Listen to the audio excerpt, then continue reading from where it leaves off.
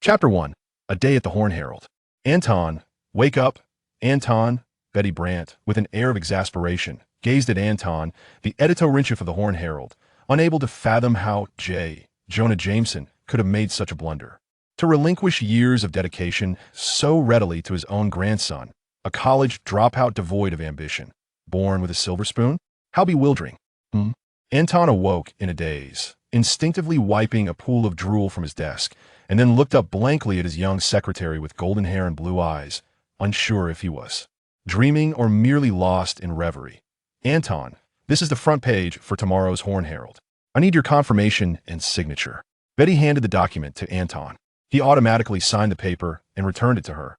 As she gracefully turned and departed, Anton's gaze lingered on Betty's curvaceous form. Flashes of realization surfaced in his mind. The young man's eyes widened involuntarily. His memory had just captured an English name on the document Betty had presented, and a sudden clarity washed over him. Wait a minute. That's not my name I just signed, Anton? I scored 70 in English on the college entrance exam, and I've only passed the CET-4 twice during my 4 years in university, with a maximum score of 364. How could I possibly understand this? Suddenly, Anton froze. The front page of the newspaper that Betty had just handed him bizarrely materialized in his mind. Photographic memory. Acquiring this essential skill for traversers did not elicit excitement, rather. He slumped into the plush office chair, feeling like a despondent fish out of water, his hand tangled in his hair, speechless. Tony Stark. The newspaper was called the Horn Herald? That alone was enough to clarify the situation. Anton found himself at a loss for words. In the 21st century, he was acutely aware of the narrative unfolding before him. And with such a narrative came the promise of a unique ability. It certainly could not be the trivial gift of photographic memory. A DC template? Anton stroked his chin, lost in thought. In an instant, it felt as though time had ceased, and he found himself immersed in a new world. A system space. This appeared akin to a laboratory, surrounded by an array of armor worn by various DC heroes: Batman, The Flash, Green Arrow, Green Lantern, Cyborg, Atom, Wonder Woman, and more. Each suit of armor was enveloped in a translucent glow. Anton reached out to touch it, only to discover that this ethereal light was impenetrable, akin to how a girl's skirt always conceals her safety shorts. Frustrating. Unlocking method. Increase hero fan value. Anton noticed a line of text floating past in the glow, scratching his head as a deluge of complicated information surged back into his mind, causing a throbbing ache. I see. Anton realized that all these armors belonging to the DC heroes had been meticulously prepared for him by the system. The conditions for unlocking these armors involve enhancing the fan value corresponding to each hero, which can then be utilized to unlock the armors. Within these armors lies the full extent of the corresponding hero's abilities. In other words, once donned, Anton could transform into Batman, Green Lantern, Superman, Wonder Woman, and so forth, although it appears he has inadvertently embraced a gender misalignment. Nevertheless, this is of little consequence. Anton is brimming with excitement as an ardent fan. He has long been captivated by the fantastical universes crafted by Marvel and DC. This journey has seamlessly fulfilled 2 of his deepest desires. After all, he holds little nostalgia for his former life, and his prior disorientation stemmed solely from the bewilderment of his recent transition. The individual who previously inhabited this body is named John Jameson, an astronaut, and his grandfather, Jonah Jameson, is a renowned entrepreneur in New York and the proprietor of the Daily Bugle. Anton mused, his eyes sparkling with intrigue. The Daily Bugle, a prestigious newspaper in New York, boasts a valuation in the billions and has its reach extending across various industries in the city. Thus, Anton finds himself in the position of a privileged heir. According to his recollections, Jonah Jameson rose from humble beginnings as a reporter to establish the now multi-billion-dollar publication. Yet he now feels weary and intends to retire and savor life. Consequently, he whimsically retained his position as president of the Daily Bugle, allowing his grandson to assume the role of editor-in-chief, a position he had previously occupied. This appointment was met with universal understanding. The Daily Bugle is the very place where Jonah Jameson's dreams began, controlled by the Jameson family, and holds immense sentimental value for him. Who could be more trustworthy than his own grandson? It would be foolish to rely on Anton's estranged father, John, the astronaut, better to place faith in his own kin. As Anton's thoughts swirled, the system announced, the primary hero template will be chosen at random. As he pondered this, The armors around him glimmered like a carousel before finally settling on a silhouette adorned with a flowing cape and pointed ears. Batman. Anton felt no disappointment in the realm of Marvel. Selecting a superhero without discernment is commonplace, and to randomly acquire Batman is indeed a fortunate outcome. Furthermore, Batman is his favorite DC hero. Superman possesses a broader array of powers. One cannot overlook that Batman is, after all, the quintessential figure of DC. Due to the primary hero template being Batman, you are awarded a premium novice gift package fracture card. The original price of the Batman armor is 50 million fan value, but it is now available for just 9.98 million. This is a deal you cannot afford to miss. It is truly yours to possess. A melodious notification resonated in his ears. Before Anton, the armor suddenly radiated brilliance, casting forth a series of vivid images. Alongside the standard armor, an array of Batman's various suits materialized, including the Fenrir armor, Rabbit armor, Strike armor, Insider suit, Anti-Superman armor, Heavens, Arrival armor, Thermal armor, and more. Moreover, the image of Batman continually transformed in Anton's eyes. As a devoted fan of Batman, Anton immediately recognized the various incarnations of the Dark Knight and what they represented. All of them were darker versions of Batman. Red Death, the Dawnbreaker, the Grim Knight, the Killing Machine, the Bat of Laughter, the Drowned, and the Devastator. Anton was utterly mesmerized. The disappointment of not encountering Superman faded away entirely. If he could exchange these Batman armors, would he not reign supreme? Time seemed to stretch indefinitely as Anton exited the system space, once again feeling the passage of time. A gentle, warm breeze wafted through the open window. At this moment, Anton's heart brimmed with excitement. The disorientation of his traversal was completely overshadowed by immense delight. Of course, exchanging for the armors required a measure of hero fan points. For instance, with the aid of the fracture card, a Batman armor originally valued at 50 million fan points now required merely 9.98 million. However, these special armors within the Batman template, along with their darker incarnations, could not be obtained through fan points. They demanded justice points instead. Fan points are quite straightforward, essentially a reflection of fame. The higher the fame, the more fans one naturally attracts. Conversely, justice points denote the rewards assessed by the system for performing good deeds or combating crime, measured in units of 10,000. Anton glanced at the justice points required for these armors in the Batman template. The least was the assault armor, requiring 5 million justice points, followed by the Rabbit armor at 8 million, while others exceeded 10 million, with the highest the 6th Dimension Ultimate armor valued at over 100 million. This level of difficulty is quite substantial. Anton mused, grasping the system's intent. The fan points suggest that the system desires Anton to amplify the renown of DC heroes within the Marvel universe, perhaps even to dominate Marvel under the banner of DC. The justice points imply that the system prefers Anton to eschew dubious means of gaining fame for DC, instead encouraging him to perform good deeds, or in other words, save the world to supplant the ever-growing Marvel heroes. How intriguing. Anton chuckled to himself. Many comments posed a question regarding the existence of DC Comics within the Marvel universe. I would like to clarify at the outset that, within the context of this book's universe, there is no reference to the DC universe in the Marvel world. This is merely a harmless little detail and does not alter anyone's perception of Marvel. After all, it seems unlikely that Marvel and DC will ever intersect in cinematic narratives, apart from perhaps some playful banter and dialogue. That I aim for a unique angle to inject some interest. So I wrote it this way, hoping everyone will refrain from overthinking it. When faced with uncertainty, parallel universes, please bear with me. Chapter 2. The Gamble of Deception. As the sun set, the golden twilight crept across the window's sill, casting its glow upon half of Anton's body. Looking at the time, it was nearly time to finish work. Anton prepared to rise. His phone on the table buzzed and emitted a crisp sound. Ding, ding, ding. He picked up the phone and was greeted by a familiar name displayed prominently on the screen. Tony Stark. A moment of surprise crossed Anton's face as the image of Tony Stark, a man with a distinct mustache and an audacious demeanor, flashed through his mind, leaving him with an involuntary sense of displeasure. Anton, you haven't forgotten about tonight's party, have you? As soon as he answered the call, Tony Stark's flippant voice came through the line. If you're willing to concede now, I wouldn't mind showing some mercy. The sarcasm was palpable, especially coming from the master of banter, Tony Stark, whose words dripped with sardonic undertones. Anton paused for a moment, his memory quickly piecing together the context. The original owner of his current persona was a wealthy young man, fond of charming women, indulging in lavish baths, and flaunting his wealth. Despite the disparity between himself and someone of Tony Stark's caliber who was not only a technological genius, but also the chairman of Stark Industries, their social circles overlapped significantly, making encounters inevitable. Not long ago, at a party, the two had clashed, engaging in a bet over their romantic pursuits. As expected, Anton lost the wager.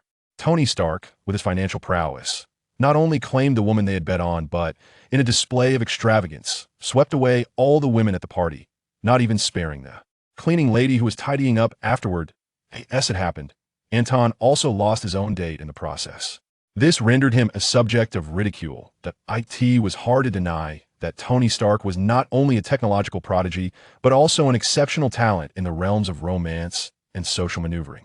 Thus, in the subsequent parties, the two had engaged in a series of overt and covert contests. Anton, despite his relentless defeats, remained undeterred, much to Tony's amusement. According to whispers from certain sycophants, Tony had grown fond of this unequal rivalry and invested considerable effort into it. Within the elite circles of New York, many other wealthy heirs, similar in status to Tony Stark, found entertainment in this contest, some even participating by placing bets. Clearly, tonight marked yet another opportunity for wagers. Charming women? Anton felt a surge of excitement as he sprang to his feet and dashed into the garage. Vroom vroom. A dazzling Bugatti Veyron sped down the street. The roar of the engine drew envious glances from countless passers-by. While Anton lacked proficiency in the art of romance, he recalled from the original owner's memories that what he referred to as charming women was, in fact, simply throwing money around. Who couldn't throw money? Could it be that some people genuinely lacked this ability? Is that guy Anton not showing up tonight? Damn it. I've placed 100,000 on him. Are you serious? You got some nerve betting on Anton? I've never won a bet on Anton. Exactly. Damn it. If I hadn't drawn Anton in the lottery, do you think I would have bet on him? Due to Anton's repeated failures, the group has resorted to drawing lots to place their bets. Each participant bets on whoever they drawed. A cadre of second-generation elites, each accompanied by a female companion, congregates by the poolside, engaged in lively conversation. At the center of this gathering stands Tony Stark, surrounded by several stunningly attractive women, his eyes gleaming with mischief. Before long, Anton arrives. He navigates through the crowd, approaching his circle of friends. You finally made it. I thought you were too afraid to show up. Anton, I've wagered 100,000 on you today. His friends greet him enthusiastically. That's generous of you, brother. Anton replies to the last speaker. I assure you, today will bring you abundant rewards. Anton. Tony, drawn by the ruckus, spots his longtime rival. Striding forward with an air of disdain, he smirks. Defeated foe, have you decided on the position you'll adopt while hiding under your covers and weeping at home today? Tony, don't let your triumph cloud your judgment. Anton retorts, casting a sidelong glance at him. Do you truly believe that your charming little mustache can captivate women? Why not? Tony spreads his hands innocently, feigning righteousness. Why would I engage in romantic pursuits with attractive women? For a billionaire like me, romance is an insult to my vast wealth. I'm glad you understand, Anton quips. For beautiful women, being the cover girl in a magazine is far more enticing than spending a night with a spineless shrimp like you. And so, Tony shrugs dismissively. Does that really matter? Of course it does, for I can offer them much more. Anton locks his gaze onto the voluptuous blonde beside Tony, a smile playing on his lips. My dear, I have a $100 million project to discuss with you. Are you interested in being my leading lady? Is that all you have? Tony, unperturbed, chuckles at Anton's boldness. Are you trying to poach my girl? Please, you've attempted this stunt 12 times already. Have you not yet grasped the secret to defeating me? He has always been the one to entice others, never the one to be outmaneuvered. His unshakable confidence leaves him unconcerned about anyone encroaching on his territory. Apologies, you're quite charming, but I already have a partner. The blonde remains unaffected, clearly swayed by Tony's renowned flair and status. In the context of New York, Anton holds a modest reputation, but it pales in comparison to Tony Stark, who commands Stark Industries. The name Stark resonates far beyond the borders of America. As a titan of the arms industry, Stark Industries wields considerable influence on a global scale. The wealth backing Anton, when juxtaposed with Stark's, resembles the disparity between an aristocratic family and a mere country landlord. Though both may be of noble lineage, there exists a hierarchy among them. Very well, You shall soon realize the magnitude of the opportunity you have let slip away. Anton remained unfazed, exuding confidence despite the rejection. With the system in hand, the world was his to command. In the year 2020, how could a time traveler lack charm or confidence? Such traits are essential for readers to immerse themselves in the narrative. Wow, Anton, you look remarkably different today. Tony gazed at Anton with keen interest, sensing that his old rival possessed a newfound allure, an air of distinction. You seem quite self-assured. Tony chuckled. Do you truly believe you possess greater charisma than I do? Fortunately, Anton's visit today was not solely about charming the ladies. Tony, we are both handsome, but the only thing left to compare is our strength, Anton replied. Yes, I had just taken over my family's horn daily, yet I have little interest in publishing. What do you mean? I plan to venture into the entertainment industry and pursue filmmaking. You intend to be a director? Tony's eyes widened in realization as he scrutinized the individual before him. He could hardly fathom that this rival, with whom he had sparred for so long, would entertain such an eccentric notion. Wait, you must be thinking. Tony displayed a mischievous grin, convinced he had deciphered Anton's intentions. He was well aware of the kind of person Anton was, not entirely devoid of skills, yet lacking any remarkable talents aside from his adeptness at wooing women through lavish spending. Mind your own business. Anton rolled his eyes. Unbeknownst to him, his words inadvertently resonated with Tony's thoughts. The two exchanged a knowing glance, and Anton could distinctly perceive a flicker of excitement in Tony's eyes. This guy truly thrives on the thrill of competition. With a flash of inspiration, Anton smiled and inquired, So, Tony Stark, are you interested in joining me for some fun? How would we go about that? Tony's expression remained unchanged, yet Anton discerned the stirrings of interest within him. As the saying goes, those who know you best are often not your friends, but your adversaries. Anton had spent considerable time interacting with Tony, often finding himself at a disadvantage, thus gaining profound insight into Tony's ostentatious and brash personality. Invest 100 million, each of us taking half, and well bet on box office returns. With his arms crossed, Anton gazed confidently at Tony Stark. If we profit, I shall claim victory. If we incur losses, I will become your loyal follower, carrying your bags, even calling you daddy if you wish. Though I know you're trying to swindle me, I'm unfazed. Tony burst into laughter. A mere 50 million? In-game, Anton. I look forward to you becoming my bag-carrying apprentice. Suddenly, he shifted his tone. However, I never engage in unprofitable ventures. You may stipulate, Anton replied calmly. An additional condition must be added. Tony scrutinized Anton. The box office return must exceed 50%, otherwise the loss will still fall on you. Agreed. Anton readily agreed and then inquired, What if I win? If you win, the profits from this film, including the principal, will belong entirely to you. I shall take not a single penny, Tony replied confidently. Additionally, I shall host a party in Los Angeles in your name, with all the lovely ladies at your disposal. Deal. A smile spread across Anton's face. Chapter 3. Jonah Jameson. Tony and Anton are at it again. Did you not hear? This time, the stakes have changed. It's said to involve that actress who is always by Tony's side. Are they filming a movie? Sound intriguing. I almost feel tempted to join in. There are so many actresses in Hollywood, and I've yet to indulge in many of them. These two certainly know how to have fun. Money is hardly a concern. The real shocker is that Anton wants to direct a film. TSK, has he lost his mind? This is bound to be entertaining, far more thrilling than mere filmmaking. If they turn this wager into a movie, slapping Tony Stark's name on it will surely ensure its success. A group of bored, affluent heirs engaged in animated discussion about Anton and Tony's wager. In comparison, the lavish banquet before them seemed utterly insipid. Now, they were solely focused on reliving the most captivating parts of the tale. Have they both left? Not yet, they're still inside. Have they not come to blows yet? What does the initial betting stand at? Let's hold off for now, we'll see how the film turns out. I heard if Anton loses, he'll become Tony's heir, and boy how thrilling. The group of wealthy heirs hurried into the banquet hall, spotting Tony now flanked by two more beautiful women. Anton, too, was in similar company.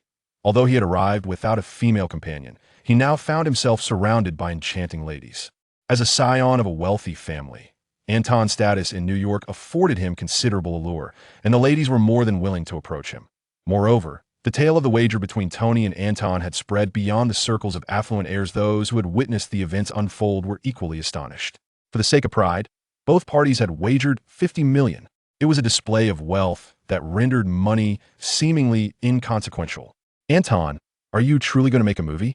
A stunningly beautiful woman, nearly pressing her cheek against Anton's chest, wrapped her arms around him and whispered, I believe this film could use a leading lady. Haha, you make a fair point. Anton unabashedly pulled the lovely woman closer, grinning as he said, Beautiful lady, would you be interested in being my leading lady tonight?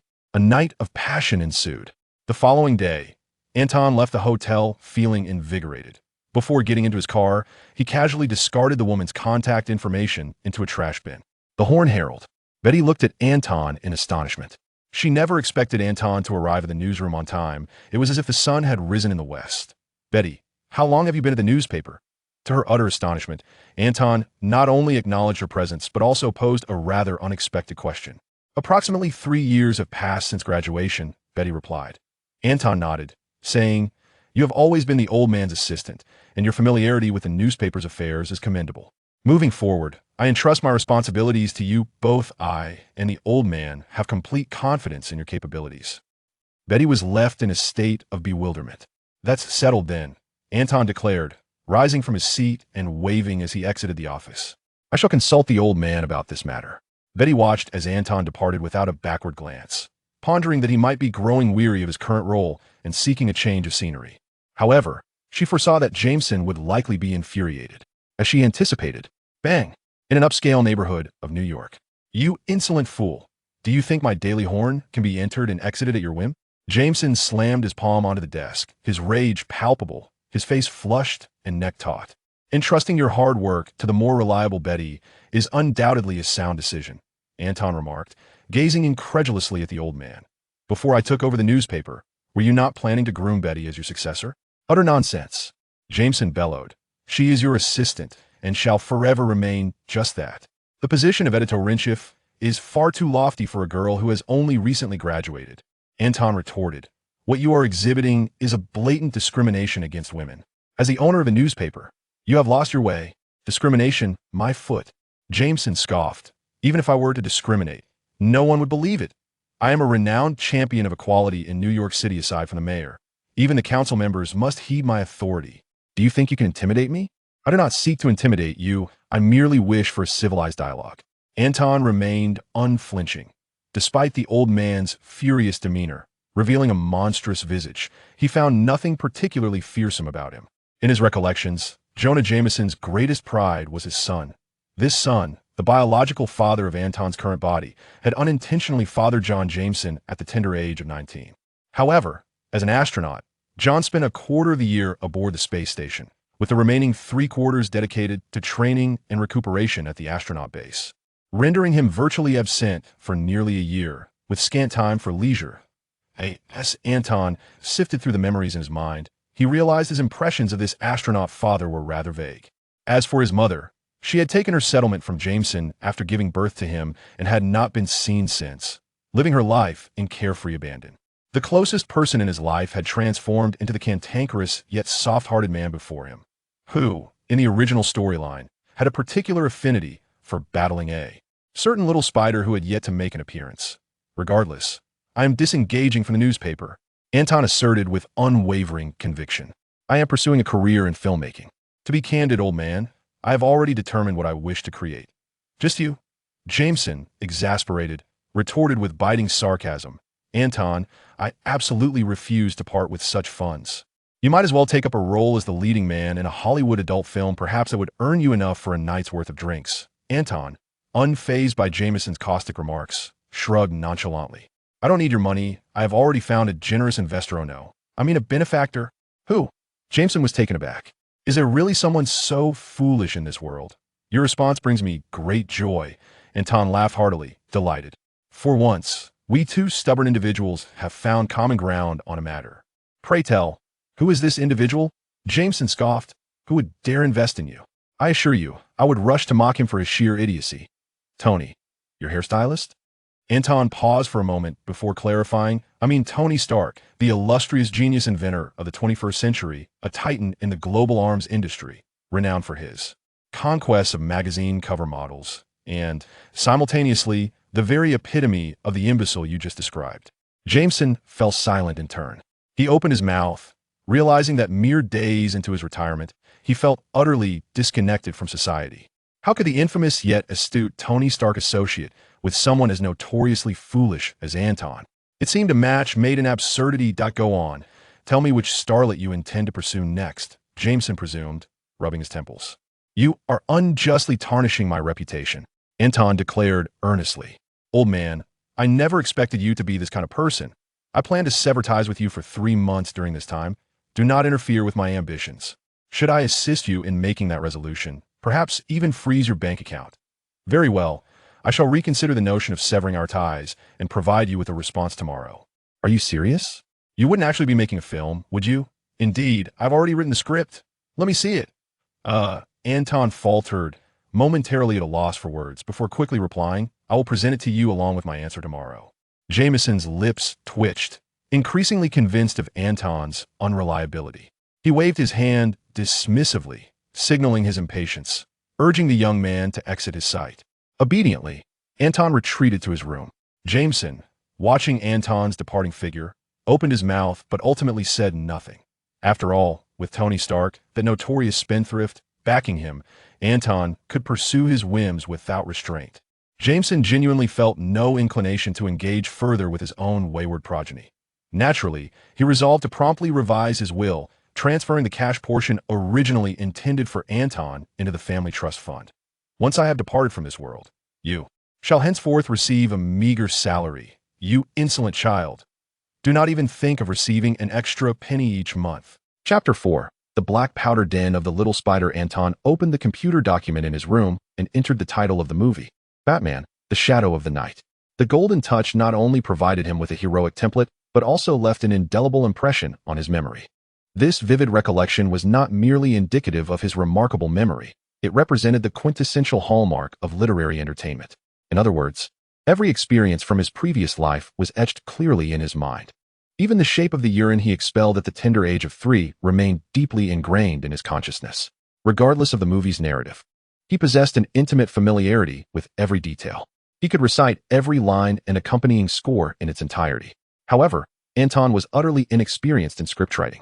He intended to slightly elaborate on the original Batman narrative, aiming to compose a novel exceeding 200,000 words.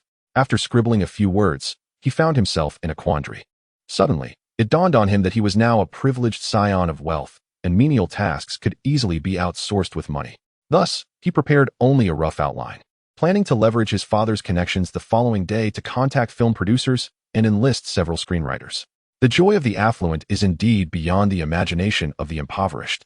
As Anton lay down on his luxurious, exquisitely crafted European-style bed, he reveled in dreams of the future, his eyes drifting shut as he gazed at the ceiling. Remarkably, events unfolded with unexpected ease. Upon emerging from the system's realm, he immediately conceived the idea of creating a virtual star to elevate Batman's status, thus addressing the system's designated fan value or notoriety. For instance, in his previous life, the prominent figures from One Piece, along with the legendary son Wukong from Chinese mythology, Odin and the pantheon of Norse deities, and Zeus and the gods of Greek mythology, were universally recognized characters. When considering fan value, each individual character could be valued in the billions. Frankly, this was the simplest, most efficient, and least labor-intensive method available. Of course, it would require a financial investment. However, should it succeed, the rewards would encompass not just fan value but also the cash within the fans' pockets. If a virtuous cycle could be established, it would be a case of killing multiple birds with one stone. There was no better approach. As for whether Batman could attract the anticipated fan value and achieve widespread recognition, Anton was exceedingly confident. Just looking back at his previous life, where superhero culture had swept across the globe, one could ascertain the fervor of this trend.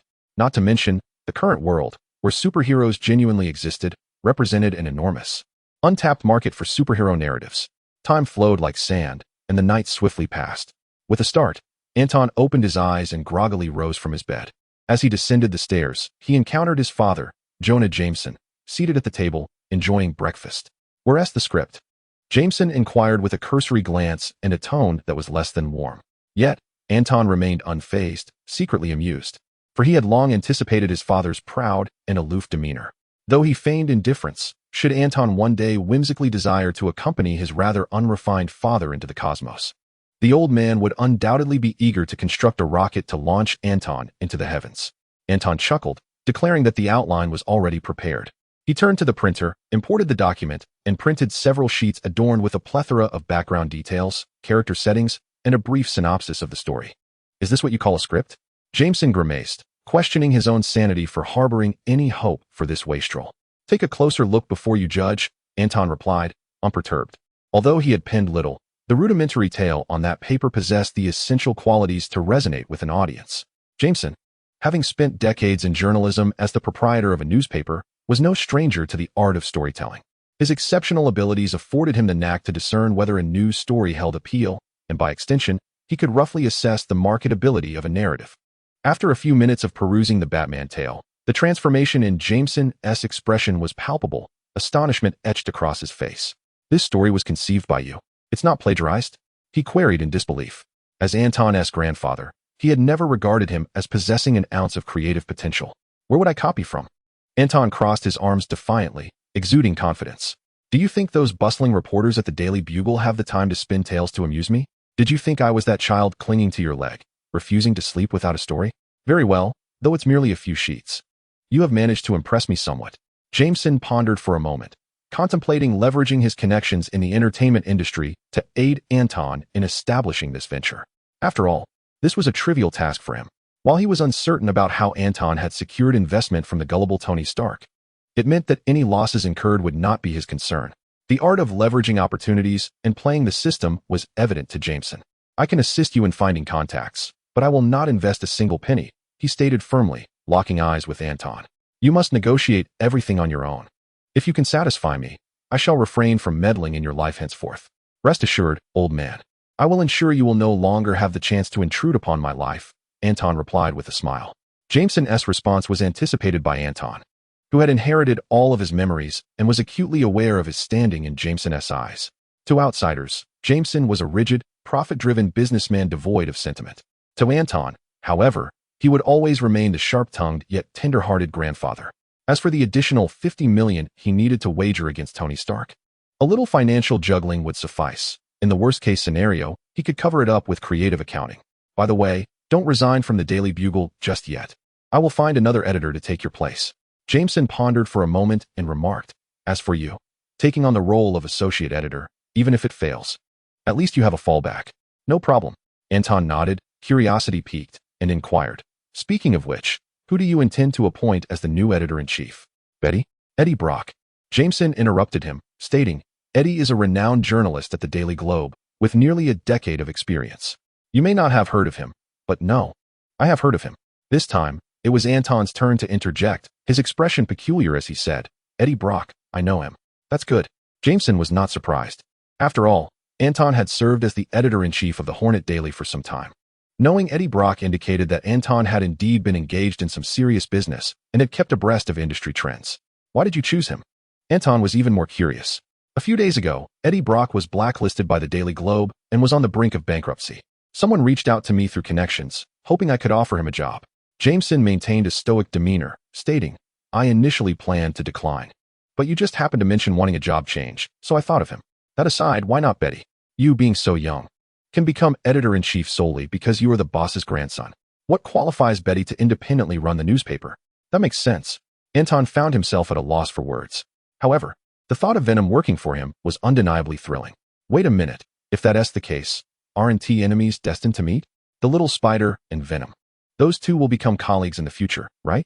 Moreover, with Jonah Jameson, the chief critic of Spider-Man, the Hornet Daily is undoubtedly the greatest bastion of Spider-Man's adversaries. Chapter 5.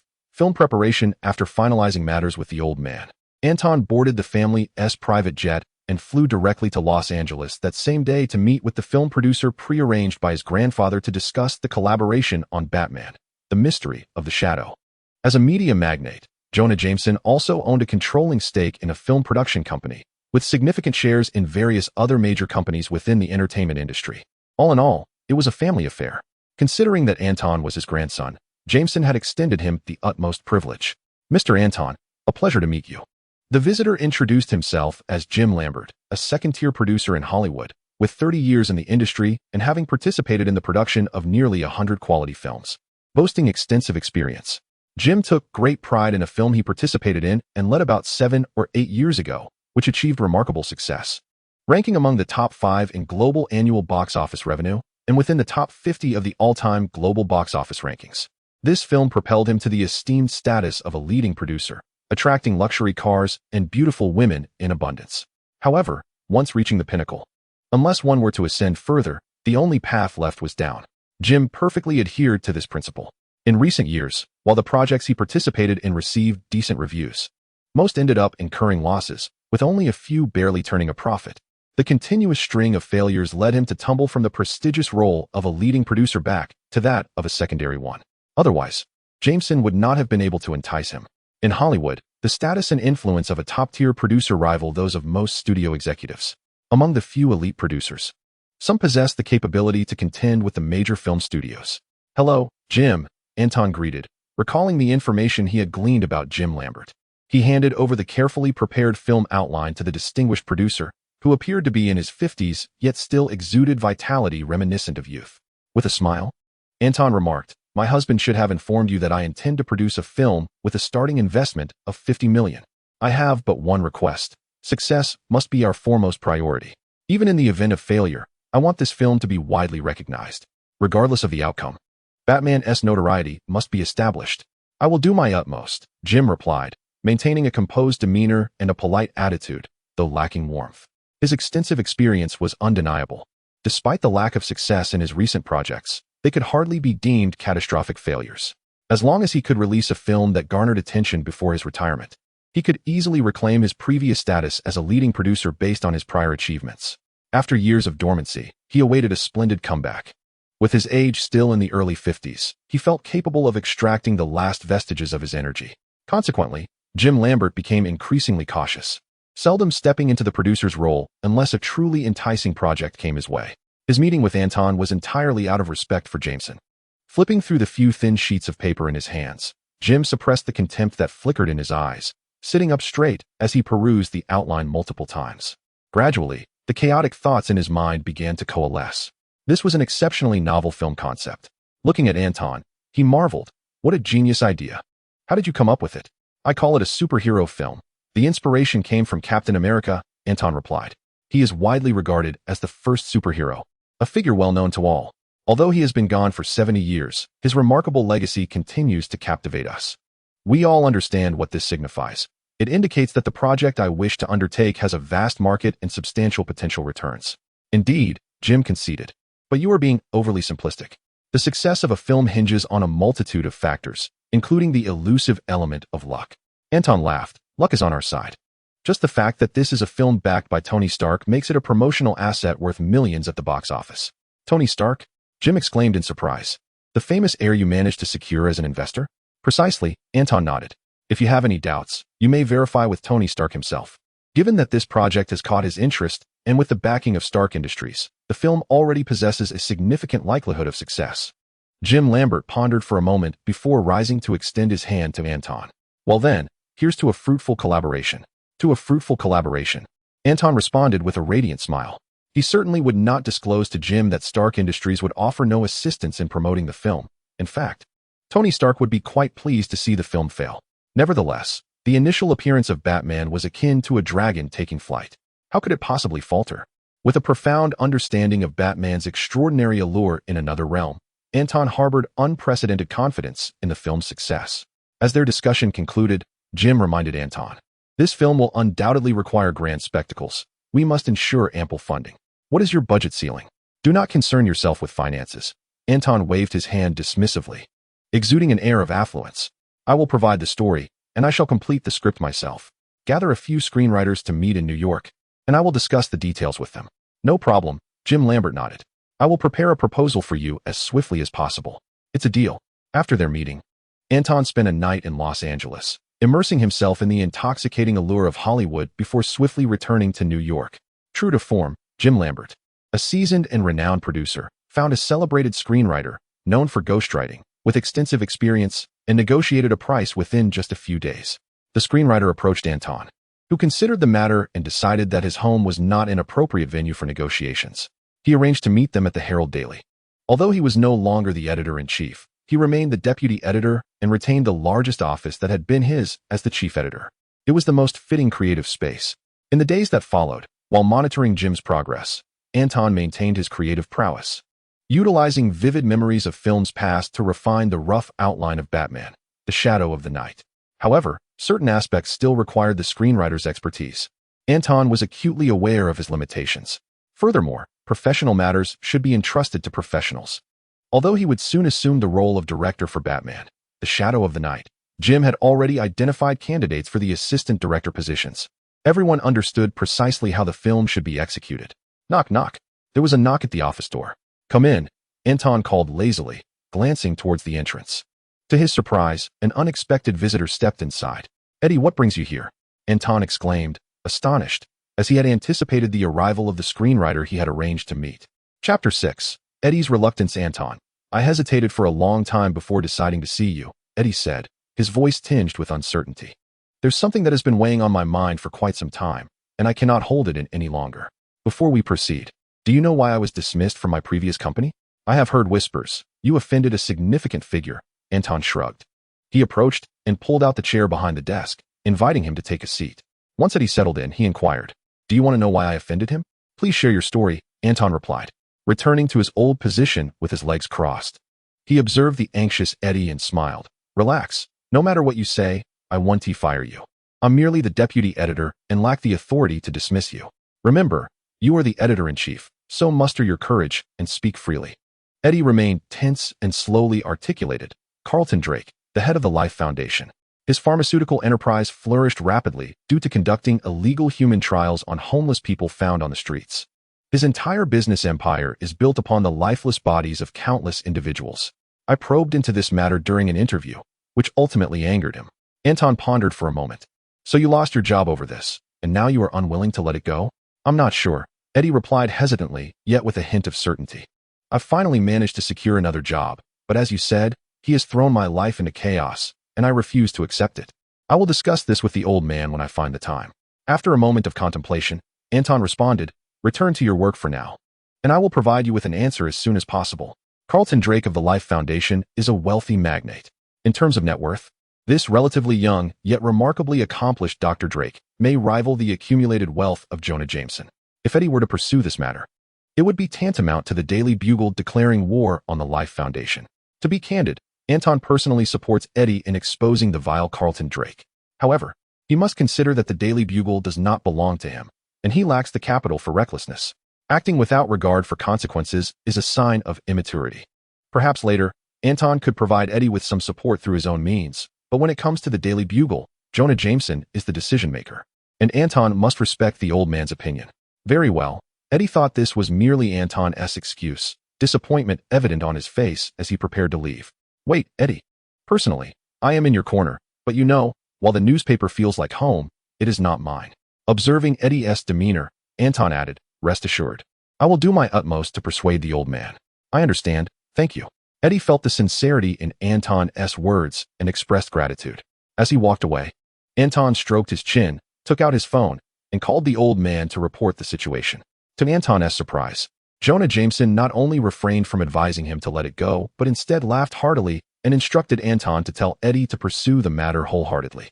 Anton was taken aback. He had yet to formulate how to persuade Jameson when he readily agreed. Why? He inquired, Jonah, you should be more aware than I that investigating the Life Foundation poses significant risks. I have heard whispers of the clandestine dealings of the Life Foundation.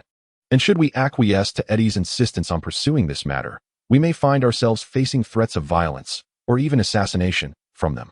Anton, New York is our territory, while the Life Foundation belongs to San Francisco.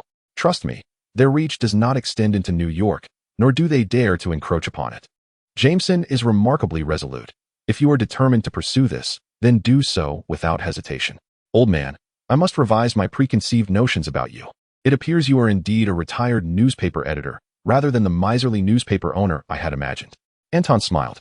Beyond his role as a businessman, Jonah Jameson has also served as the editor of the Daily Bugle for decades. It is well known that newspapers, aside from disseminating gossip, bear the responsibility of unveiling society's darker facets and promoting positivity, if not driven by a sense of justice.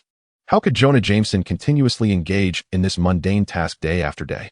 Over the years, had Jameson channeled his energy into other ventures, his wealth would have likely multiplied several times over. You have indeed surprised me, Anton. On the other end of the line, Jameson expressed both satisfaction and joy, remarking, regardless of whether you resolve this issue, you have already demonstrated the resolve befitting a newspaper owner. Let us reserve the praises until after the matter is settled. Anton hung up the phone. Knock, knock. Just as he intended to summon Eddie back to the office for a detailed discussion, there came another knock at the door. The esteemed screenwriter has arrived. Anton promptly set aside matters concerning Eddie and engaged in a discussion about the movie script. For him, while the Life Foundation is undeniably significant, all matters pertaining to the film currently take precedence over it. The acclaimed screenwriter, a Caucasian man named Toby Browning, hails from a humble background. Understanding the value of money more than anyone else, Browning appreciates the financial support offered by Anton. Their conversation flows pleasantly.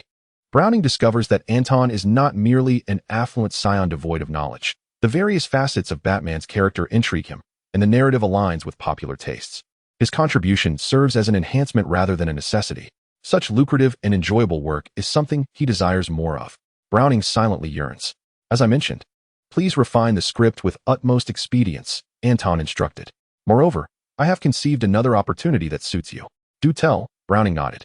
Transform this story into a novel format to promote it to the public as the first step of the film's marketing, Anton proposed.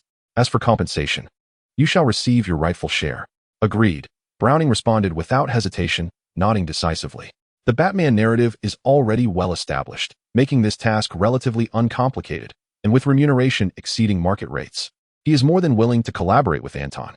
Tomorrow, I shall embark on a journey to Los Angeles to meet with Jim. If you intend to return to Los Angeles, you are more than welcome to accompany me. Anton nodded in agreement. Very well, then I shall take my leave.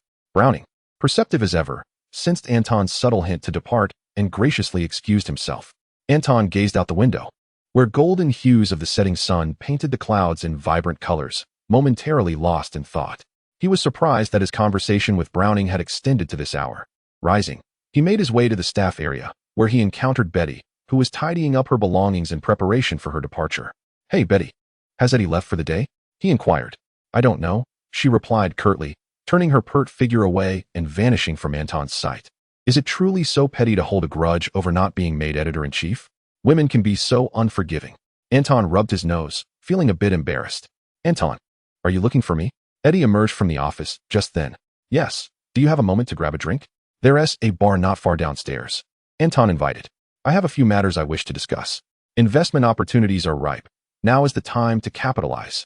Came an unsolicited message, urging all to invest, promising effortless profit. Additionally, I've been quite busy lately. I may only manage 2 updates a day after the contract adjustments. I hope you understand.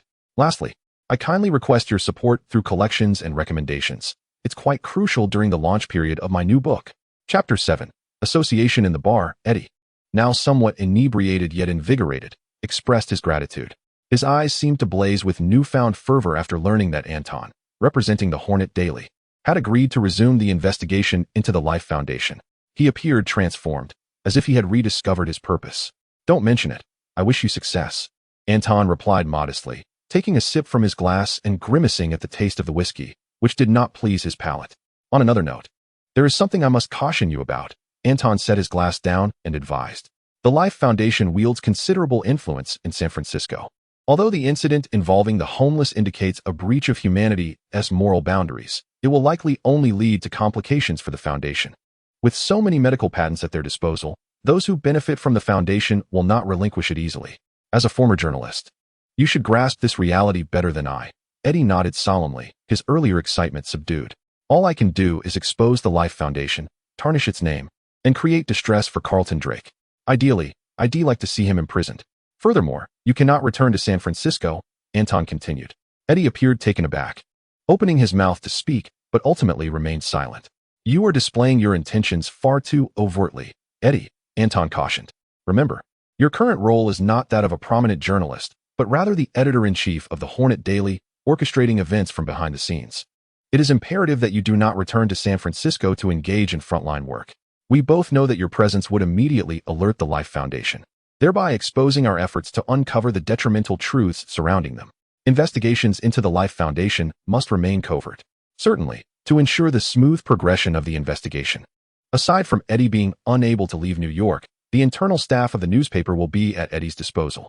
The plan is to first gather evidence and expose the Life Foundation, then seize the opportunity for further action. This is the most prudent approach. I comprehend your intent. Eddie's demeanor darkened. Once the Hornet Daily fires the first shot and ignites public discourse, the constraints will diminish. Anton, with a knowing tone, reassured him, rest assured, by then. Evasion will be futile. Very well, Eddie acknowledged, aware of Anton's good intentions. He was not one to stubbornly disregard the perspectives of others, responding with earnestness. Let it be so. Anton handed the bartender several large bills, covering both the tab and gratuity, then rose, saying, I have matters to attend to in Los Angeles tomorrow. So I leave the Hornet Daily in your capable hands. Eddie watched as Anton departed. On his way home, Anton pondered Eddie's circumstances. Eddie Brock, San Francisco, Life Foundation, dismissal. These phrases inevitably evoked memories of the Venom film from a previous existence. After a moment of contemplation, Anton retrieved his phone to search for the Life Foundation, discovering news regarding a rocket crash. The incident had occurred recently. So, the symbiote has already arrived on Earth? Anton furrowed his brow. Indeed, the more one learns, the more perilous this world appears. The rocket had crashed in eastern Malaysia. With collaborative efforts underway, the wreckage awaited processing. Yet Anton understood that the Life Foundation was tasked with managing far more than mere debris. According to the narrative, the Life Foundation should be actively collecting the symbiotes that had accompanied the rocket to Earth. The only distinction being that Eddie had transitioned from San Francisco to New York. With the flap of a butterfly's wings, the future may have altered. Nonetheless, Anton firmly believed that regardless of any changes, the symbiotes could not instigate upheaval on Earth. He was well-versed in the worldview of the Marvel Universe. Although the realm he currently inhabited seemed to amalgamate a plethora of disparate films, one fact remained indisputable. Wherever there was a Tony Stark, there existed S.H.I.E.L.D., established in the wake of World War II. S.H.I.E.L.D. had accumulated experience confronting extraterrestrial threats since the 1990s. That incident had even given rise to a formidable superhero, Ms. Marvel, or Captain Marvel, as she is also known. With sufficient conviction, Anton understood that the symbiotes would not dismantle the order of the Earth. If the planet were so easily susceptible to destruction by these aliens, the symbiotes would have been irrelevant. The Earth had already faced doom during the onslaught of the Kree in the 1990s. History has shown that among the countless life-bearing planets in the universe, Earth is undoubtedly a player with an unfair advantage. Having traversed these thoughts in his mind, Anton returned home. The retired old man was absent, a commonplace occurrence for Anton. The elderly man, suddenly relishing life, was akin to an unrestrained husky, vanishing at any moment without a trace. The following day, Anton arrived in Los Angeles accompanied by the esteemed screenwriter Browning.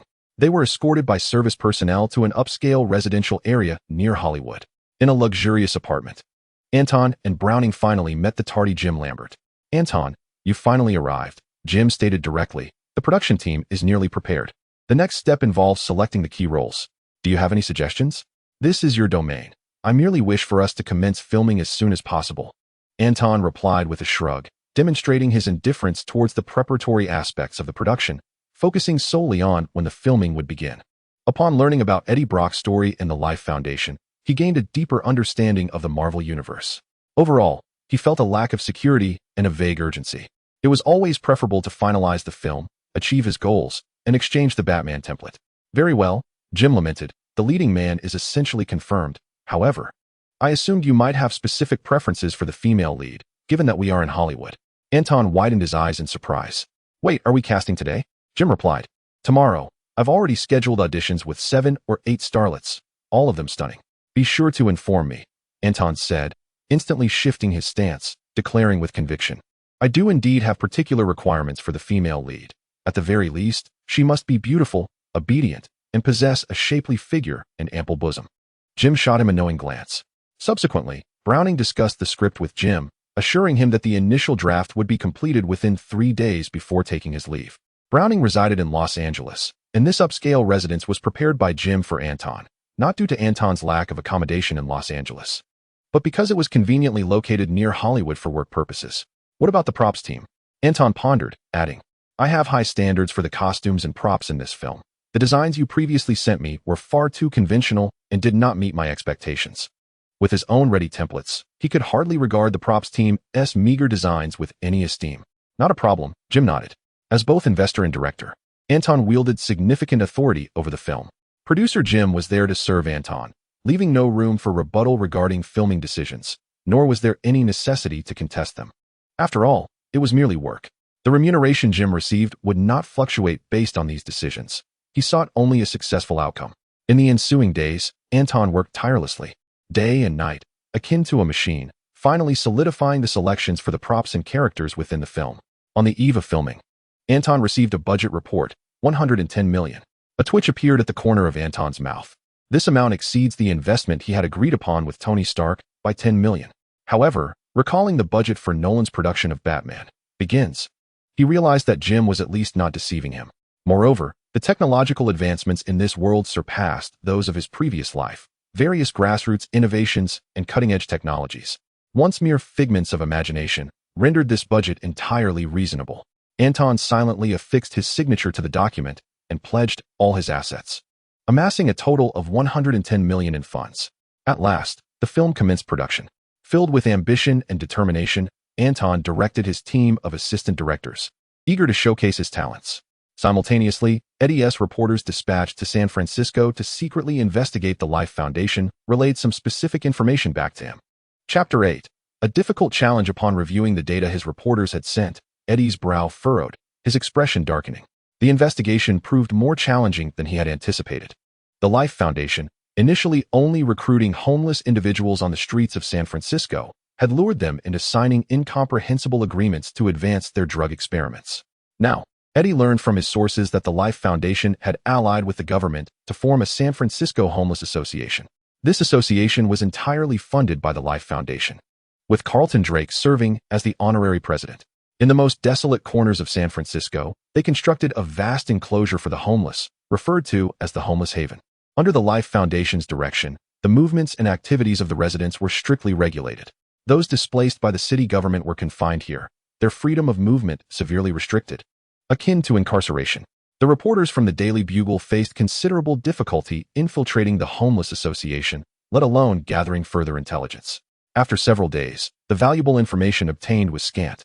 Even if this limited information were released, it would not significantly impact the Life Foundation's operations. Subtle attacks lacked any lethal force. In the absence of direct evidence capable of delivering a substantial blow to the Life Foundation, even if the Daily Bugle exposed their actions, it would be futile and could damage the publication's long-standing credibility. Carlton Drake, Eddie clenched his teeth, a truly cunning adversary. The Homeless Haven had only recently been established. Yet 90% of San Francisco's homeless population had already been forcibly relocated there by the city government. The remaining 10% either fled the city or remained constantly vigilant, evading patrolling officers. Today, the streets of San Francisco bore hardly any traces of homelessness. The city's environment had undergone an unprecedented purification, earning praise from citizens for both the city government and the Life Foundation. High-ranking officials in the municipal government seized this opportunity to acquire substantial political donations from the Life Foundation. In turn, the Life Foundation gained abundant resources for human experimentation. With the Vagabond Association under the jurisdiction of the Life Foundation, no one dared to intervene. A perfect maneuver, achieving multiple objectives simultaneously. The editor-in-chief, facing a bottleneck in the investigation, found himself at a loss. On the other end of the line, a youthful voice emerged as Eddie connected the call. With a tone of frustration, he remarked that the personnel from the Life Foundation conducted patrols every hour, and the streets surrounding the homeless shelter were laden with surveillance cameras, making any attempt to infiltrate too perilous. After a brief pause, the young voice suggested, "There is only one way forward. We could infiltrate disguised as homeless individuals while carrying miniature cameras. If we can capture footage of the Life Foundation signing agreements with the homeless, or even utilizing them for human experiments, they would have no means of denying it." No. That is far too dangerous. Eddie rejected the proposal, pondering aloud. We should consider a different approach. Since we cannot find any weaknesses from the outside, let's target them from within. From within? The young voice suddenly grasped the idea. Brilliant. We shall act immediately. Eddie quickly cautioned. Wait, Phil, do not act too hastily. We must avoid alarming them. Understood. Phil Yulick nodded, resolutely affirming, Editor-in-Chief, we will not let you down. Meanwhile, Anton commenced filming the movie. Initially, the process was fraught with challenges. The coordination among actors, props, lighting, and extras caused him considerable stress. Fortunately, His foresight in hiring a dozen professional assistant directors began to pay off as the production gradually fell into a rhythm. Observing the talent of these assistant directors, Anton decided to delegate authority for dual-line shooting. He focused on filming the protagonist scenes while leaving 2 assistant directors to manage the crew and camera work, entrusting the remaining reliable directors with the peripheral and supporting roles. This was all in pursuit of completing the film swiftly. The filming process was intricate and complex. Anton reviewed the timeline. The season Jim had devised a plan to complete filming in 120 days, with post-production special effects to be finalized within 90 days and promotional efforts to run concurrently, followed by 15 days for editing before the release. The entire cycle was projected to take around 200 days, a remarkably short time frame for a special effects blockbuster. Yet, Anton found himself dissatisfied. Under the schedule, he would have to wait at least 6 months to realize the foundational template for Batman. The anticipation was excruciating. Therefore, without compromising the film's quality, Anton endeavored to accelerate the process as much as possible. After all, the completed film was vividly etched in his mind, and many superfluous shots were unnecessary to capture. The notion of safeguarding 1 shot or 2 was merely a waste of life for Anton. He aimed to finalize everything within 3 months. Jim sensed something amiss and believed that Anton was acting recklessly. In a fit of exasperation, he confronted Anton, resulting in a heated argument. However, Anton remained resolute, leaving Jim feeling utterly powerless.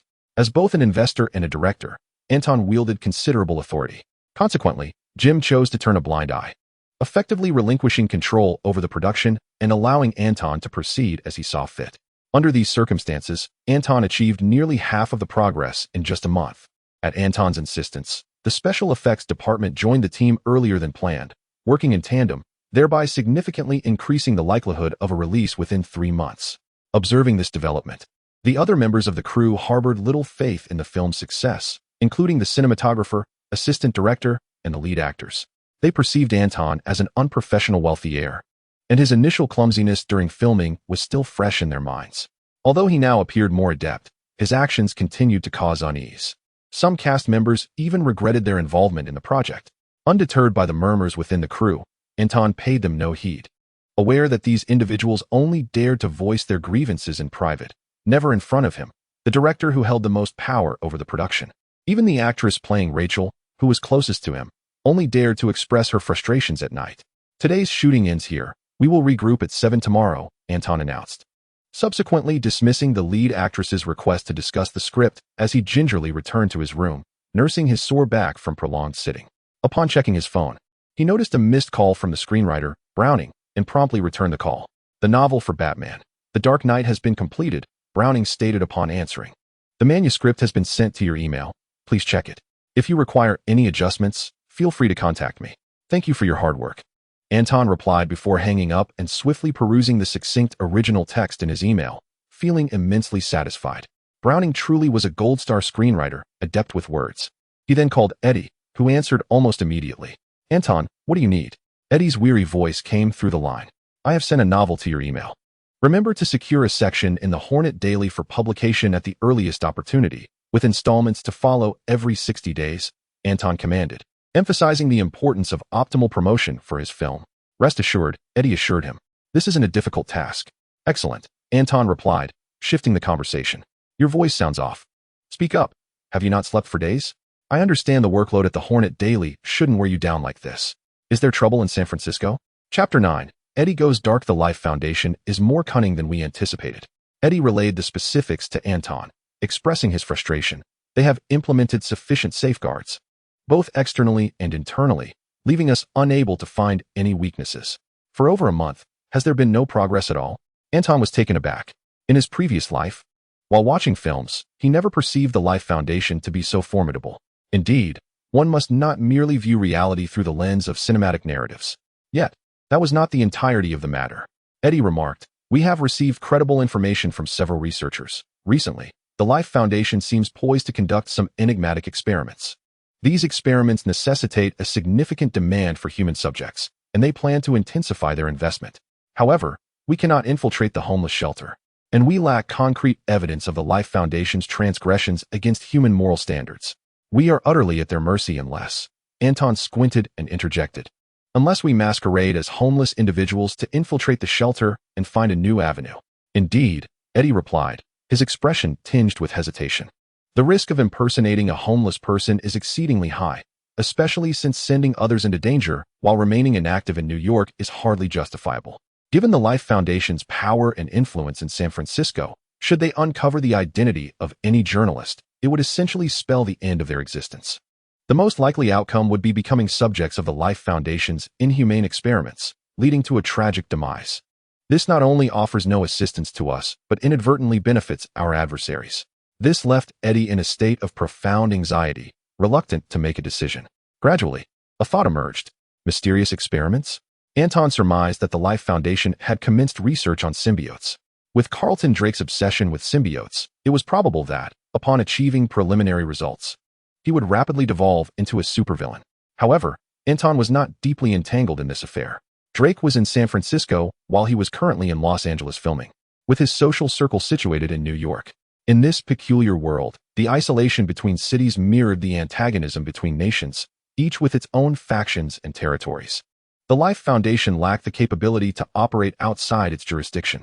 Of course, once a complete rupture occurred between the two sides, circumstances would change drastically. After contemplation, Anton inquired, would bribing the Life Foundation's employees prove ineffective? Eddie candidly replied, the staff are largely oblivious, and as for the higher-ups, they are compromised by Drake, who even resorts to threatening the families of those senior researchers. He added, we are at an impasse. After a brief pause, he earnestly declared, Anton, I must travel to San Francisco. I refuse to let that scoundrel Drake evade justice. Then, I wish you success. Faced with Eddie's request, Anton did not decline. The investigation had reached a stalemate, and Eddie was willing to risk returning to San Francisco. Anton chose to respect his decision. Eddie's dissatisfaction was entirely predictable. To consider abandoning their pursuit seemed equally inappropriate to Anton. He had already assured Jameson that he would advance this matter, and to capitulate in the face of a minor obstacle would not only betray Eddie's trust, but also disappoint Jameson's expectations of him. Upon reflection, it is evident that Eddie serves as the protagonist of this narrative, a veritable child of fortune, suggesting that his downfall would not come easily. Dismissing such thoughts, Anton could not help but remind him, prior to your journey to San Francisco, ensure that your work is meticulously arranged, particularly my novel. Rest assured, I will handle it well, Eddie replied, his expression filled with gratitude and affirmation. In his darkest and most helpless moments, it was the Horn Daily that bestowed upon him a job. Faced with the unwavering trust of his superior, Eddie resolved to execute this task with utmost perfection. Anton, however, was not preoccupied with such considerations. The relentless pace of filming had drained him of significant energy, and he soon fell into a deep slumber after concluding a phone call. Before long, 2 weeks had passed. To everyone's surprise, the film production advanced at an astonishing speed. Under Anton's supervision, the post-production of special effects commenced rapidly, and everything fell into its rightful place. The crew gradually began to reassess their opinions of Anton after viewing the approximately 30 minutes of content he had edited. It was remarkably impressive, with the story unfolding in an unexpectedly seamless manner. In order to expedite the completion of the film, Anton canceled several location shoots, opting instead for clever shortcuts and special effects. The majority of on-location filming was delegated to the assistant director, further accelerating progress. Within a mere 50 days, 2/3 of the shooting schedule had been accomplished. This only intensified Jim's frustration, solidifying his belief that he had stumbled into a significant pitfall. Anton, unfazed, returned to his room after a day of shooting, his mind heavy with concern. Eddie had gone silent. Since Eddie's arrival in San Francisco over 2 weeks ago, he had reached out every couple of days, both to check in and to provide updates. However, a week prior, after Eddie had infiltrated the homeless shelter, there had been no further communication. Had something gone awry? Anton was unsettled. Although Eddie's fate seemed to bear little consequence for him, Eddie's return to San Francisco was intricately linked to Anton himself. Firstly, he had acquiesced to Eddie's daring request, and secondly, he held a deep admiration for Eddie. A person who steadfastly upheld justice and integrity is seldom devoid of admiration from others. After a moment of contemplation, Anton retrieved his phone and dialed an unfamiliar number. Prior to Eddie's entry into the shelter during their last conversation, Eddie had provided him with a string of numbers belonging to a young journalist he had previously sent to San Francisco, Phil Ulrich. This young man was also an employee of the Horn Daily. Hello? Came a youthful voice from the other end. Phil Ulrich? Anton inquired. This is Anton from the Horn Daily. Ah, Phil responded, sounding noticeably anxious. He had, of course, heard of Anton, though merely the deputy editor. His actual status was akin to that of the proprietor of the newspaper, capable of dismissing him with a single word and rendering him unable to survive in New York, a figure of considerable influence. Phil repeatedly stated, "Boss, hello, this is Phil Urich. How have things been recently?" Anton cut to the chase, asking directly, "Eddie hasn't contacted me in quite some time. Has something happened to him?" "No, I don't know." Phil hesitated. "It seems there is an information blocker at the homeless shelter, and we have completely lost contact with Editor Eddie. I am unsure how he is faring there. However, we have bribed the security of the Homeless Association, and they informed us that no representatives from the Life Foundation have visited the shelter recently. We speculate that Editor Eddie should be safe for the time being." As he concluded, his voice lowered, lacking conviction. "So, once the Life Foundation's personnel arrive at the homeless shelter, his safety is no longer guaranteed, is it?" Anton questioned with a grim expression, enunciating each word carefully. Phil stammered, unable to answer affirmatively. Chapter 10. The Fate of the Working Class. Damn it. Anton couldn't suppress a curse, stifling his anger as he patiently admonished. "We must find a way to ascertain Eddie's situation. It would be best to seize an opportunity to bring him out. Do you understand?" "Understood. We will comply." Phil quickly agreed, his tone trembling slightly. He was acutely aware of the significance of this investigation and recognized the immense sacrifice Eddie made by choosing to infiltrate the homeless shelter himself rather than allowing Phil to do so. Throughout Eddie's absence, Phil had been plagued by guilt, believing that if he had not suggested that Eddie infiltrate the shelter, Eddie would not have taken the risk of returning to San Francisco. "Mr. Anton, please rest assured, I will do everything in my power to rescue Editor Eddie," Phil reassured him once more. Sensing the boy's determination, Anton offered a few words of encouragement before ending the call. After grasping the situation, Anton was engulfed by an inescapable sense of frustration. Considering that Batman's novel had already been published, he decided to call Betty. Betty answered promptly. "Anton, I have just finished my shift," she lamented. "The working class must learn to accept the reality of overtime." Anton reassured Betty, embodying the essence of a boss, and then inquired, "How is the novel faring?" "About a third of the content has been serialized in the newspaper, and so far, things look promising. Readers have begun sending letters to the office, requesting that we publish more words daily." Betty transitioned into work mode, reporting, "The sales of the newspaper have seen an increase due to the novel's impact." Pausing briefly, she added, "By the way, I have learned that pirated content of the novel has appeared online. Should we issue a warning? The more piracy, the better. It is a good thing." Anton replied with a smile. "However, we could establish a new section on the Hornet Daily's official website to serialize the novel's content. Let the tech department expedite the development. It isn't difficult." "Understood." Betty nodded and then inquired, "Is there anything else?" "Arrange for some online promotion. I need this novel to gain traction swiftly." Anton, struck by a sudden inspiration, suggested, "Let us connect Batman's protagonist, Bruce Wayne, with Tony Stark, capitalizing on this trending topic for publicity." "What? Are you certain that 1T provoked that gentleman?" Betty asked in disbelief. "No need for concern. I will shoulder any repercussions," Anton replied unabashedly, boldly fabricating a FAAD. "Batman's blockbuster has Tony Stark as an investor. He 1T minds such trivialities. We're generating profit for him. Very well, I will set this in motion immediately." Betty, relieved, acted decisively. After hanging up, Anton checked Batman's fanbase and was met with a rather stark figure, 32,145. A wave of frustration washed over him. The popularity was significantly lacking. Fortunately, the system had eased the constraints, as the novice gift package had given a substantial boost to the main template hero. Otherwise, reaching a staggering 50 million fan points would have required immense time and effort. 98 million. As it stood, they were only short by a little over 94 million. With the first step taken, the subsequent 99 would surely follow once the film premiered, creating a sensational impact that would swiftly fulfill the target. Anton's eyes sparkled with ambition. If he could exchange for Batman's armor template, he would no longer be at the mercy of the Life Foundation. At that moment, he deeply empathized with Eddie before his trip to San Francisco. The torment of waiting passively in a safe zone for news was unparalleled. San Francisco, the homeless shelter. Eddie's face was smeared with grime, emanating an unbearable stench as he curled up in a corner, timidly surveying his surroundings. This was a scene reminiscent of the living dead, devoid of vitality and hope.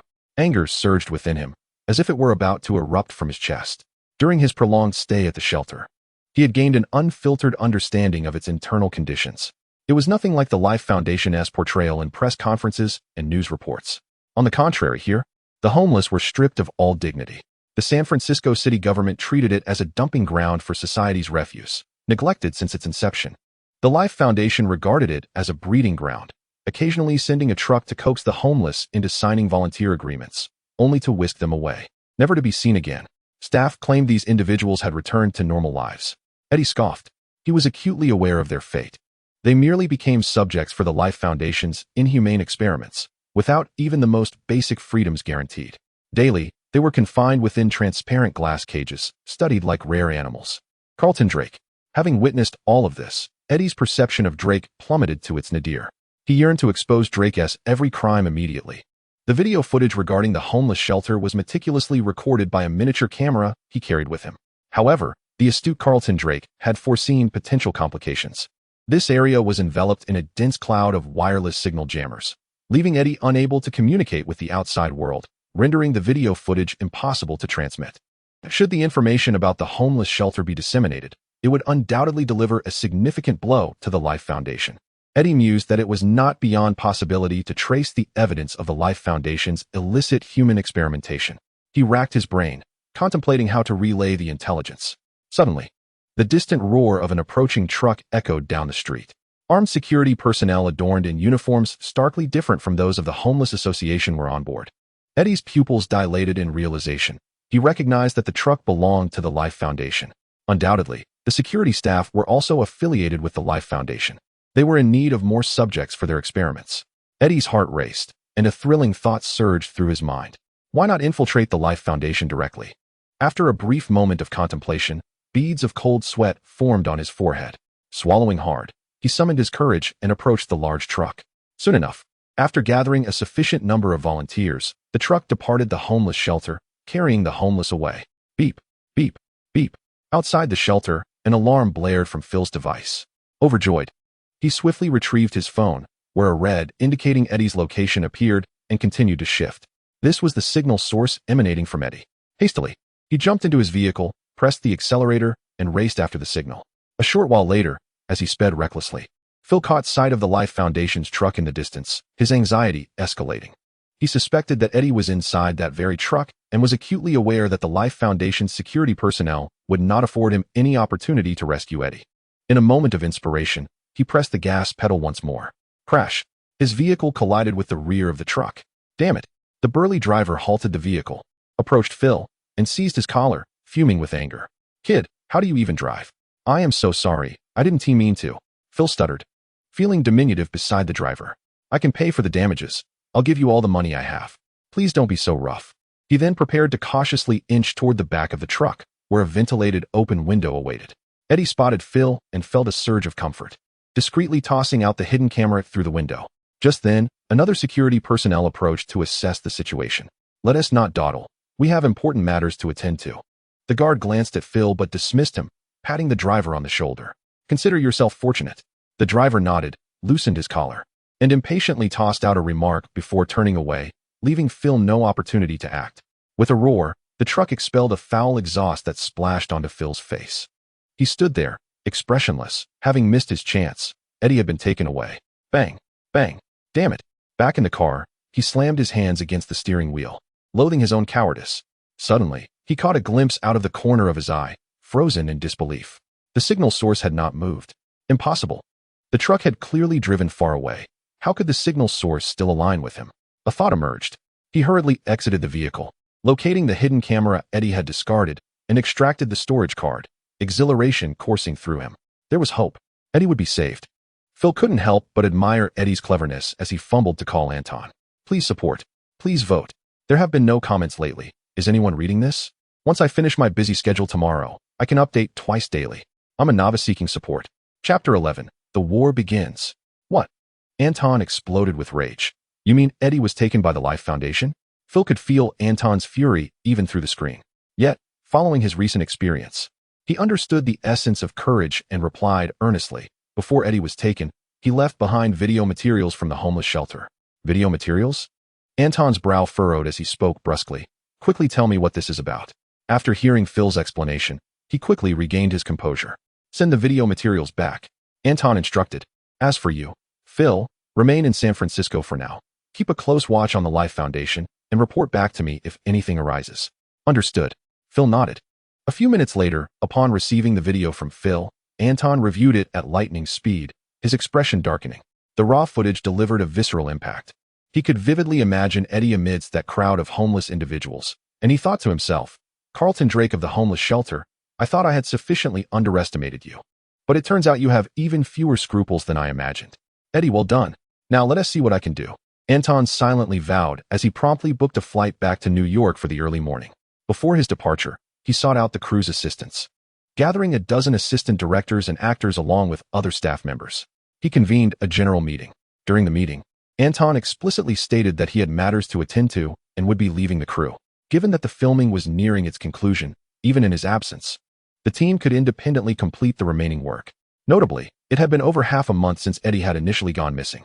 In that time, the film's progress had surged forward considerably. Currently, the remaining filming schedule primarily consists of supplementary material. Even the scenes related to the protagonist, Batman Bruce Wayne, have only a few fragments left to be shot. Anton possesses the confidence to act as a detached overseer.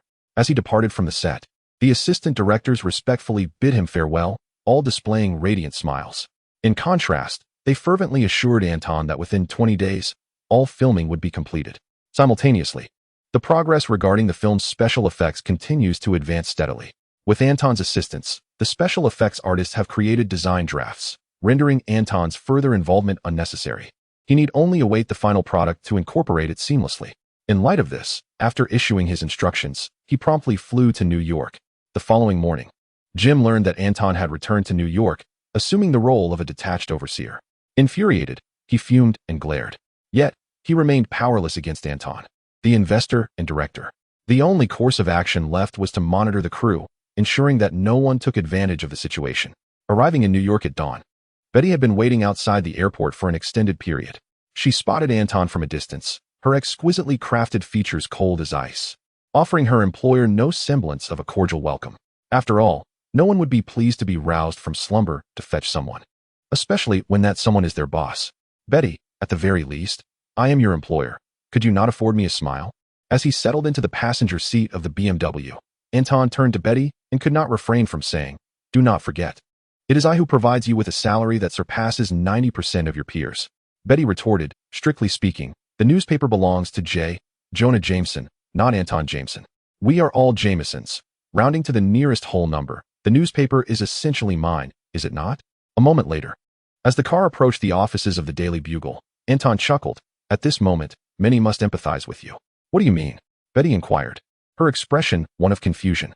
After parking the car and following Anton into the newsroom, she suddenly grasped the meaning behind his words.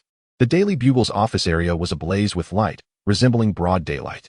All employees were seated at their desks, including every intern. Most wore expressions of impatience, clearly agitated. Anton, what are you doing? Betty felt an inexplicable premonition, sensing that something significant was about to transpire. She had never experienced such a commotion. Not only Betty but also the other employees of the Daily Bugle shared her bewilderment. Indeed, upon witnessing the entire staff summoned back to work in the early hours, they suddenly found themselves sharing Betty's apprehension. Something monumental was afoot. I have gathered you all here today to announce something of great importance. Anton spoke calmly, devoid of any emotional inflection. Tomorrow's front page of the newspaper is hereby null and void. He then proceeded to speak with undeniable authority.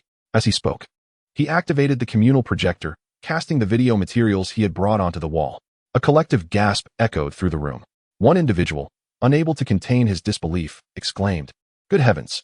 Anton, do you realize what you're saying?" Realizing that the video Anton was presenting would reveal the headline for tomorrow's Horn Daily, there was no time to vent their frustrations.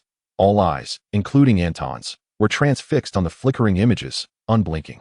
As you can see, this will be tomorrow's front page, Anton declared, surveying the room with a piercing gaze. No one dared to meet his eyes. Moments later, the expressions on their faces shifted between anxiety and confusion, brows furrowed in distress. Someone opened their mouth, uncertain of what to say. Where are we? After a prolonged silence, Betty finally inquired. Suddenly, as if struck by a revelation, she exclaimed, "This is Eddie's field assignment." "Eddie, is this your footage?" Indeed, came the realization that it was puzzling for Eddie, the editor-in-chief who had only recently arrived, to venture into the field. Who else could it be, if not him? Surely not one of those inexperienced interns.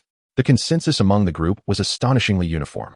Eddie had only been at Horn Daily for a few days before embarking on a field assignment, and he had been absent for nearly a month without a word. Had the newspaper not issued any notifications, they might have assumed that Eddie had fallen afoul of the boss and fled, or that he had incurred the wrath of Anton, the young proprietor, and was summarily dismissed. However, what baffled them even more was the fact that Eddie was the editor-in-chief. Typically, editors-in-chief remain ensconced in their offices, sipping tea and orchestrating operations. How could he possibly immerse himself in the front lines? Yet, upon recalling Eddie's original background, they began to comprehend. In terms of fieldwork and professional prowess, it was likely that none present could rival Eddie. After years as a journalist, being directly promoted to editor-in-chief by the notoriously discerning Jonah Jameson speaks volumes of Eddie's exceptional talent. Had he not offended Carlton Drake in San Francisco, Eddie's capabilities would have ensured him a secure position wherever he went, thriving with ease. The images on the video were already quite explicit, requiring little elaboration from me. Anton stated, this pertains to the scandals surrounding the Life Foundation, that very one in San Francisco, which has a grudge against Eddie. They have even secretly signed invalid agreements for human experimentation, preying on the homeless. Eddie endeavored to expose Drake, which led to him losing his job and facing industry ostracism. However, in order to film this video, he infiltrated a homeless shelter and has now been taken by the Life Foundation.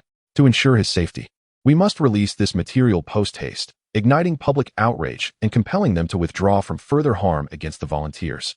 Therefore, heed my words, abandon tomorrow's front page. He spoke slowly, articulating each word with gravitas. From this moment forth, Horn Daily has declared war on the Life Foundation. Chapter 12. The news ferments in the midst of their busy endeavors. Time slipped away unnoticed. For the seasoned Horn Daily, encountering such a lucrative target as the Life Foundation is a rare occurrence indeed. This is a significant opportunity. It is time to seize the moment and anticipate the year-end bonuses. The enthusiasm among the team is palpable. With the redesign of the newspaper's front page, everything must be reimagined. Furthermore, Anton has urged the swift utilization of video materials to spark social discourse. Time is of the essence. Fortunately, the Daily typically finalizes its content in the evening, prints it by midnight, and delivers it to distribution points by dawn. Abandoning the previously scheduled front page draft a day in advance incurs minimal loss, primarily annoying the original editor. However, in the face of major news and financial incentives, all grievances must yield. Have everything been arranged? Anton inquired, casting a glance at the weary Betty, devoid of any sympathy. Yes, she replied, busy as ever, while Anton merely moved his lips, leaving her feeling frustrated. Such is the monotonous life of a boss.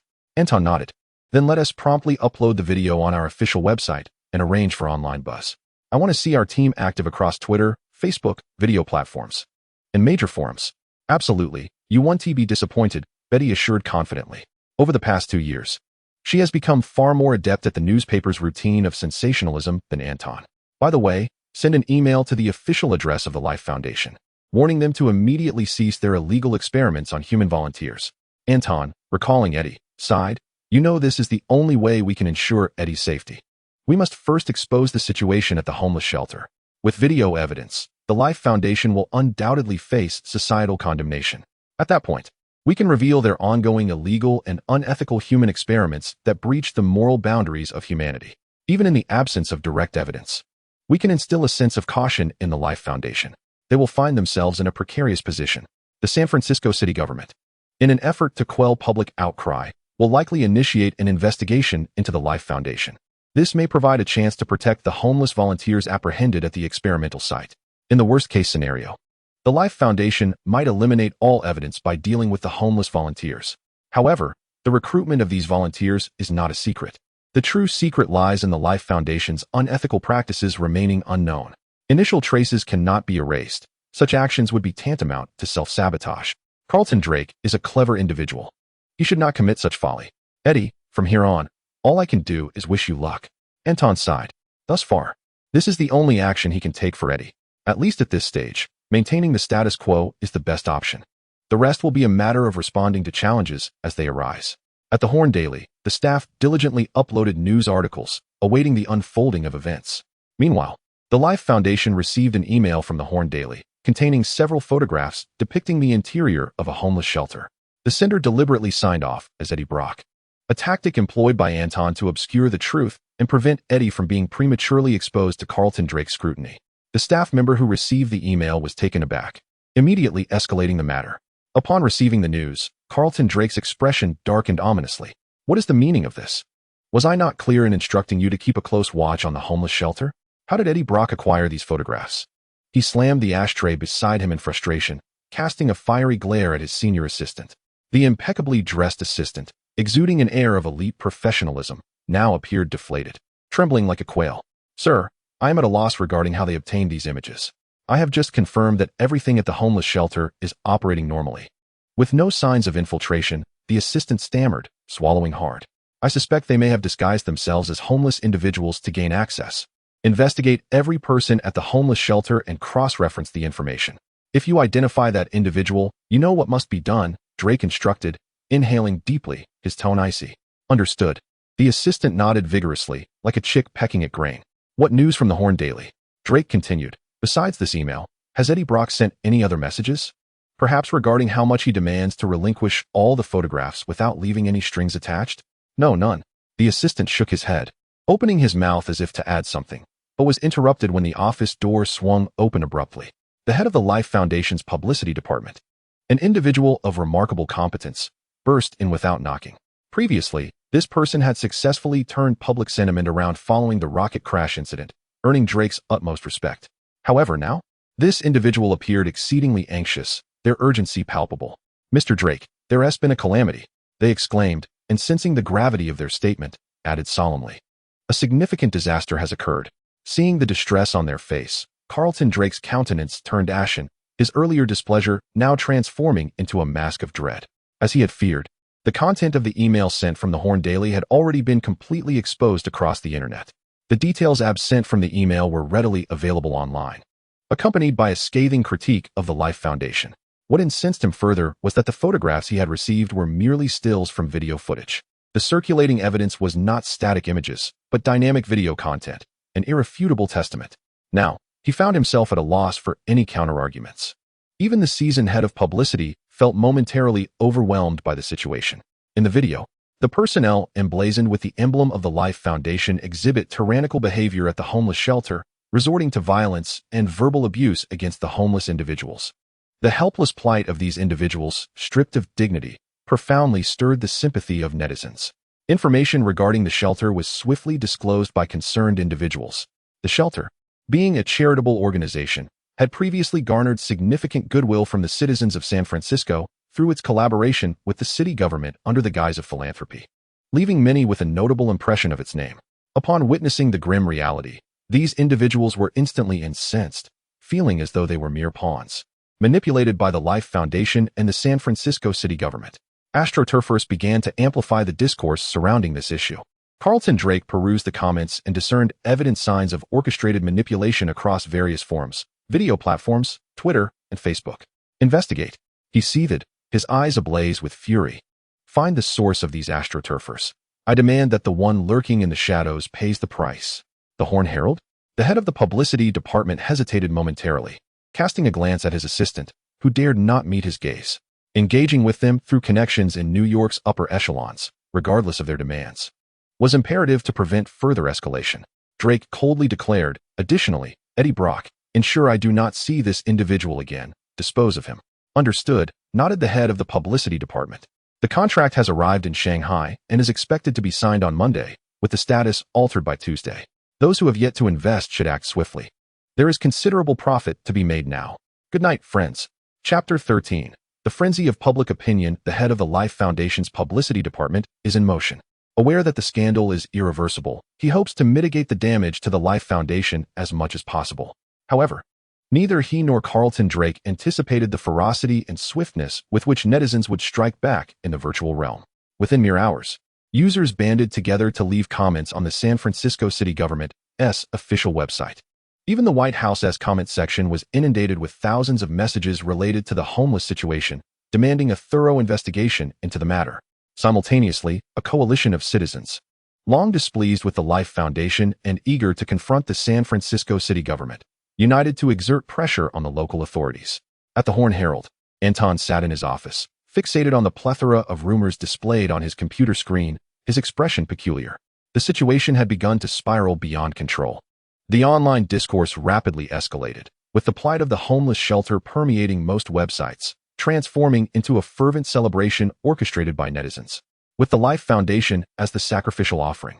Despite the Horn Herald's capacity to sensationalize the topic, the explosive intensity of the discourse far exceeded Anton's expectations. He sensed that the assault on the Life Foundation was not solely the work of the Horn Herald. The Horn Daily is merely the one who flips the table. There are numerous hidden forces at play, subtly exerting their influence and stirring the waters. These shadowy figures, who approach without a greeting and eschew any sense of chivalry, have formed a tacit alliance with the Horn Daily, encircling the Life Foundation. Upon reflection, this is entirely reasonable. The Life Foundation has risen to prominence in a short span, holding numerous innovative medical patents, inevitably drawing envy from competitors amidst entangled interests. It is a common human condition to resent the success of others. Even in the absence of animosity, there are countless individuals who would relish the misfortunes of the Life Foundation. The Life Foundation is akin to a sumptuous cake, and its downfall would present countless opportunities for others to seize a portion. The Horn Daily, led by Anton, is the harbinger wielding the utensil, poised to take the first slice. Thus, it becomes apparent that this is a tool in their hands. Anton stroked his chin, muttering to himself. The rocket crash incident clearly indicates the covetousness these shadowy figures harbor towards the Life Foundation. Otherwise, Carlton Drake would not be so eager to attend various interviews and talk shows to stabilize the company's situation. This is entirely a warning to those lurking in the shadows. However, this time, I shall disappoint you, Drake. A smile crept across his face. Tap, tap, tap. Betty, in high heels, swayed her hips as she approached Anton. Today's newspaper sales have tripled compared to last month's average, evidently influenced by online discourse. As many await our continued revelations, she reported excitedly. The representatives from the Life Foundation have just contacted us, hoping we might maintain silence and preferably dissociate the Life Foundation from the homeless shelter. They are willing to offer $100 million as a hush fee. $100 million? Anton was taken aback, exclaiming, truly a substantial sum. Furthermore, they have an additional condition, Betty added, demanding the dismissal of Eddie Brock. If we desire the $100 million, this condition must be fulfilled. Let them eat dirt, Anton scoffed dismissively. Aware that the Life Foundation is besieged not only by him but by one or several shadowy figures, Anton had become less concerned about their counteroffensive. His current contemplation was solely to devise means to rescue Eddie from his predicament. It is time to add fuel to the fire. Anton turned to Betty. Smiling once more, you understand my intentions. Indeed, she nodded earnestly. Meanwhile, in San Francisco, Phil received Anton's orders and enlisted 2 individuals to unfurl banners on the street. Dignity is priceless. Boycott the Life Foundation. Tear down the homeless shelter. The homeless are humans, not captive beasts. He organized a parade. Gradually, many people joined in the streets. This incident erupted in a brief span, yet the evidence is irrefutable. The Life Foundation has no room for rebuttal. In light of the previous distasteful promotional content, many residents of San Francisco felt deceived. Consequently, the parade swiftly expanded. Phil, acting surreptitiously, directed the procession to the homeless shelter first. The security personnel of the Homeless Association were powerless to intervene. Although they wielded batons, they were ultimately no match for the overwhelming crowd. The conditions within the homeless shelter were finally exposed to the public eye. Local media, video bloggers, and others, armed with cameras, recorded the scene as if they had unearthed a treasure, brimming with excitement. Many individuals raised their phones to capture the moment. This wave of footage propelled the homeless shelter into trending discussions. The onslaught was akin to a tempest, leaving the Life Foundation unable to defend itself, its stains irreparable. Simultaneously, the official media of the Horn Herald released a statement, disclosing news that sent ripples through national media. Countless netizens redirected their attention from the homeless shelter to the Life Foundation. The Horn Herald revealed that the Life Foundation had signed volunteer agreements with the homeless, which were incomprehensible to them and fundamentally inequitable. Through illegal and unethical practices, they conducted human experiments on the homeless. The swift expansion of the Life Foundation over the years was attributed to numerous clandestine human trials, which had cost countless lives. The homeless shelter served as a breeding ground prepared by the Life Foundation for their experiments, awaiting harvest. The revelation hit like a depth charge, igniting widespread outrage. Although the Horn Herald's expose lacked substantial evidence, the visible plight of the homeless shelter lent credence to the claims. Interviews with the homeless confirmed that many had signed agreements with the Life Foundation and had consequently been taken away. According to those interviewed, individuals who signed the agreements never returned after completing their trials. Staff members at the homeless shelter claimed these individuals had returned to normal lives. However, when pressed for details regarding the whereabouts, names, and specific information about these homeless individuals, staff members refused, citing personal privacy. This further solidified the veracity of the expose. In an instant, the Horn Herald gained notoriety under the banner of justice, while the Life Foundation emerged as a complete failure, vilified amidst the revelry of countless netizens and media outlets.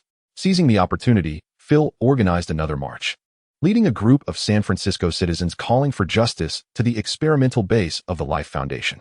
This time, his objective was to rescue Eddie. Chapter 14, Norman Osborn. The experimental base was conveniently located near the Golden Gate Bridge, boasting an exceptionally advantageous geographical position. In the past, to secure this piece of land, Carlton Drake invested a tremendous cost, making countless promises to the San Francisco government. From a commercial standpoint, this location has also brought immense exposure to the Life Foundation. You may profit greatly, yet I shall never incur a loss. Notably, the construction of the base has reached several $billion, including the internal development over the years, the procurement of medical and experimental equipment, and so forth. It has easily exceeded $100 billion. This constitutes an astonishing fortune.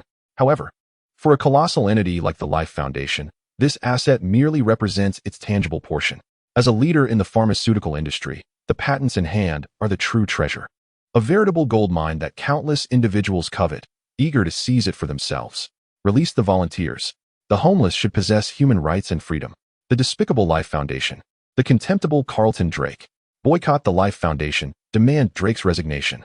At this moment, people were gathered at the entrance of the research facility, vociferously expressing their disdain for the Life Foundation. Security personnel, armed and stationed within the gates, gazed at the throngs of protesters outside, their faces etched with helplessness, unsure of how to respond. For those who were merely doing their jobs for a paycheck, the lives of the homeless seemed to hold little value. Carlton Drake stood atop the facility, gazing through the floor-to-ceiling windows at the fervent crowd below, his eyes ablaze with barely contained fury. A bunch of fools, he seethed, begrudgingly acknowledging that he had underestimated the Hornet Daily. The latter's prowess in shaping public opinion had reached a level that the Life Foundation could scarcely aspire to attain. Furthermore, the situation had escalated beyond a mere matter of public discourse. Even the upper echelons of the San Francisco government had begun to question him, implying that the Life Foundation might be left to face its own misfortunes, potentially leading to imprisonment for himself. Eddie Brock, he murmured, clenching his fists as he inquired of his assistant. Have you ascertained the facts? The assistant replied, Eddie Brock is currently the editor-in-chief of the Hornet Daily, but he has not appeared at the publication for over a month. We have traced his last recorded journey to a flight from New York to San Francisco. Thus, it appeared that Eddie Brock was indeed in San Francisco. Drake pondered, so, the video must have been filmed by Eddie Brock. This incident is inextricably linked to that scoundrel. After a pause, he asked, what does the Hornet Daily have to say? The assistant hesitated before responding. They have declined our requests. Very well, Drake replied, his expression impassive. It seems this matter can no longer be resolved through conventional means. Meanwhile, within the confines of the research facility, in the Symbiote Research Center, Eddie remained oblivious to the chaos unfolding outside.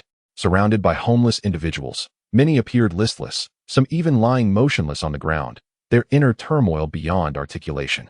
He suddenly felt a pang of regret. Tap, tap, tap. Suddenly, a researcher clad in a white lab coat approached him. Eddie gazed at the woman before him, swallowing hard, guessing that she intended to take him for those illicit human experiments. Despair enveloped him. The moment the glass room door swung open, Eddie contemplated escape, yet was swiftly subdued by the security personnel accompanying the woman. They bound him tightly. The woman remarked nonchalantly, this is a precious volunteer, given the current circumstances. One less or one more makes little difference. Rest assured, we shall not damage your toy. The security personnel chuckled ominously. Eddie, upon hearing this, felt his spirits plummet to the depths of despair. After being escorted to another glass chamber, the security guards seemed to foresee something and kept their distance. Only the female researcher remained. You shall not have a favorable outcome, you wretched woman. Eddie could not restrain his fury. Eddie, in such a predicament, you must realize who is truly destined for an unfavorable fate, the researcher replied with an enigmatic smile. Eddie was taken aback, rendered speechless. Why, you know it's me? The shock was evident on his face. Of course, Eddie Brock, the renowned journalist, the first to dare provoke Carlton Drake, the researcher stated, her gaze fixed on him. To be honest, I am a fan of yours. Outside the experimental facility, Phil stood at the forefront of the throng. To him, the Hornet Daily was enjoying an undeniable advantage, achieving a resounding victory in this war devoid of gunfire. Since the revelation of the scandal, the Life Foundation had been left defenseless, unable to retaliate. Boss, We have cornered Carlton Drake at the Life Foundation's experimental base. Their reputation lies in tatters. Under immense public pressure, I believe Drake will soon hold a press conference to promise the release of the volunteers. Phil was exhilarated, speaking on the phone with Anton. This idea is brilliant. Leveraging public opinion to pressure the Life Foundation, you are nothing short of a genius. It was after heeding Anton's directive that he began organizing the protest. Once the march took shape, he withdrew to the crowd, for at that moment, he could not control the demonstration, and revealing his identity would only place him in jeopardy. Let us not forget, San Francisco is, after all, the territory of the Life Foundation. Very well, stay safe, continue to conceal your identity, and ensure the Life Foundation does not discover you are a journalist. Report to me immediately should anything arise, Anton advised patiently. Upon receiving Phil's update, he understood that the Life Foundation was likely preparing to raise the white flag, conceding defeat. After all, with Carlton Drake's intellect, he could not fail to perceive that the current abnormal intensity was certainly not solely the doing of the Hornet Daily. The formation of the parade was remarkably smooth. While Phil's influence played a role, it was largely facilitated by other unseen puppeteers. Among the throngs of participants, at least half were actors hired by these shadowy figures. Suddenly, Anton's phone rang again. The caller was Jonah Jameson. "Old man, you may now commend me," Anton answered with a smile, hoping his actions had not disappointed him. "Don't get too carried away. Do you truly believe this is solely your accomplishment?" Jameson retorted bluntly. "Come downstairs now. I've sent a driver to fetch you. We're going to meet someone." "Who?" Anton asked in surprise. "You'll find out when you arrive," Jameson curtly replied, ending the call before Anton could inquire further. Once in the car, the driver remained silent. Soon, under Anton's astonished gaze, the vehicle arrived at the entrance of Oscorp Tower. Jameson had been waiting for quite some time. "Let us go," he instructed, leading Anton into the building. "Someone wishes to meet you." "Who?" Anton queried, only to realize the answer himself. "Norman Osborn," he said, somewhat taken aback. Although he felt a degree of certainty, he couldn't help but ask the old man, "Is the one behind the Bugle's machinations Norman Osborn?" Upon meeting Norman Osborn, one need not concern themselves with his demeanor. Jameson nodded in acknowledgement and instructed, "You must understand that it is Osborn who needs the Daily Bugle, not the other way around." "What do you mean?" Anton responded, perplexed. A vague understanding dawned on him. Perhaps the individual Osborn sought was not him, but rather the old man himself. However, the old man had entrusted this meeting entirely to him. Upon reaching the top floor, they arrived at the door of Norman Osborn's office. Jameson paused and said with a smile, "Go on in. From here on, it's up to you. Remember, you now represent the Jameson family." Anton, his expression a mix of emotions, straightened his collar and knocked on the door. "Come in," came Osborn's voice from within. Anton entered, and upon seeing him, Norman displayed a hint of surprise. "If I recall correctly, your name is Anton, is it not?" he remarked with a smile. "I must say, it surprises me that Jonah, that old stickler, has truly entrusted the newspaper to you. I had thought he would cling to power until his dying day. I assume he is quite pleased with you." "Thank you for the compliment," Anton replied with a slight nod, surveying Norman Osborn before skipping pleasantries and getting straight to the point. "The old man did not inform me of what to discuss. However, I believe our meeting today concerns the Life Foundation, Mr. Osborn. Am I correct?" "Indeed." Norman invited him to take a seat and remarked, "The Life Foundation is our mutual adversary. From what I gather, the recent scandal originating from the Life Foundation has been orchestrated by you from behind the scenes. I must admit, you have executed it remarkably well, reminiscent of the great Jonah." "Old man." Anton's gaze flickered. "It seems he has toppled more colossal enterprises than I have." Indeed, he held a profound admiration for him and felt a deep sense of regret regarding his retirement. Norman Osborn spoke with sincerity. Anton was uncertain whether it was genuine or feigned, yet as a youth, he preferred to delve straight into the matter rather than squander time on pleasantries. He proactively inquired, "I wonder what Mr. Osborn's intentions are in summoning me today?" "Collaboration," Norman stated candidly. "I sought out the Daily Bugle precisely for that purpose." It appeared that Osborn Enterprises had a keen interest in the Life Foundation. Anton's expression confirmed his suspicion. Norman added with significance, "After all, our partnership hinges upon the necessity of the Life Foundation's collapse. Though Osborn Enterprises is a munitions company, it is equally ranked among the world's leaders in biogenetics. In other words, we are indeed a renowned pharmaceutical enterprise." Norman continued, "The Life Foundation is one of our competitors in this sphere, possessing pharmaceutical patents that Osborn Enterprises covets as the most fitting complement. Bringing down the Life Foundation and having Osborn Enterprises take over would indeed be a tremendous boon." Anton inquired, "But what benefits would this yield for the Daily Bugle?" "Equity," Norman replied. He had adeptly expanded Osborn Enterprises and was well aware that the common folly in business is to desire the horse to run without feeding it. Therefore, he had always been generous. Should the Daily Bugle assist Osborne in successfully acquiring the Life Foundation, I can transfer 5% of the Life Foundation's shares to the Jameson family afterward. When discussing business, Norman adopted an air of self-assuredness and said nonchalantly, "I believe this sufficiently conveys my sincerity. Then, let us proceed with our collaboration," Anton responded quite decisively.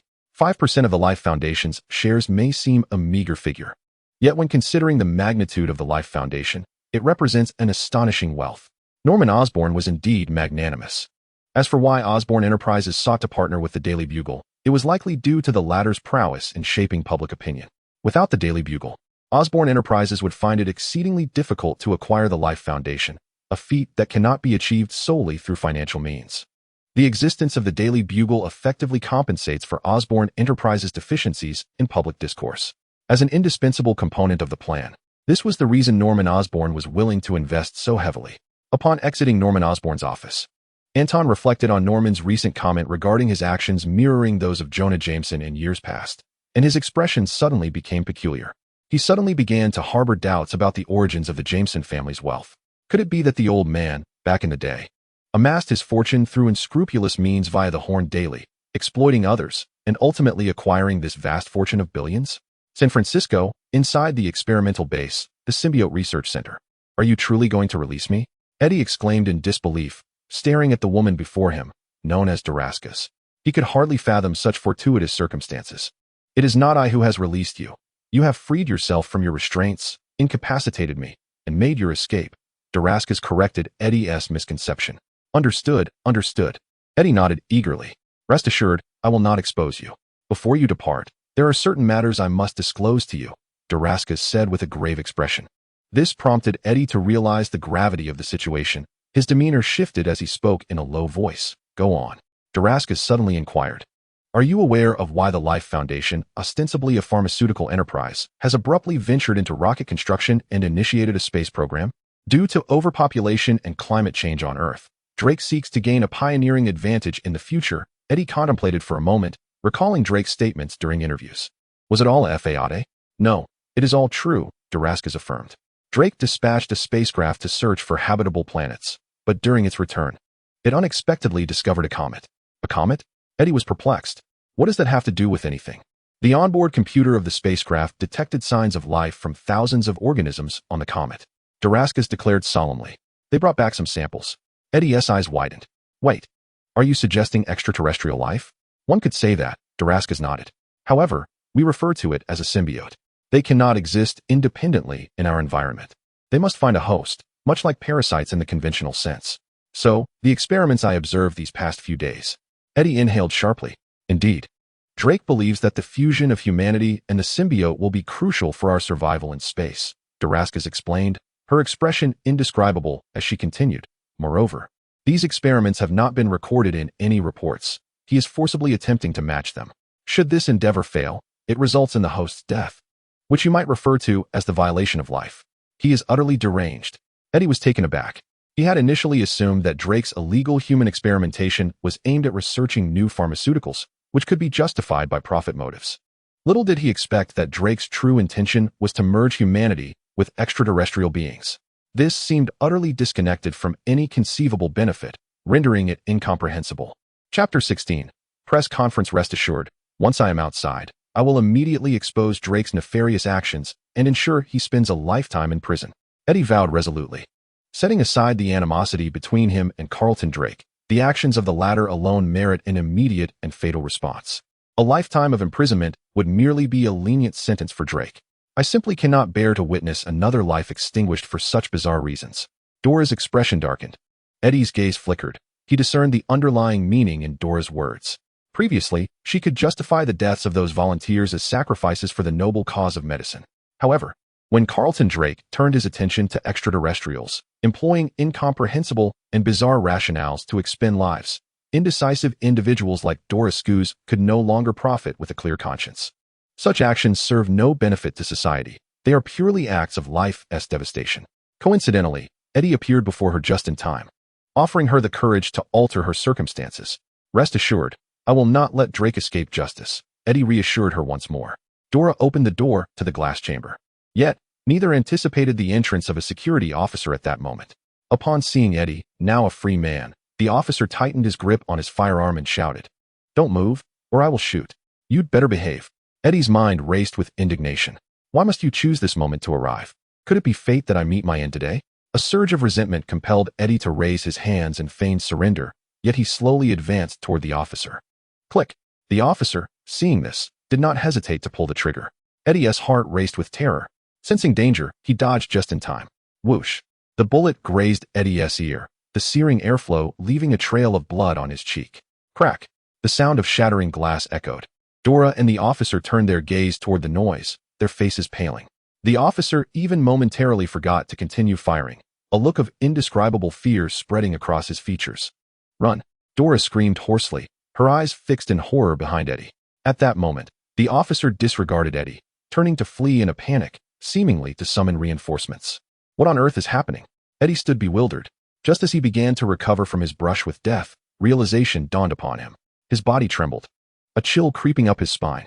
Slowly, he turned his head, noticing a pool of viscous black substance creeping towards his heels, gradually ascending his back. An unsettling sensation hinted that this black goo was seeping into his being, becoming part of him. Gulp. He suddenly comprehended, a mix of shock and fear flooding him. A symbiote. Some entities, even upon first encounter, can be instantly recognized for what they are. In New York, at Oscorp Tower, Anton once again found himself in the presence of the Elder. "Have we reached an agreement?" Jonah Jameson inquired with a smile. Oscorp has collaborated with the Daily Bugle on numerous occasions, but this time, the stakes are undoubtedly at their highest. "Anton, you have not disappointed me.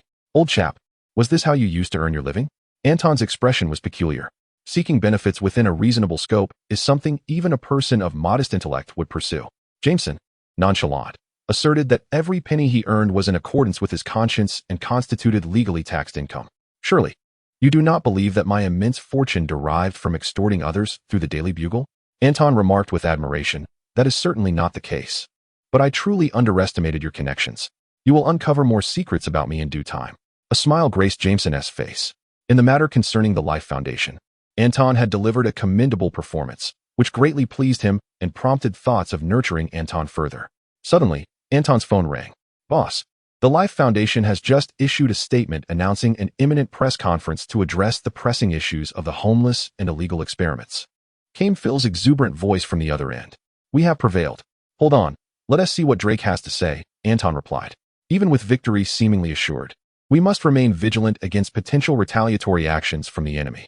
"Understood," Phil nodded. During this exchange, Anton and Jameson were ushered into the car by the driver. Anton pulled out his phone and opened the live stream from the Daily Bugle. The screen displayed the entrance of the Life Foundation's experimental base next to the Golden Gate Bridge. Although the gates were tightly shut, a crowd had amassed outside.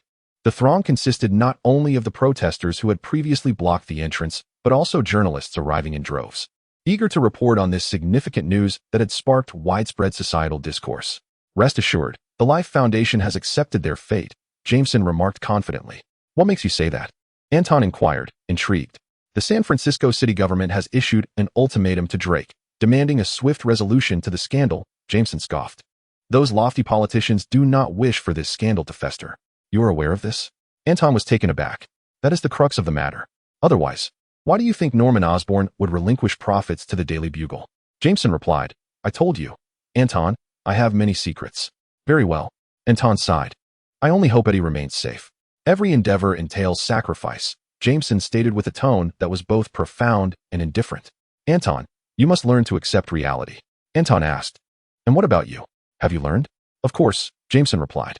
Anton pressed further, "If you have learned, why retire? Such is life," Jameson responded. "You will understand in time." Meanwhile, in San Francisco, the Life Foundation's press conference was making progress as the gates slowly opened. Amidst the imposing presence of robust bodyguards, a slender man, appearing to be just in his early 30s, emerged into the public eye. Carlton Drake, a self-made billionaire. "Mr. Drake, how will you respond to the criticisms from netizens? There are rumors that you have received a warning from the San Francisco Police Department. Is this true? Will you be incarcerated?" The crowd erupted in unison, their voices clashing like a cacophony of ducks quacking simultaneously, causing an unbearable headache. "Silence." Drake raised his hand and approached the podium. Addressing the microphone with gravity, he proclaimed, "Ladies and gentlemen, the Life Foundation has always adhered to the philosophy of eradicating all human diseases. We have developed numerous innovative medications that have provided hope to patients afflicted with terminal illnesses, including pancreatic cancer. Despite facing a myriad of unfounded allegations, I, Carlton Drake, stand before you with a clear conscience." Chapter 17. The Emergence of Venom. Eddie. Dora's voice trembled as she stared at the terrified man before her, astonished and bewildered. "Are you all right? Is my well-being truly that shocking to you?" Eddie crossed his arms, still shaken, yet unable to suppress an eye roll. "Do you wish for me to be in distress?" "No." Dora's eyes sparkled with excitement as her innate curiosity as a researcher surged forth. "You are unharmed. You have bonded with the symbiote, becoming the perfect host. So, does this mean I can survive in space now?" Eddie paused, taken aback. "Absolutely." A deep voice resonated within his mind. "You are my most perfect host." "Who?" Eddie's eyes widened. "Who is speaking?" Dora, perplexed, replied, "No one is speaking." "That's impossible." Eddie insisted, adamant. "I distinctly heard someone talking. Could it be auditory hallucinations?" Dora furrowed her brow. "Are there side effects to the symbiote?" "You need to undergo an examination immediately." "An examination for what?" Eddie, contemplating their current predicament, was unwilling to engage further. There would be time for such concerns later, if they survived this encounter, that is. "Run. We must flee before it's too late." Eddie grasped Dora's hand as they dashed away from the Symbiote Research Center. "There. The exit is over there." Dora pointed in the direction. The pair sprinted with urgency. "Stop." At that moment, a group of security personnel emerged from the corridor, armed and ready. Upon spotting Eddie and Dora, they swiftly aimed their weapons. "We will fire if you do not halt," the lead man barked. Ignoring the command, Eddie and Dora quickened their pace. "Only fools stand still. Fire," the man declared resolutely. Swish, swish, swish. The powerful, specialized firearms unleashed blue tongues of flame. Bullets whizzed through the air, landing at Eddie and Dora's feet, startling them into unleashing a potential they had never before realized. To Eddie's astonishment, a bullet appeared to be hurtling directly toward him. In despair, he thought he would meet his end that day, yet at a crucial moment, his body inexplicably lunged forward, evading the bullet's deadly trajectory. This sudden surge of strength felt as if another being resided within him. As he ran, a sense of trepidation lingered in Eddie's heart, a faint awareness stirring within him. However, under such dire circumstances, he dared not pause to examine his own body, instead pouring all his energy into fleeing forward. Dora struggled to keep pace with Eddie, dragged along by his hand in a state of sheer agony. Before long, a group of armed thugs emerged before them, with danger looming ahead and peril trailing behind. Eddie and Dora seemed trapped with no avenue of escape. Despair etched itself onto Dora's face. In that moment, Eddie's body took on a life of its own, sliding forward to knock down several of the thugs in his path. He then defied the very force of gravity, rising and forcefully pushing the remaining two thugs away as if they were mere playthings. The thugs crashed against the walls on either side of the corridor, pinned there like paintings hung in a gallery. Eddie's sudden outburst of immense power was nothing short of astonishing. Dora stood frozen in disbelief, only to be yanked away in haste. "Pursue them," commanded the man trailing behind, his subordinates hastily following. He stared in horror at the sight of his fallen men sprawled on the ground. As the head of security, his experience allowed him to grasp the sheer magnitude of Eddie's impromptu display of strength. How could this be? He swallowed hard, a glint of realization igniting in his eyes. "Capture him," he shouted. "We must seize him. The boss will reward us handsomely." The remaining men, not lacking in intelligence, shared his fervor, their eyes ablaze with the prospect of riches as they gazed at Eddie and Dora as if they were two running veins of gold. With the allure of wealth driving them, they hastily pursued Eddie and Dora. Yet, throughout their flight, Eddie's body continued to act autonomously, displaying astonishing abilities as he swiftly dispatched any thugs that dared to obstruct his path. His form even underwent peculiar transformations, morphing into a viscous substance that shot forth like an ever-extending tentacle, ensnaring foes before violently propelling them aside. The sickening crunch of shattered bones left no doubt that their lives were irrevocably ruined. Dora was utterly stupefied. She had never imagined that a fusion of human and symbiote could yield such terrifying superhuman abilities. No wonder Carlton Drake was willing to go to such lengths for his research.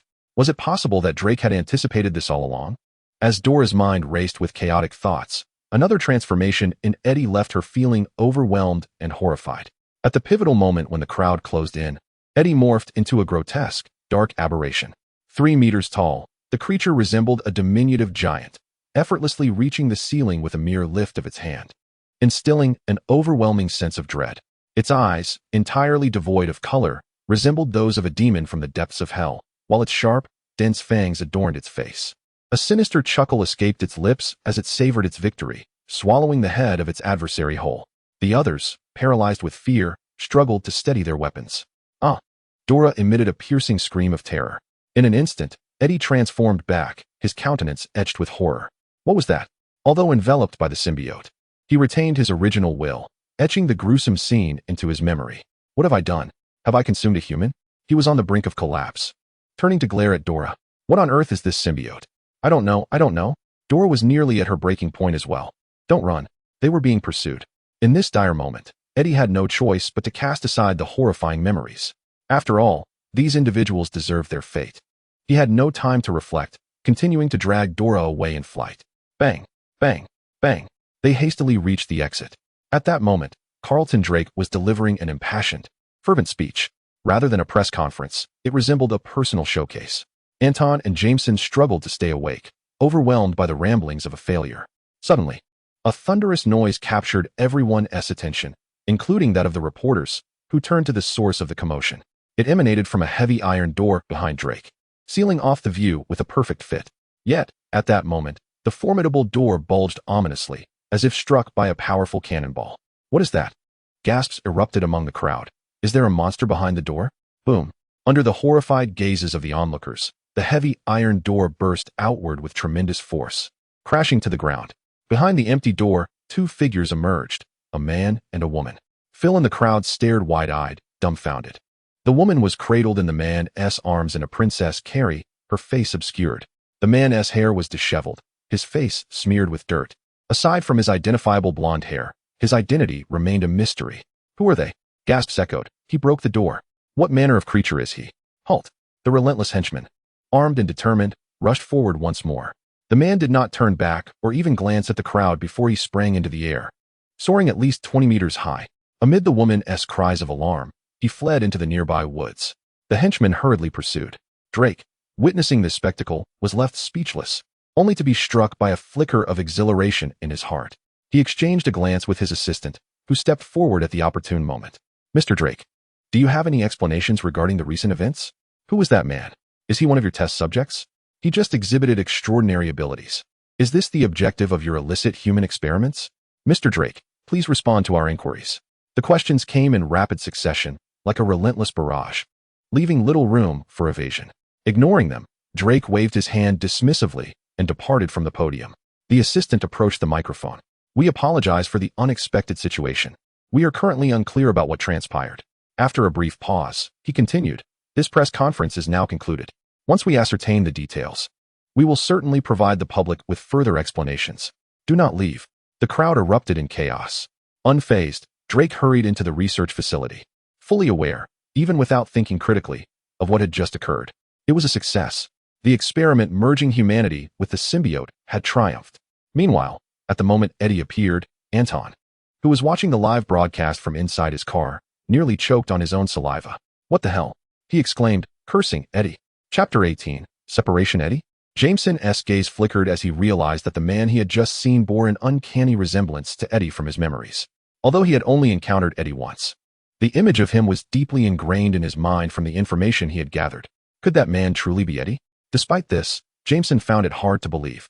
The image of Eddie kicking down the heavy iron door resembled footage of Captain America from decades past. Indeed, it was Eddie. Anton nodded. Eddie infiltrated the homeless shelter, which is where our video footage originated. However, he subsequently volunteered and was brought into the research facility. His words were succinct. In just a few sentences, Jameson grasped the situation.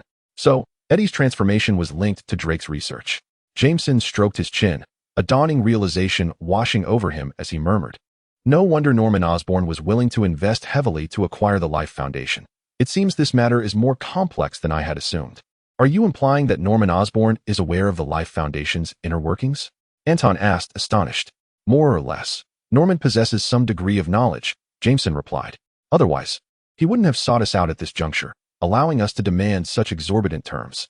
Jameson scoffed. You must understand, Norman Osborn is not a man lacking in patience. They are all a bunch of cunning old foxes. Anton shook his head, coming to the sobering realization that he was still quite naive. Had it not been for the media frenzy, and if Osborne's company had not sensed the shifting tides and intervened from behind the scenes, the Life Foundation would likely not have been as manageable as he had previously imagined. Returning to the Daily Bugle. As Jonah Jameson stepped out of the car, he waved his hand, departing without a trace of nostalgia for the place he had dedicated decades of his life to. Anton ascended the stairs, greeted by the exuberant faces of his colleagues. "Anton, we have succeeded." Someone cheered. "The Life Foundation is finished." They had just witnessed the press conference, and they perceived Carlton Drake's stubbornness as a clear admission of defeat.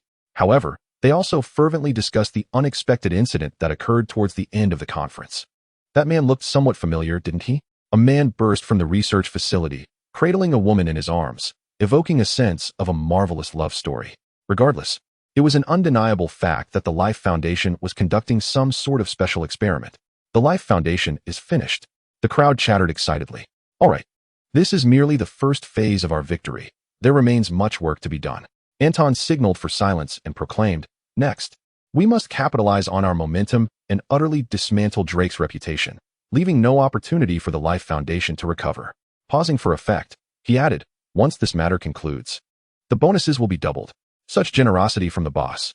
The crowd erupted in cheers. With a smile, Anton entered his office, but once seated in his chair, his expression grew serious. He dialed Phil's number. "Boss, did you see that just now?"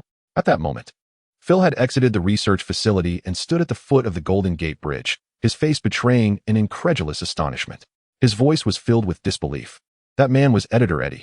There's no mistaking it. It must be Editor Eddie." "I know," Anton replied. "Though the Life Foundation has faltered in public opinion, they will not easily let Eddie slip away. You must continue your search for him in San Francisco. I will assist you to the best of my abilities." "Understood." Phil nodded resolutely. "I will find Editor Eddie." With a click, the call ended, and Anton rubbed his temples, feeling a slight headache. Venom. He could almost ascertain that Eddie had bonded with the symbiote, gaining the power to transform into venom. This did not signify an end. Rather, it heralded a new beginning. However, if the Life Foundation resorted to force, his options would be severely limited. He could only hope that Eddie could withstand the pressure. Perhaps, when Oscorp initiated its acquisition of the Life Foundation and wrested control from Carlton Drake, Eddie would be temporarily safe. Otherwise, Eddie would have no choice but to, much like in the films, leverage Venom's powers to eliminate Carlton Drake entirely. Yet, the outcome remained uncertain. The current situation had diverged significantly from the film's narrative. The Daily Bugle was embroiled in the chaos, and Oscorp had intervened, further complicating the murky waters. Future developments could not be perceived through the lens of past expectations. Lingering in this state was not an option. Anton furrowed his brow and murmured to himself, "I must expedite the acquisition of the Batman armor. If I could harness the powers of Batman, even if it were merely the basic suit of armor, it would alleviate my passivity." He promptly made a phone call and learned that the film crew was in the final stages of production. Thanks to the pre-designed special effects plan, the majority of the visual effects had already been completed. Once these two tasks were concluded, the post-production would only require editing and promotion. As for the early release of the novel Batman, The Mystery of the Dark Knight, its serialization in the Horn Daily was also nearing its conclusion. The captivating storyline and exceptional quality had gradually made the novel popular in the New York area, garnering the attention of numerous book enthusiasts. The Batman fan base had already reached an impressive 210,000. This progress was indeed not slow. Yet, Anton felt a sense of impatience, as if a heavy stone lingered in his heart, leaving him devoid of security. He summoned Betty and instructed, "Contact the advertisers and intensify the promotion for the Batman novel. I want the entire city of New York to know Batman's name before the film's release." "That's quite an expense, Anton. Your personal account is already depleted," Betty replied, raising her hands in a gesture of helplessness. "Why draw from my personal account?" Anton retorted, visibly displeased, nearly bursting out. "The Batman novel is published by the Horn Daily's affiliated publishing house. Surely, the publisher cannot do nothing for a book written by its owner, can it? You are the boss. Your word is final." With that, Betty had no grounds for refusal and swayed her hips as she departed the office. Meanwhile, in a corner of San Francisco, Eddie set Dora down and spoke in a low voice. "We must part ways." "Why?" Dora exclaimed, aghast. "Are you leaving me to escape alone?" "No," Eddie clarified. "Carlton Drake will not let me go, but you are not his target. You can find a safe place to hide until this blows over." "No, my daughter is still in Drake's hands." Dora resolutely refused. "As a mother, I cannot risk my daughter."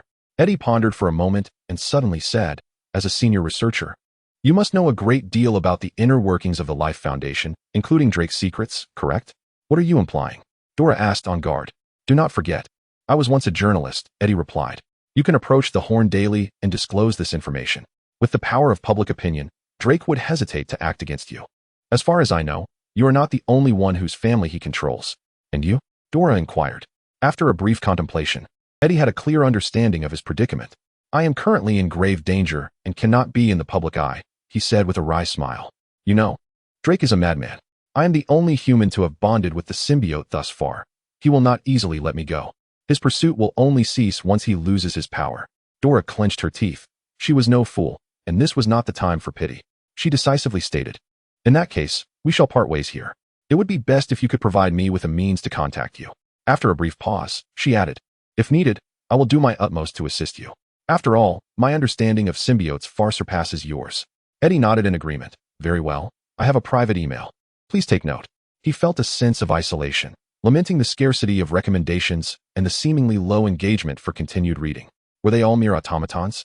Please cast a few votes to save the children. I plead for your support. Even the collections seem stagnant. Donations are at your discretion. The meager contributions I have received were obtained through deception. He sighed in despair. Chapter 19. The film is complete after parting ways with Dora. Eddie gazed pensively towards downtown San Francisco before turning and heading towards the suburbs. Suddenly, his expression changed, and his body involuntarily twisted. I'm hungry. I need to eat. A deep voice erupted in his mind. What? Eddie was taken aback. It was that voice again. This time, he was certain it was not a figment of his imagination, but rather a presence residing within him. What shall we eat? Eddie could not muster a smile, displaying a look of resignation as he raised his hands in disbelief. In this state, you still wish to consume something? He recalled the moment he had forcibly escaped the experimental facility, having devoured a person's head in one bite. His face paled further, and his stomach twisted uncomfortably. Please don't tell me you crave human flesh. Before he could finish his thought, he found himself running with an extraordinary speed, propelled by an uncontrollable impulse. In New York, at the Horn Herald, Anton received an email. After reading its contents, he promptly contacted Phil, instructing him to go to a certain location in San Francisco to meet a woman, Dora Scoos. Subsequently, Dora disclosed everything she knew without reservation to Anton and Phil. Under Anton's direction, Phil composed a lengthy news article, vividly detailing the entire sequence of events and the ambitions of Carlton Drake, though the extraterrestrial element, namely the symbiotes, was veiled behind the guise of a mysterious experiment. Naturally, Phil, utilizing Dora's descriptions and his own imagination, crafted an image of a supervillain, illustrating how Drake had cruelly harmed lives, disregarded the humanity of the homeless, and threatened researchers' families with cold indifference.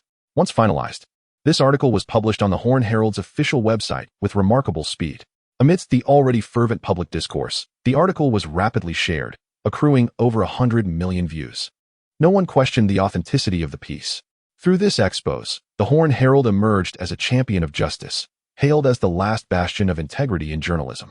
Originally held in high regard by the citizens of New York, the Horn Herald had now solidified its status as the foremost news source in the hearts of New Yorkers and, indeed, all Americans. Well done, Anton. I knew I was right about you. Norman Osborn perceived the shifting tides of public opinion online, which, like the final straw that broke the camel's back, extinguished any last possibility of rescuing the Life Foundation. Elation surged within him, and he could not help but praise. Jameson, you have discovered a perfect heir. Amidst the uproar of public sentiment and the exposure of internal machinations, even those politicians who had been allies of Drake could not safeguard the Life Foundation, allowing the situation to unfold unchecked. One can easily surmise that the only entity capable of mending the aftermath would be Oscorp. Contemplating this, Norman summoned his secretary and formally proposed the acquisition of the Life Foundation as an agenda item for the board members. He was determined to swiftly consolidate the narrative within Oscorp and subsequently seize the Life Foundation. His typically stern visage broke into an uncommon smile. He had been an audience member at Drake's press conference, but what delighted him most was not Drake's impassioned speech, but rather the unforeseen incident that occurred at the conference's conclusion, Eddie kicking down the iron door. A fire ignited in his eyes. I must possess it. Having completed his musings, he pressed a button on his desk.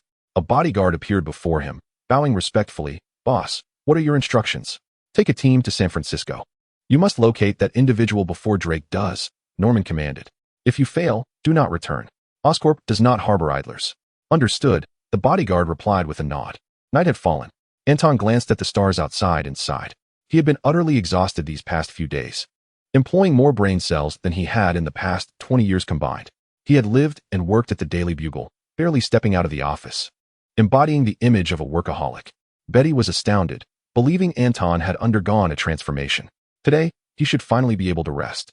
As Anton departed the Daily Bugle and drove home, he discovered that Jonah Jameson was still away, causing his lips to twitch in annoyance. The retirement life of the wealthy was indeed enviable. The thought of living such a life decades from now brought him great joy. Time passed swiftly. In recent days, the Daily Bugle had ceased its relentless pursuit of the Life Foundation, only occasionally releasing press statements to follow up on developments concerning it. As a hot topic, these articles garnered significant clicks, leading to an increase in newspaper sales, resulting in substantial profits. It appeared that the Life Foundation had accepted its fate and resigned itself, showing no reaction. Yet Anton understood that the Life Foundation was not unresponsive. Rather, they were disinclined to engage with the idle chatter. They were actively pursuing Eddie. In this matter, Anton felt powerless to assist. With Eddie's current prowess, managing the forceful pursuit of the Life Foundation poses little challenge. Anton can only compensate Eddie financially, sending him a substantial sum for his living expenses. This is all that Anton can do at this moment. It would be unreasonable to expect Anton to personally step in and assist Eddie in combat, especially since he has yet to master the Batman suit. Should he impulsively rush to San Francisco, the outcome of the confrontation remains uncertain. It is noteworthy that Eddie's identity is virtually impossible to conceal under the Life Foundation's exhaustive investigation, which includes Dora as well. Within the Life Foundation, the specifics of how Eddie and Dora escaped have been meticulously uncovered. Drake, in his fury, refrains from making any public statements. Instead, he gestures grandly, releasing the families of senior researchers, as if to demonstrate sincerity in this regard, implying a willingness to endure scorn. During this period, Anton finally receives some good news. The film has been completed. After nearly 3 months, Batman, The Shadow of the Night has entered post-production. In the previous timeline, Nolan took 129 days from start to finish for this film. Anton, standing on the shoulders of giants, has managed to achieve a similar feat in approximately 90 days. Post-production involves another dimension of work, namely editing, voiceovers, subtitling, and special effects. The most time-consuming aspect, the special effects, had already been concurrently prepared during filming, leaving only the addition of effects shots to be completed, making this the simplest part of the process. With the editor bringing the footage to New York, Anton immersed himself in the editing room. He spent an entire day collaborating with the editor to finalize the editing approach. Subsequently, with a seamless flow, he produced a 140-minute blockbuster in just 3 days. The tasks of voiceovers and subtitles required no involvement from Anton. Upon viewing the finished product, he breathed a sigh of relief, feeling a sense of accomplishment. When Jim arrived in New York and saw the completed film, he too was taken aback. Jim had not anticipated that a rushed film could exhibit no signs of haste. Many shots seemed meticulously crafted, captivating the audience. This is the result of a director whose vision flows freely and whose inspiration is abundant. Anton, you are a genius, Jim exclaimed, his previous complaints dissipating in an instant upon witnessing the final cut. Thank you for the praise. Now the priority is to find a distributor and amplify our promotional efforts. Anton replied, the Batman novels enjoy considerable renown in New York. You've made a strategic move, Jim remarked. I suggest holding the premiere in New York. And if you can invite Tony Stark, it would significantly ease our efforts. Of course, Anton responded with a mysterious smile. After all, this is a film backed by Tony. He will surely attend. Thanks for the generous tips. Capturing a wild reader. Today's earnings are quite rewarding. Chapter 20. The premiere. Jim swiftly located the film distributor. Given the Jameson family's background, coupled with Jim's experience as a former leading producer and his extensive network developed over many years in the industry, arranging for a theatrical release was far from challenging. Even the intricacies of scheduling, such as determining screen time allocation, could be effortlessly resolved. It is worth noting that in Batman, The Mystery of the Shadow, the most significant figure was not the celebrity starring in the film, but rather the investor, Tony Stark. A young heir, a genius inventor, a super-wealthy magnate, and many other illustrious titles adorned him. In the public eye, he exuded a flamboyant and ostentatious persona.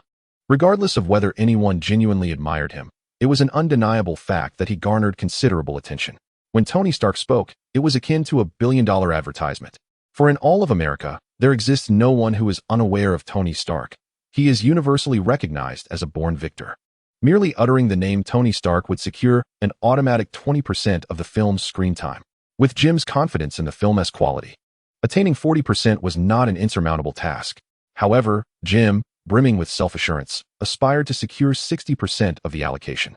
To achieve this, it was imperative to overshadow competing films released concurrently. Moreover, after years of obscurity, Jim had finally glimpsed the possibility of a resurgence. He would undoubtedly exert every effort to seize this fleeting opportunity. Employing every tactic at his disposal, he established a release date and simultaneously orchestrated a premiere event, launching a comprehensive promotional campaign. Batman: The Mystery of the Shadow had become quite the sensation in New York as a recently acclaimed novel. Anton's previous preparations bore fruit. Upon learning that a film adaptation of this novel was imminent, numerous fans congregated in the forum created by the Horn Herald specifically for the book, engaging in lively discussions daily. Concurrently, news of Tony Stark's lavish $50 million investment in the film circulated widely among the crowd. A group of elite heirs recalled the wager made between Anton and Tony Stark on that fateful day, igniting rampant speculation. The film, it was rumored, originated from a bet between two wealthy heirs. Some were filled with curiosity, while others outright declared it would be a terrible film, vowing never to watch it. Yet, Anton further disseminated the information that the creative concept for Batman actually stemmed from Tony Stark. With his parents' untimely demise, he inherited a vast fortune, outwardly a playboy, yet privately quite serious, constantly contemplating how to save the world. People largely agreed with the first part of this statement, while opinions diverged on the latter. A businessman in the arms trade, one might jest that he spends his days pondering world salvation, which would be deemed a dark humor. It seemed more fitting for him to be preoccupied with instigating wars, aligning with the public's perception of an arms tycoon. Nevertheless, amidst the relentless barrage of such news, the film Batman attracted significant attention, leading to a substantial increase in exposure. Anton examined the system space, and the Batman fan value surged to 800,000. The film had yet to be released, and this influx of fans was solely attributed to the novels. In a certain sense, publishing 10 more novels could barely suffice to amass the fan value required to acquire the Batman armor. However, with the film's premiere looming, Anton had little inclination to ponder such matters. As long as he could elevate Batman's notoriety, attracting newcomers would not be a concern. Gathering 998 million fan value should prove to be a trivial endeavor. He retrieved his phone and called Tony Stark, only to receive a few sardonic remarks in return. Ultimately, Tony agreed to attend the premiere. A man of boundless curiosity, Tony's penchant for mischief was well known. In essence, he was profoundly intrigued by the film, not for its content, but rather for the opportunities it presented to mock Anton. Tony was well aware of what Anton was capable of.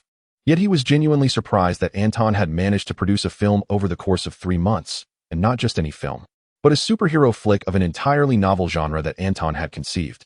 "Jarvis, I need to speak with Pepper," he said, recalling their wager. With a chuckle, Tony added, "Hey, darling, could you postpone my trip to Afghanistan? There's something rather amusing awaiting me. Oh, and by the way, I might need a female companion for the premiere. Would you care to be my date?" On the day of the premiere, it commenced with Jonah Jameson in attendance. "I shall look forward to it," he remarked with a grin. "Let us hope this film does not induce slumber." "You certainly won't be disappointed," Anton replied confidently, patting his chest. Following the customary speeches and a flurry of photographs from the press, the film was about to begin. At that moment, Tony Stark made his grand entrance. Albeit fashionably late, his companion was Pepper Potts, affectionately known as Pepper. Anton was no stranger to her. She had often been the one to manage Tony's affairs at various parties. Over the years, it seemed only she could keep Tony in check. "You really do have a penchant for tardiness, Tony," Anton greeted him. "Anton, I look forward to you becoming my errand boy after the film," Tony chuckled heartily. Over the past 3 months, he had nearly forgotten about their wager. Tony rarely dwelled on personal matters, including the $50 million he had wagered, a sum that was insignificant to him. Yet with the film's release and the frenzied publicity surrounding it, the memories of his rivalry with Anton resurfaced. "I hope you can still utter such words after watching the film," Anton shrugged. "You don't truly believe you can create anything memorable, do you?" Tony curled his lips, pulling Pepper to a seat, contemplating that as long as he feigned disinterest, he could rise and depart at any moment, returning only when the time was right. After all, he would not allow Anton to slip away from under his watchful gaze. Meanwhile, in San Francisco, at the headquarters of the Life Foundation, Carlton Drake sat in his spacious office, gazing out at the bright scenery, his expression dark and foreboding, as if a storm cloud loomed overhead. He slammed the documents in his hand against the face of his head bodyguard. How many days had it been? Drake erupted in fury, spitting words. For a mere eddy. How many days have you pursued him? And at what cost? You still cannot capture him. What use are you to me? Boss, aside from us. Others are also after him. The head bodyguard dared not retort, speaking in a hushed tone. Their equipment is superior and quite specialized. They seem to be affiliated with Oscorp. Norman Osborn, that bastard. Drake clenched his fists. With the might of the Life Foundation, confronting Oscorp head-on was beyond his reach. However, Oscorp was ultimately based in New York. Norman Osborn's influence might extend to San Francisco, but the age-old truth that a strong dragon cannot crush a local snake had long been validated. Otherwise, the Life Foundation would have long been a mere pawn in Oscorp's game. Yet, the crux of the matter was that, given the current situation, the Life Foundation had no choice but to concede and swallow this bitter pill. The only chance for a turnaround lay in capturing Eddie, transforming the research results into data, and placing them on the desk of the San Francisco city government. At that point, those self-serving politicians would undoubtedly welcome the Life Foundation with open arms again. The symbiote was undoubtedly the trend of the future. This was not merely intuition. It was a certainty in Carlton Drake's mind. And what else? Drake cast a glance at the head bodyguard.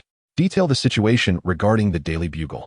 The current actual controller of the Daily Bugle was Anton Jameson, the grandson of founder J. Jonah Jameson, with whom Eddie had a close relationship during his tenure as editor-in-chief.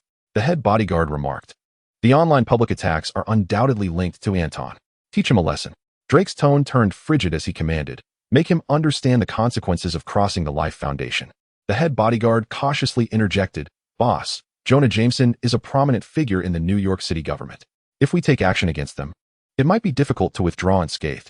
The San Francisco city government is already quite displeased with us if we offend them completely over this matter." Drake's expression darkened, his teeth nearly grinding to blood. He felt trapped, hindered at every turn. Damn it, Drake seethed with rage. "In any case, I want you to teach him a lesson. He must understand the fate that befalls those who offend the Life Foundation." Yes, the head bodyguard dared not argue further, bowing his head in acquiescence before exiting the office. Drake took a long time to calm down. He contemplated the Osborn Corporation. "Norman, acquiring my company is utterly impossible." A glint of coldness lurked in Drake's eyes. "Anton Jameson, do not presume that hiding in New York will spare you. Regardless, you shall pay the price." Chapter 21. The crucial moment the film commenced, revealing Bruce Wayne's upbringing, evoking a sense of empathy in Tony Stark. The conflicts between Tony and Howard gradually surfaced as the former matured and his character evolved. The discord reached its peak just before the untimely demise of the Howards in a car accident, leaving Tony estranged from his father for an extended period. By the time Tony genuinely felt remorse for Howard's death, it was too late. In this regard, Bruce Wayne's plight was even more tragic. He lost his parents before he could truly grow up. At a tender age, his family's enterprise was usurped, leaving only the butler by his side. Even in the presence of his childhood sweetheart, Rachel, he was hesitant to confront his feelings. Tony Stark grew increasingly frustrated as he watched. Just as he considered stepping away, Bruce Wayne, within the film, made a pivotal choice. He resolved to leave Gotham City, assume a new identity, and traverse the globe in search of the most effective methods to combat crime, instilling fear in the hearts of the most nefarious villains. He embraced his father's legacy, determined to transform the decaying Gotham City. He trained rigorously in the snowy mountains, acquiring strength from the League of Assassins.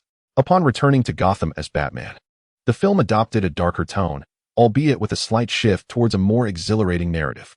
Bruce Wayne reclaimed control over his family's business, instructing Lucius Fox to develop combat armor.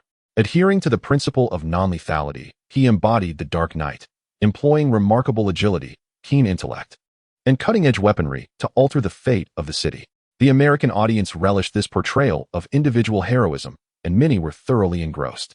Ultimately, the arch-nemesis was revealed to be none other than Bruce Wayne's mentor, the leader of the League of Assassins, Henry Duckard. This dramatic twist astonished the viewers, presenting an unexpected yet logically coherent storyline that reflected the writer's earnestness. After Bruce Wayne vanquished the antagonist, the screen faded to black, followed by a post-credits scene hinting at a sequel. Before the credits rolled, the audience understood that the film had come to a definitive close. Applause erupted spontaneously. Tony wore a solemn expression. Though he was reluctant, he could not deny the film's brilliance. It adhered to the classic three-act structure: introduction, climax, and conclusion. The creative prowess displayed by Anton in this film left Tony incredulous. as he recalled the old friend he once knew. Many affluent young patrons present to watch the film applauded in admiration, viewing Anton in a new light. Many present witnessed the credits roll at the film's conclusion, revealing the names of the creative team. Director, Anton. Screenwriters, Anton and Browning. Editor, Anton. Anton's presence was felt in several key roles. Despite the somewhat jarring names of the several assistant directors, those familiar with Anton were nearly beside themselves with excitement, particularly Betty, who stood beside him. Jameson felt a deep sense of satisfaction, believing that Anton had finally discovered his true calling. Coupled with Anton's recent accomplishments at the Horn Herald, Jameson was confident that even a century from now, Anton would elevate the Jameson family to even greater heights. "Thank you all," Anton stated as he took the stage. Composed and engaging, exuding confidence after witnessing the audience's reaction to the film's success. Although Tony foresaw his own defeat and was deeply displeased, he refrained from resorting to underhanded tactics to undermine Anton's triumph. While he could be petty, he maintained a certain dignity. Otherwise, given the relentless theft and slander from the Hammer Group, another arms dealer, against Stark Industries, he would have long since lost his temper. "You've only bested me once," Tony remarked sternly, "but I have triumphed over you countless times at previous parties. Do not let your victory cloud your judgment. I assure you, there will not be a second time. We shall see." Anton, with an air of indifference, responded. As the defeated party today, Tony found himself unable to retort, his frustration mounting as he chose to ignore Anton entirely, even neglecting to acknowledge the female star, hastily departing with Pepper.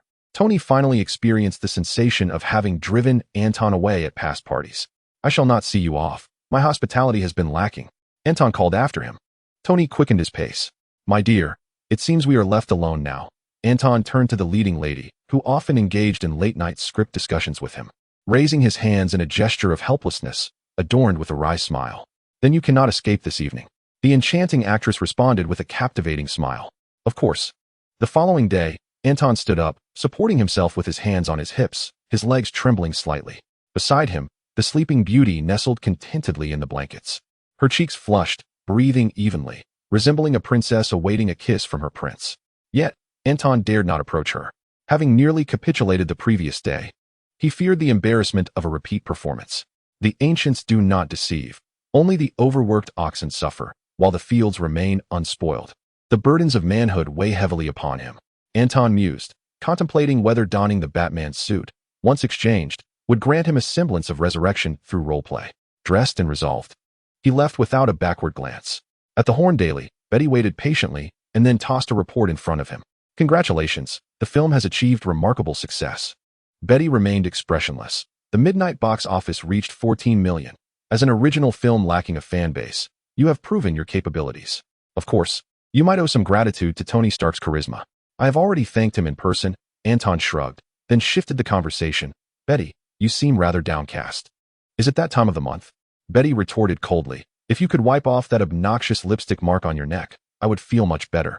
"Oh," Anton smirked, lowering his voice with feigned sincerity.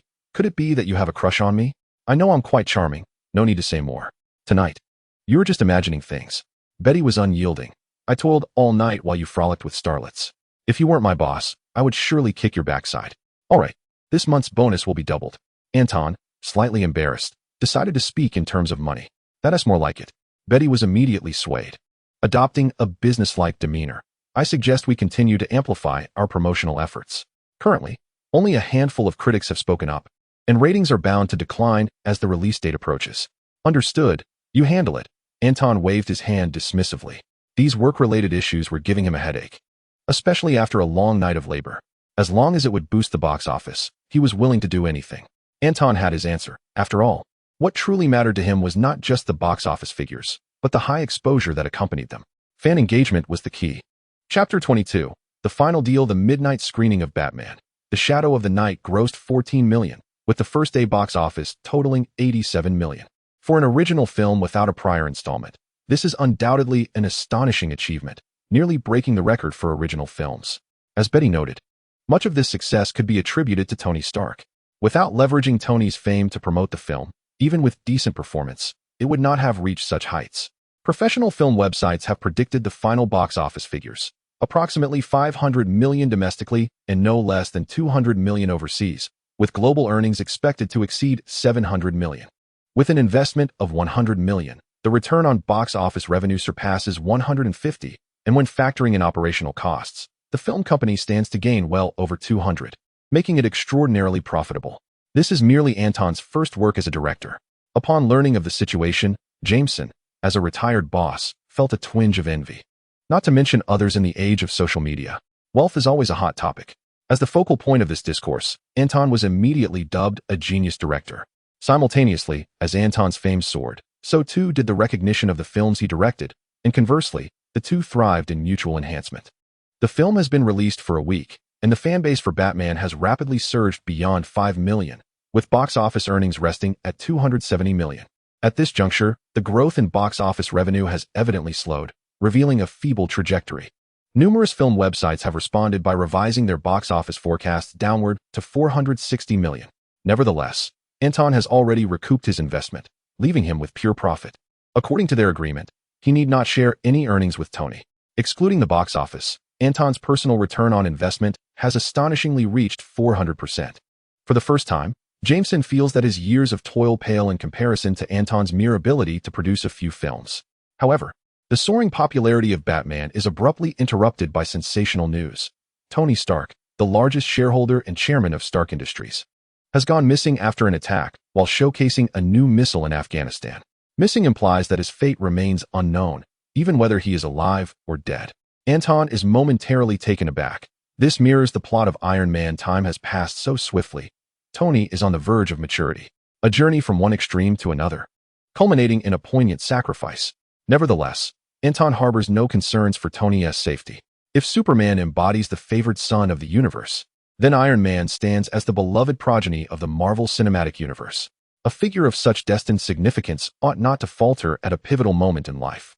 Once Tony returns, he shall undoubtedly become Iron Man. Anton stroked his chin, suddenly inspired by a thought. He dialed Betty. "Boss, how may I assist you?" Betty inquired. Seated at her desk, glaring at the closed door of the boss's office, harboring resentment for Anton's absence. Is this the life of a boss? To simply skip work at will? Envy. Have you heard about Tony's disappearance? Anton stated candidly. Of course, replied Betty, perplexed. This news has caused a nationwide stir, even igniting discussions globally. After all, it's Tony Stark, a prominent arms dealer. Let us not forget that Batman is a film backed by Tony Stark. Anton characterized the situation. The creativity behind Batman stems not solely from me, but also from Tony's vision. It is a posthumous work of Tony Stark. Posthumous work? Betty was taken aback. Boss, you are indeed a genius. She inhaled sharply. I truly wish to dissect your heart to see if it is black. Profiting is nothing to be ashamed of, Anton scoffed. Hurry up and promote this. If I do not see an increase in box office earnings by tomorrow, I shall terminate your employment. Your heart must be black. I need not dissect it to know. Betty sighed. Anton gleefully opened the system's fanbase interface. 8 million. This aligns splendidly with Anton's expectations. Based on his estimations, by tomorrow at the earliest, or the day after at the latest, the Batman armor will be his to claim. San Francisco. Drake received a message from the head of his security detail and gazed at the computer screen, where the name of the so-called genius director appeared, a triumphant smile spreading across his face. Genius director? Drake murmured to himself. Soon. For every soul that elevates you to greatness, an equal number shall lament your fall. Meanwhile, in Manhattan's financial district, at the Continental Hotel, Winston was handed a photograph by one of his subordinates, revealing a flicker of surprise on his face. As the proprietor of the Continental, he had diligently built an extensive network over 30 years in the underbelly of New York, possessing intimate knowledge of its celebrities. The individual in the photograph was a figure currently at the center of national discourse. However, considering the party that issued the order, Winston found no surprise, feeling instead that the retribution had come far too late. A bounty of 10 million. He narrowed his eyes, reflecting, even in the midst of trouble, the wealth remains unabated. Winston, you summon me? John Wick approached Winston. At this moment, he had already arranged his retirement date with the Continental. John, this is your final task before retirement, Winston remarked with a smile. John Wick glanced at the young man in the photograph and accepted the dossier Winston handed him, perusing it with a stoic expression for several minutes. Should I say thank you? He inquired flatly. No need for formality. I shall consider it said. Winston waved his hand, his tone gentle. After all, it is your last assignment, and I hope it allows you a glimpse of the tedium that awaits in retirement. Should you wish to return, you are always welcome. I will not return, John Wick replied coolly, turning away. Farewell, Winston. Farewell. Winston's gaze became distant as he sat regally on the sofa, akin to a king observing his knight set forth on a quest. In truth, this was indeed the case. For Winston, the ruler of the Continental, John, the king of assassins, was akin to his most formidable knight. Regrettably, the finest tool was about to retire. It was time to discover new talent. Winston fell into contemplation. On the other side, after leaving the Continental, John Wick entered his vehicle, accompanied by his dog in the passenger seat, and drove to an upscale residential area where every house was worth tens of millions. Having devoted so many years to the Continental and tirelessly taken countless lives, he could likely afford only the least expensive of these opulent homes. Yet, John Wick felt no stirrings within. Such a man, in most circumstances, had cast aside excess emotions, particularly jealousy and anger. Reflecting on this being his final job, a subtle shift occurred in his gaze. As a paragon among assassins, Winston had shown mercy by not assigning him a task that was nearly impossible to accomplish for his last endeavor. Neither a gangster nor a retired agent, and certainly not a veteran soldier, but merely an unprepared and unassuming genius director. How could this not be a trivial matter for a man renowned as the king of assassins? Chapter 23. The Armored Man. Tony Stark, you are truly a benefactor in my life. Anton was overjoyed upon reaching the threshold of fan value, ecstatic enough to perform a tap dance on the floor. He had anticipated waiting until the morrow to exchange for the Batman Master template, but unexpectedly, following Betty's timely announcement of Tony's posthumous work to promote the film, the Batman movie soared to the trending list, captivating countless admirers once more. Those who had previously lacked interest in the film decided to purchase a ticket in honor of the late Tony. After watching the film, many of them found Batman utterly impressive, feeling their journey worthwhile, and thus joined the ranks of Batman's fan club, contributing both financially and through their enthusiasm. The surge in fan value was astonishingly rapid. From day to night, the increase rivaled that of the film's premiere day, when fan value peaked. Exchange. Anton immediately entered the system space, redeeming the foundational template of Batman. A miraculous transformation occurred. Anton, standing just over 1.8 meters, suddenly shot up a few centimeters to reach 1.88. His muscles coiled and tightened, each fiber pulsating with explosive power, particularly the sharply defined 8-pack abs, as solid as a meter-thick steel plate. Simultaneously, a flood of information filled his mind. Before him, a skill panel emerged, visible only to him, displaying a series of text: ultimate physicality, vast knowledge, indomitable will, martial arts master, detective master, tactical master, language master, intimidation expert, interrogation master, skill master, escape master, disguise master, tracking master. A dense array of skills ignited to life. Gasping in awe, Anton marveled at the extraordinary nature of Batman. With the insights just gleaned, he felt a profound respect for Batman's relentless dedication.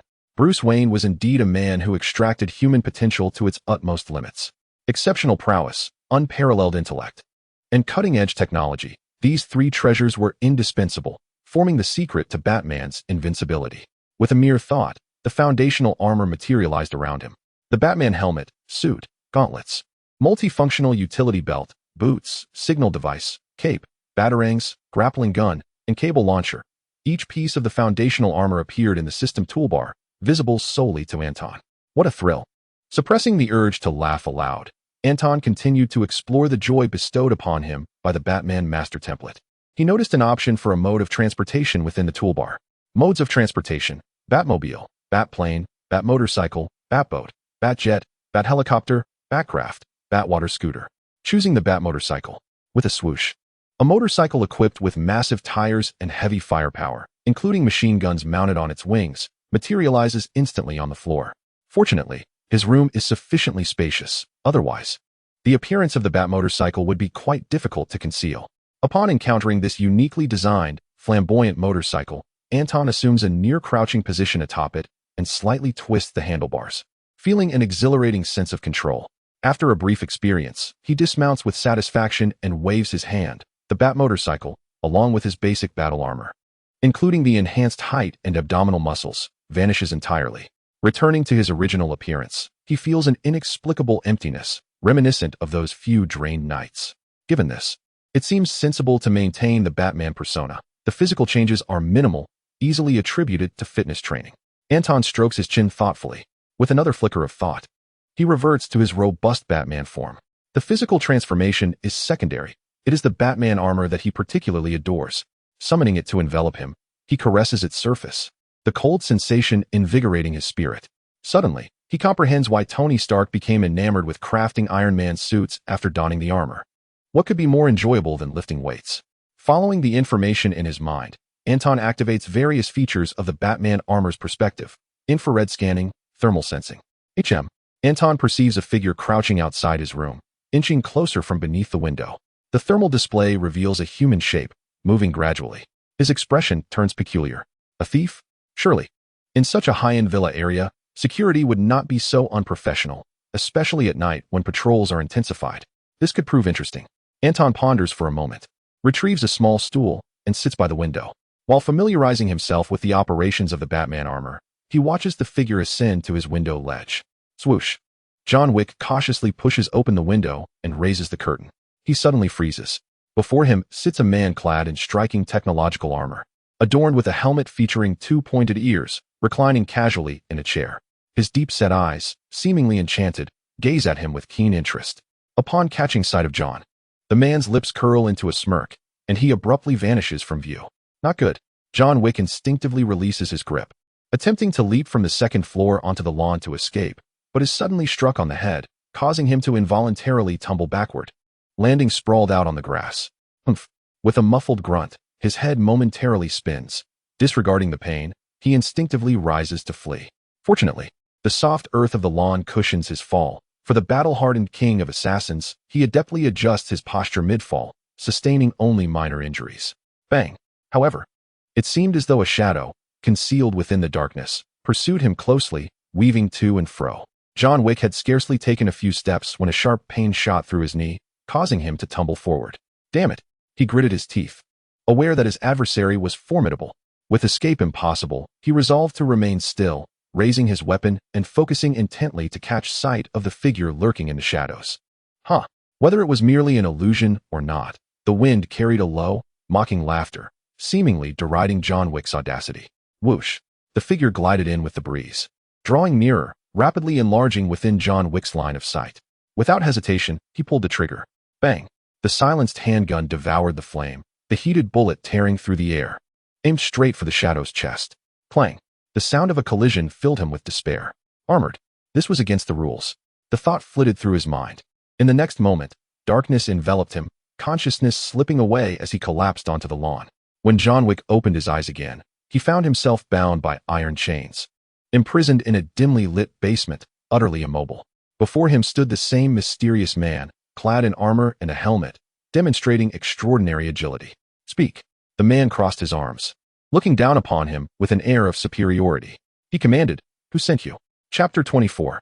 Trust from the old man. John Wick quickly regained his composure, meeting the armored man's gaze without a hint of fear or trepidation.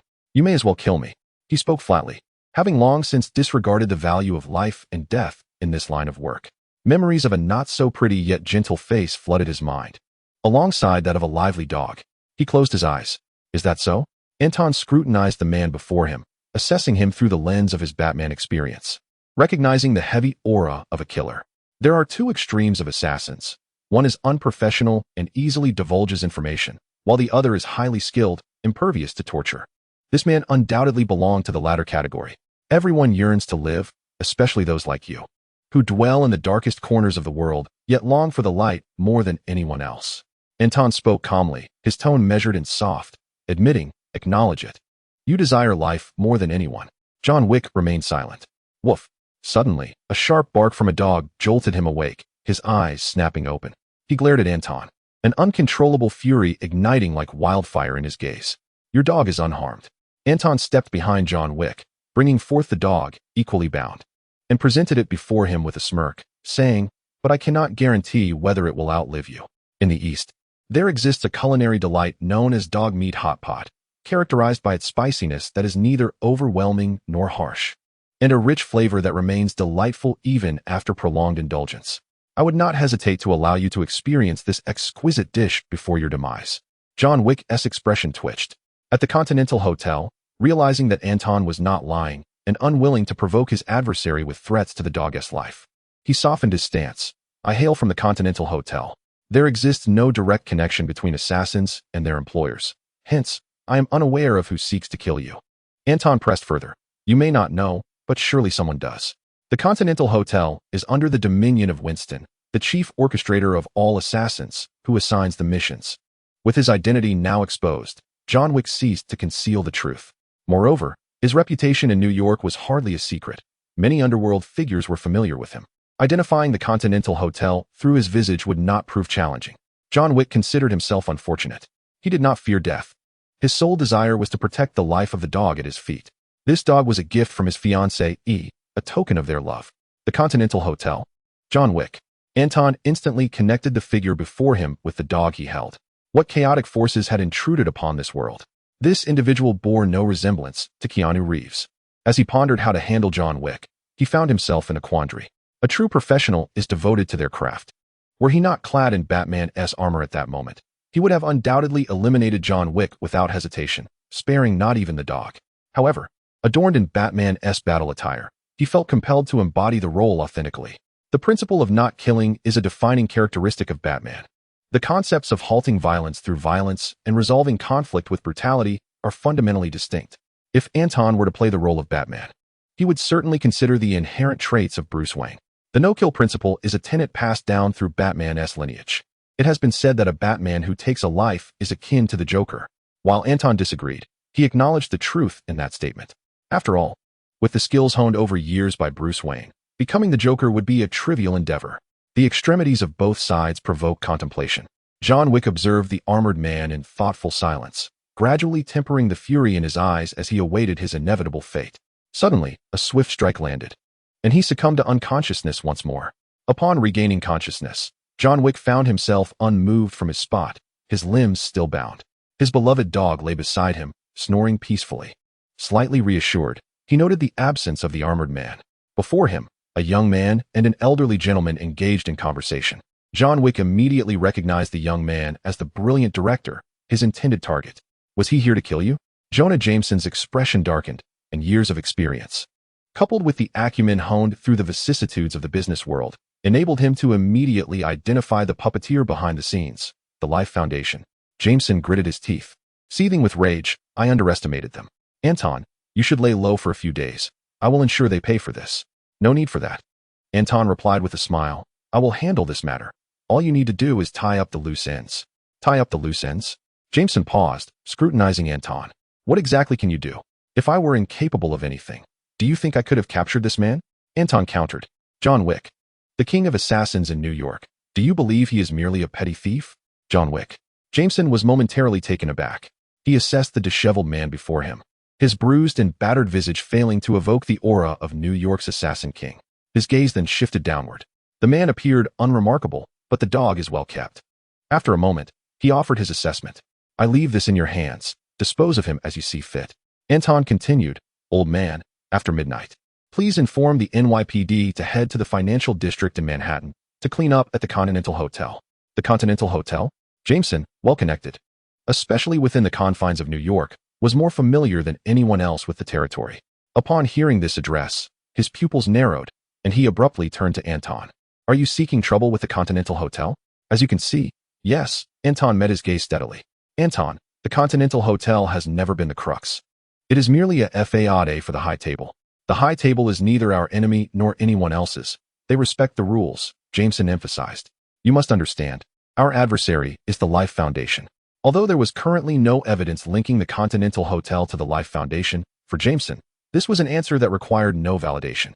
You are correct, the Continental Hotel is not my enemy. However, since they accepted an unfulfillable task, they must face the consequences, Anton implied. Moreover, my purpose at the Continental Hotel is not for their sake. Jameson furrowed his brow, vaguely grasping Anton's intent. Yet, he remained perplexed about the source of Anton's unwavering confidence. He opened his mouth, but ultimately said nothing. He watched as Anton departed the basement, and through the surveillance monitor, observed Anton enter the vehicle that John Wick had brought, marveling at how the boy had truly grown up. With a roar, a 1969 Ford Mustang departed the villa. Jameson withdrew his gaze and turned to John Wick, musing for a moment. The king of assassins in New York, John Wick, a name I have long respected. Jonah Jameson stroked his chin and withdrew an antique revolver, aiming it at John Wick's head. The latter calmly regarded the barrel of the gun. I have heard that you are preparing for retirement. Are you interested in a job change? Suddenly, Jonah Jameson's eyes sparkled as he lowered his weapon and declared, "If Anton can resolve the situation at the Continental Hotel, you may remain in my service. If he fails, I shall take your life." This deal was decidedly inequitable. John Wick had no choice in the matter. Yet he could sense the overwhelming confidence radiating from Jonah Jameson at that moment. Why? John Wick gazed at Jameson.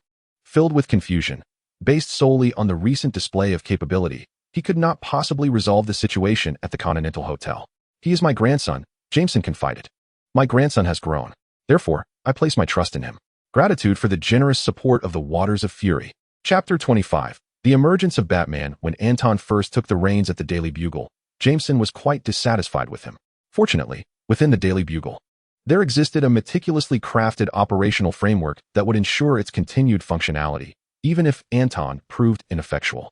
Jameson's dissatisfaction peaked when Anton shifted the conversation to his desire to make a film. However, as his only grandson, Jameson reluctantly acknowledged Anton's ambitions. After all, ambition is a commendable trait.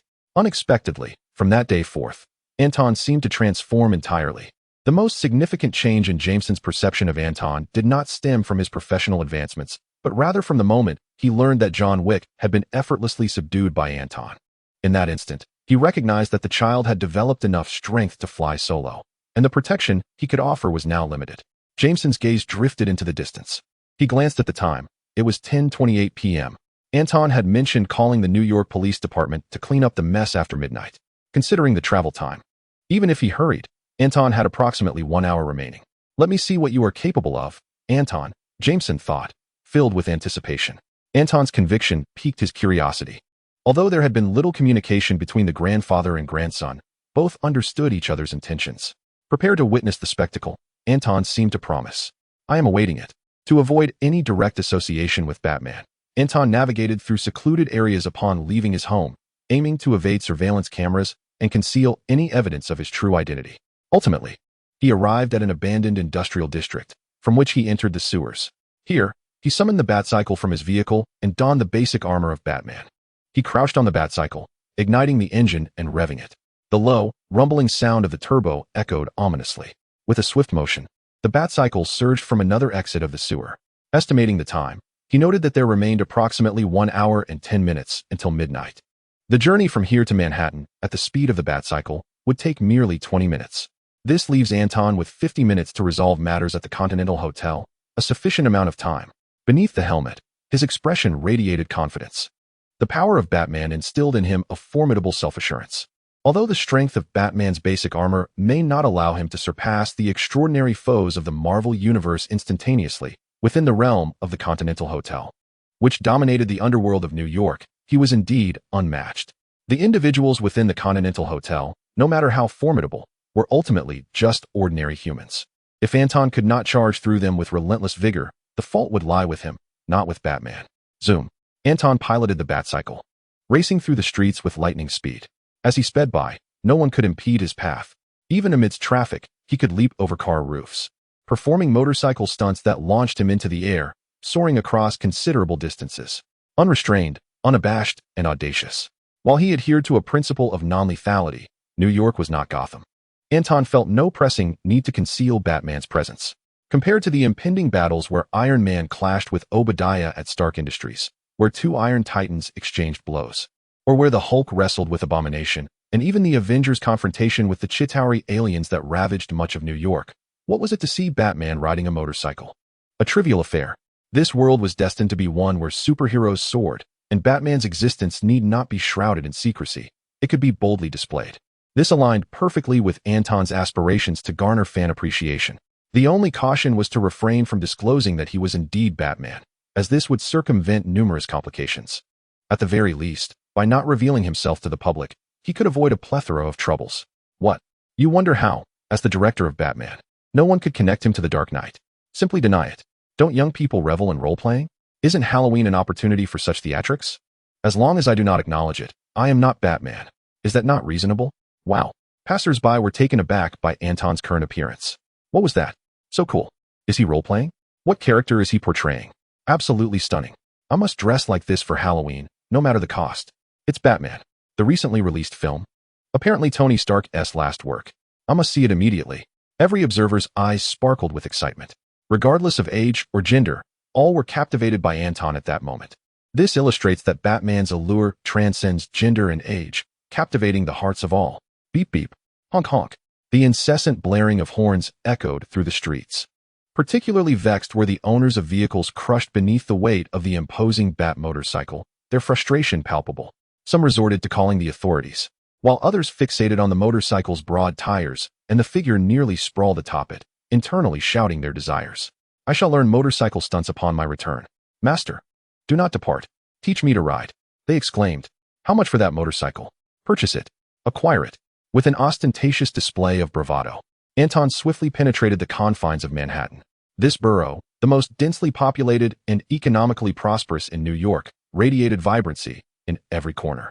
Here, police patrolled day and night, their presence so ubiquitous that it was unfathomable to those from impoverished neighborhoods. Merely minutes after Anton's entry into Manhattan, he was spotted by patrolling officers, exacerbated by numerous reports of his brazen antics. Speeding, deliberately damaging others' vehicles. The officers instinctively yearned to pursue him, yet were abruptly halted by a command crackling through their communication devices. Do not chase. After midnight, all officers in the Manhattan precinct are to assemble at the Continental Hotel. That will be the moment for apprehension. The officers stood bewildered. Yet, the machinations of higher-ups were not for the likes of them to comprehend. Adhering to orders was their means of survival, and they complied without question. As Anton neared the vicinity of the Continental Hotel, numerous shopkeepers sensed the anomaly, ceasing their operations and retrieving firearms from beneath their counters, poised for confrontation. Even passers-by, seasoned in the art of caution, retreated into corners, warily observing the fleeting shadow that sped past. In horrified astonishment, they witnessed the man clad in peculiar armor, piloting the stunning motorcycle, barreling through the street and straight into the Continental Hotel. Some were left dumbfounded. Is he seeking his demise? Close the doors. A nearby individual, with a grave expression, remarked. This matter bears no relevance to us. Regardless of how the Continental Hotel responds, it is wise we remain uninvolved. Indeed, another agreed, nodding, a look of regret crossing his face. What a pity for that motorcycle and that attire. The armor is quite striking. Suddenly, the other recalled, by the way, that design, haven't we seen it somewhere before? They exchanged glances, yet the answer eluded them. Chapter 26. Initially, I intended to pen 2 chapters. At the entrance of the Continental Hotel, a bellboy widened his eyes as the motorcycle, with its enormous tires, charged toward him, prompting a hasty sidestep. Thunderous. The hotel's bulletproof glass shattered explosively, along with the steel framework, which crumpled like parchment beneath the motorcycle's relentless force. With a series of screeching sounds, the motorcycle skidded across the lobby floor, leaving bold black tire marks in its wake. Finally, it came to a halt. The man dismounted his motorcycle, clad in an all-black suit of armor, adorned with a helmet featuring pointed ears. His eyes, imbued with a cold glint, scanned the surroundings with an air of composure. At the entrance, a nimble server, having narrowly evaded him, sprang into action. He hastily drew a firearm, aiming it at the man before him. Batman, he muttered, recalling the recently released blockbuster and the character it portrayed. Who is this lunatic? Don't move. If you think you can wreak havoc at the Continental Hotel, you might be mistaken. Bang. Anton remained expressionless, his large hand deftly flipping a bat-shaped shuriken. Swish. Blood gushed forth as the firearm fell to the ground. The server's wrist was severed, and he stood amidst a pool of crimson, clutching his mangled limb. His face contorted in agony as he gazed at the figure embodying a cinematic icon, overwhelmed by sheer terror. Is this for real? A single thought flitted through his mind. He had no intention of fighting back. The idea of revenge was too daunting to entertain. Grabbing his severed hand, he turned and fled. Such a formidable presence was not to be trifled with. As for his injury, he could seek medical attention swiftly. He had heard of a certain doctor, Strange, who was reputed to be quite skilled. Meanwhile, Anton's arrival had drawn attention within the Continental Hotel. Was there a disturbance? To commit murder within these walls was to defy the hotel's regulations. Do you wish to perish? Instantly, the guests began to retreat, and all other servers, including the assembled assassins, cast their gazes toward the center of the hall, where Anton stood beside his motorcycle. Rules? Anton regarded the speaker with a steely gaze, his voice a low rumble. I have come here to establish new rules. Kill him, someone shouted. No sooner had the words left his lips than guns were raised, and a chorus of triggers was pulled in unison. Whoosh. To their astonishment, the motorcycle vanished from sight. Equally absent was Anton, the man embodying Batman. Clack, clack, clack. A flurry of bat-shaped shurikens flew forth. The brightly lit Continental Hotel was suddenly engulfed in darkness. Shadows flickered incessantly. The bullets discharged, their fiery tongues illuminating only the towering silhouettes, unable to inflict harm upon the Batman cloaked in shadow. "Ah, where is he? Shet, I will kill you." In the upper echelons of the Continental Hotel, Winston received reports from his subordinates. As he activated the television-S surveillance feed, he was met with an impenetrable darkness. Yet, the cacophony of gunfire and the relentless cries of anguish echoed throughout the room. Who is this troublemaker? His brow furrowed deeply, eyes ablaze with fury.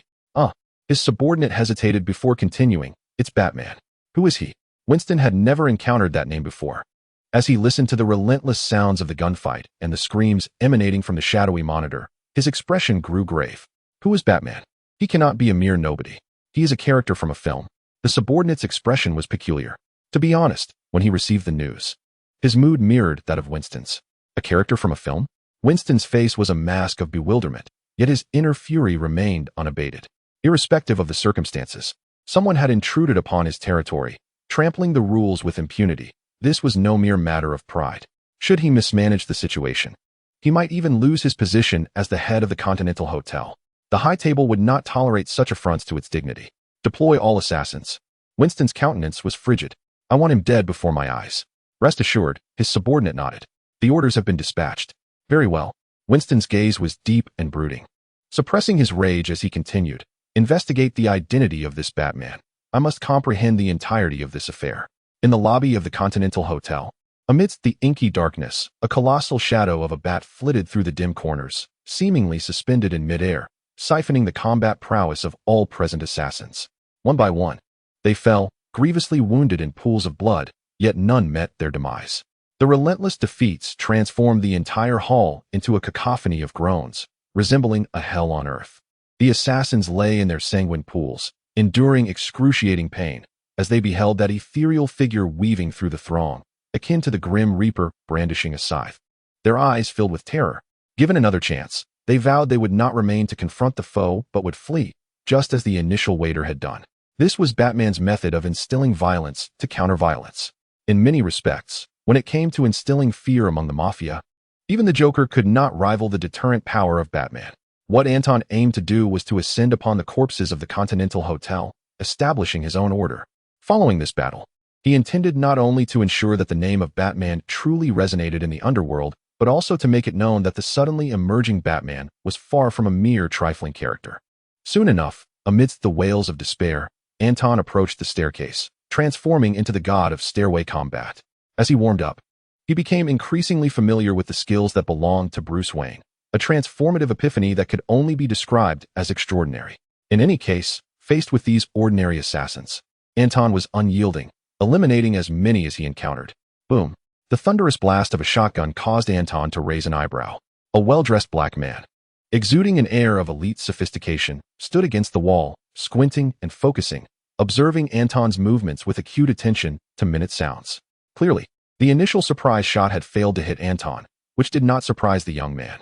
He was likely a killer of John Wick's caliber. The Continental Hotel boasted numerous talents, most of whom were adept in the arts of killing and interrogation. Alas, these were merely remnants of Bruce Wayne's legacy. Anton calmly strode down the corridor. Boom! The young black man pivoted and pulled the trigger. The basic armor of Batman, to put it plainly, surpasses mere spandex. In order to preserve agility, it merely incorporates a lightweight power system, unlike the ostentatious war suits capable of devastation.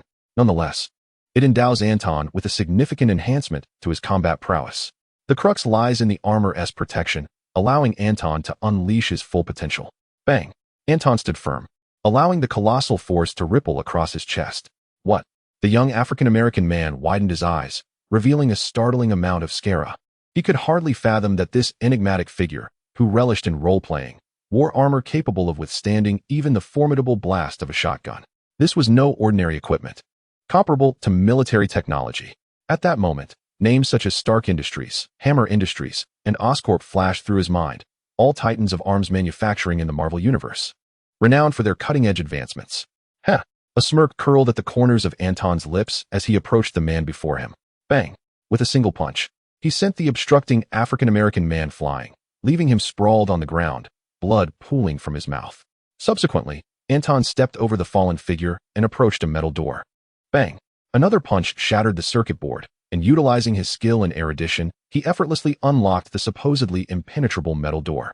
Inside the room, a man sipping whiskey from a glass glared at Anton with a grim expression. "Winston, I had initially thought you might allow me a couple of chapters." Anton expressed his disappointment. "Instead, I find you've lost one already. Thank you for the generous donation, Li Dihuan. Today's earnings amount to 75. I've been recommended for this afternoon at 2 p.m. By the way, I could use a few more votes to make the data look better. Friends reading this, don't forget to bookmark. Thank you." Chapter 27. Winston, I want to report a crime. "Winston, it is our first meeting. Out of respect, should I introduce myself?" Anton slowly advanced toward Winston, a smirk gracing the lower half of his face. Winston never anticipated that Anton could crack the code to enter this secure location. Hastily, he set down his glass and aimed his gun at Anton. At this moment, Anton's armor remained pristine, devoid of blood, still dark and devoid of luster. Yet, he had carved a path of destruction to this point, shattering countless bones and leaving many incapacitated, exuding an aura of lethal intent. Winston felt the weight of pressure, beads of sweat dotting his forehead. He understood that the gun in his hand held no efficacy against the armored man before him, yet he was reluctant to relinquish it. "In all the years since the Continental Hotel's inception, you are the first to breach its sanctum." He feigned composure and stated solemnly, "Batman, I care not who you truly are. This is the Continental Hotel, under the jurisdiction of the High Table. Should you kill me, you will not only offend every assassin in New York's underbelly, but also the High Table itself." This is hardly a conciliatory stance. Anton gazed at Winston, his voice calm, yet chilling the latter's spine. Winston comprehended that this matter could not be resolved amicably. Both parties understood that even if Anton were to spare Winston now, Winston would inevitably report to the High Table. "What do you intend to do?" Winston's complexion darkened. "Revenge." Anton remained remarkably calm. "You send someone to kill me, and I retaliate. Is that not reasonable? You intend to kill me?"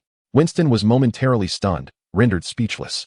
Suddenly, he grasped the gravity of the situation. This was a consequence of past transgressions, a misstep that had led to his current predicament. "What must I do to be spared?" Winston regained his composure. He discerned that the man before him did not appear to harbor intentions of murder. "The Life Foundation." Anton articulated those words with clarity. Winston's eyes widened as he recalled his recent assignment handed to him by John Wick before retirement. The final task. "You are." A realization struck him. His face a mask of disbelief. Under the icy gaze of his counterpart, he could not utter the name. After a prolonged silence, the clock ticked steadily toward midnight. Suddenly, a cacophony of sirens erupted. A multitude of police cars converged upon the entrance of the Continental Hotel. Not far away, a group of reporters armed with cameras eagerly documented the unfolding scene. The reporters were visibly excited. Typically, they were astute in their pursuit of news, and the Continental Hotel, with its formidable background, held a unique status in Manhattan. Previously, no one dared to venture near for coverage, despite knowing that the surroundings were steeped in intrigue. Most journalists sought their livelihood, not their demise. Today, however, was different. They had been specially invited here, with police leading the way. Had the Continental Hotel fallen? Whom had they offended? The group buzzed with anticipation. This was a sensational story that could yield substantial rewards. Thus, before the watchful eyes of the public, armed officers stormed the Continental Hotel. Moments later, the police emerged, escorting dozens of bloodied and severely wounded assassins, unceremoniously tossing them into a paddy wagon. Throughout the ordeal, the reporters heard no gunfire. The entire vicinity was enveloped in an eerie silence. So, from whence did the injuries of these bloodied assassins originate? The reporters pondered. Yet upon returning home, all the articles succinctly reported that the New York police had successfully apprehended members of the mafia, without exception. Little did they know that even the officers, upon entering the Continental Hotel, were taken aback. Bodies of fallen assassins and gang members littered the ground. Given the array of weaponry scattered about, had a confrontation truly erupted, it would have required the National Guard to quell the chaos with ease. Handing this over to the police, they would undoubtedly express their inability to act. They were never ones to underestimate the value of their own lives. Where did such formidable individuals come from? Earlier, while patrolling Manhattan, an officer had fortuitously witnessed Anton, who was embodying Batman, rush toward them without a backward glance. Sensing the underlying tension and silently marveling at the unfolding events, this was escalating into quite the spectacle. The call from City Hall directly reached the police department in New York. Police Chief George Stacy, who had planned to conclude his day, found himself hastily summoned to the Continental Hotel. As a high-ranking official in law enforcement, he was well acquainted with the Continental Hotel. In the past, he had often found himself unable to intervene. After all, many regulations had been firmly established over the years in New York City. George was no fool. On the contrary, his ascent to the position of chief of police was not merely due to his steadfast sense of justice and resolute methods, but also because he understood that the shadows of the underworld were best left to the underworld itself to resolve. As a saying goes, one must employ magic to vanquish magic. A person of his stature, attempting to sully themselves with the grime of the underground, would only find themselves in a futile struggle, emerging worse for wear. However, when opportunity knocks, one must seize it. Batman. George pondered the reports from his subordinates, feeling a headache brewing. The public safety in New York had been far from satisfactory lately, with complaints piling up like mountains. And now, here emerged a Batman, a character from the movies. After this incident, George did not believe for a moment that this individual was merely indulging in role-playing. He needed to uncover the true identity of Batman. He instructed the officers around him. Additionally, draft a report for City Hall. We cannot claim all the credit for this one. Understood, don't worry, Chief. One of his subordinates patted his chest confidently. Writing reports is my forte. As they spoke, a disheveled figure with a composed demeanor emerged from the Continental Hotel. Upon seeing this individual, George narrowed his eyes and approached with a forced smile, offering his condolences. Mr. Winston, it is quite fortunate to see you unharmed amidst such a severe gang confrontation at the Continental Hotel, where we also discovered a wanted assassin. Upon hearing this, Winston's expression darkened further. Noticing that his Continental Hotel had been surrounded by police, his gaze swept over the police vans parked outside, a flicker of heartache passing through his eyes. This establishment was the culmination of his years of hard work, now crumbling before him. After today, the Continental Hotel would likely become the subject of ridicule. Fortunately, they had managed to preserve its name. According to their agreement, the High Table would certainly seek out that individual, ensuring his authority would not be revoked. Chief George, I have something to tell you. Winston took a deep breath. I need to file a report. He followed George outside the Continental Hotel, addressing a throng of reporters with resolute intensity. These individuals were sent by the Life Foundation. Those San Francisco folks are intent on destroying my hotel. What? George's eyes widened in disbelief. He could hardly fathom hearing such words from Winston's lips. Were they not all his people? The Life Foundation. How could a group from San Francisco possibly stir up trouble in New York? Did they truly think the New York Police Department was to be trifled with? George felt an overwhelming urge to unleash a torrent of curses. Yet in the presence of reporters, certain words remained unutterable, leaving him to muster a smile that was more grotesque than a cry. With righteous indignation and gritted teeth, he asserted, "You can rest assured, I shall seek justice for you." The Life Foundation and the Continental Hotel bore no grievances towards one another. Their sole intention was to exact revenge on the Hornet Daily. Winston, facing the camera, donned a well-known expression and solemnly stated, "As for the reasons, they are all too apparent. But why would they cause a disturbance at the Continental Hotel?" George pressed further. "That is a question you must pose to the Life Foundation." Winston casually tossed the inquiry back, his own teeth clenched, and the hatred etched on his face was unmistakably genuine. "In this matter, I have no reason to lie. In any case, the Life Foundation is the true instigator." He articulated each word with precision, rendering a definitive judgment on the situation. George was taken aback, realizing that Winston was not deceiving him. He genuinely believed the Life Foundation to be the culprit. However, this contradicted the intelligence he had received. How could this be linked to the mysterious Batman, who had seemingly emerged from nowhere? Shouldn't he be the one they despised? George was utterly perplexed. Just then, a gentle breeze swept through. "Look!" someone exclaimed, their eyes wide with astonishment, pointing towards a figure atop the Continental Hotel, exclaiming, "What is that?" Chapter 28. Your motorcycle is impressive. A slender shadow was cast upon the ground by the lights illuminating the exterior of the Continental Hotel. The shadow appeared to possess wings, complete with two pointed ears, resembling a gigantic anthropomorphized bat. Amidst the gasps of onlookers, they craned their necks to behold the source of the shadow, which loomed at the pinnacle of the Continental Hotel. A tall figure stood there, reminiscent of a mountain, like a flag fluttering in the wind. "Is that Batman?" someone quickly deduced. Many of the police officers present had seen the recently released blockbuster film, especially the officer who happened to be patrolling Manhattan at the time of the report, who was left utterly dumbfounded. This. The reporters instantly became exhilarated. A major scoop. The feud between the Life Foundation and the Hornet Daily was evident from the recent media warfare. The expos by the Hornet Daily had placed the Life Foundation in an exceedingly precarious position, slashing its market value nearly in half. Could Carlton Drake possibly remain unperturbed? He had dispatched operatives from San Francisco to New York, spanning thousands of kilometers to confront the Hornet Daily, only to be thwarted by the sudden emergence of Batman. The film featuring Batman happened to be created by none other than the grandson of the Hornet Daily's owner, Anton Jameson. Was there a connection between Anton Jameson and Batman? Did Batman have ties to the Hornet Daily? The reporters' imaginations began to weave a grand narrative. They glanced at the police officers outside the Continental Hotel, exchanging knowing looks, all fully comprehending the implications.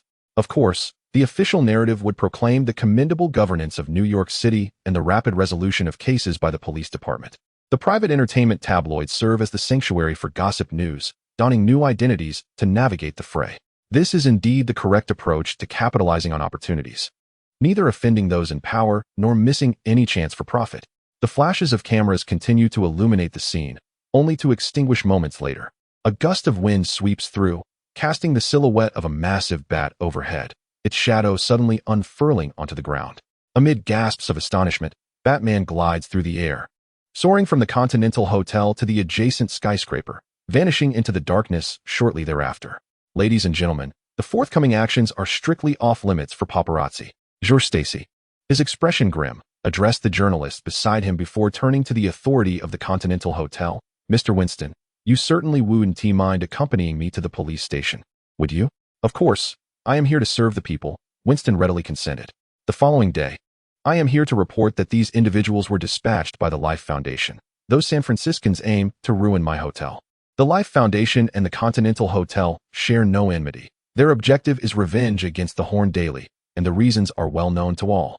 San Francisco, headquarters of the Life Foundation. Upon seeing the news on television, Carlton Drake trembled with rage, his eyes bloodshot, wishing to leap into the screen and engage in a fierce battle with Winston. Additionally, the Hornet Daily published Winston's allegations against the Life Foundation on the front page today, causing an uproar and widespread astonishment. The Life Foundation has fallen to a point where it is reviled by all. Its market value has plummeted to less than half, barely a third of its peak. Were it not for the valuable pharmaceutical patents the Life Foundation possesses, it would have long since declared bankruptcy in such a chaotic and one-sided scenario. Bang! Drake slammed his palm onto the desk, glaring at the head of security before him. Is this how you conduct business for me? Unable to contain his fury, he hurled everything within reach at the head of security, leaving the man bloodied and silent. Is this what you call settled? His voice was laced with venom and rage. If Anton were to die and face such accountability, Drake would not only be furious, but rather elated, as at least the goal would be achieved. What a farce, losing both the lady and the soldier.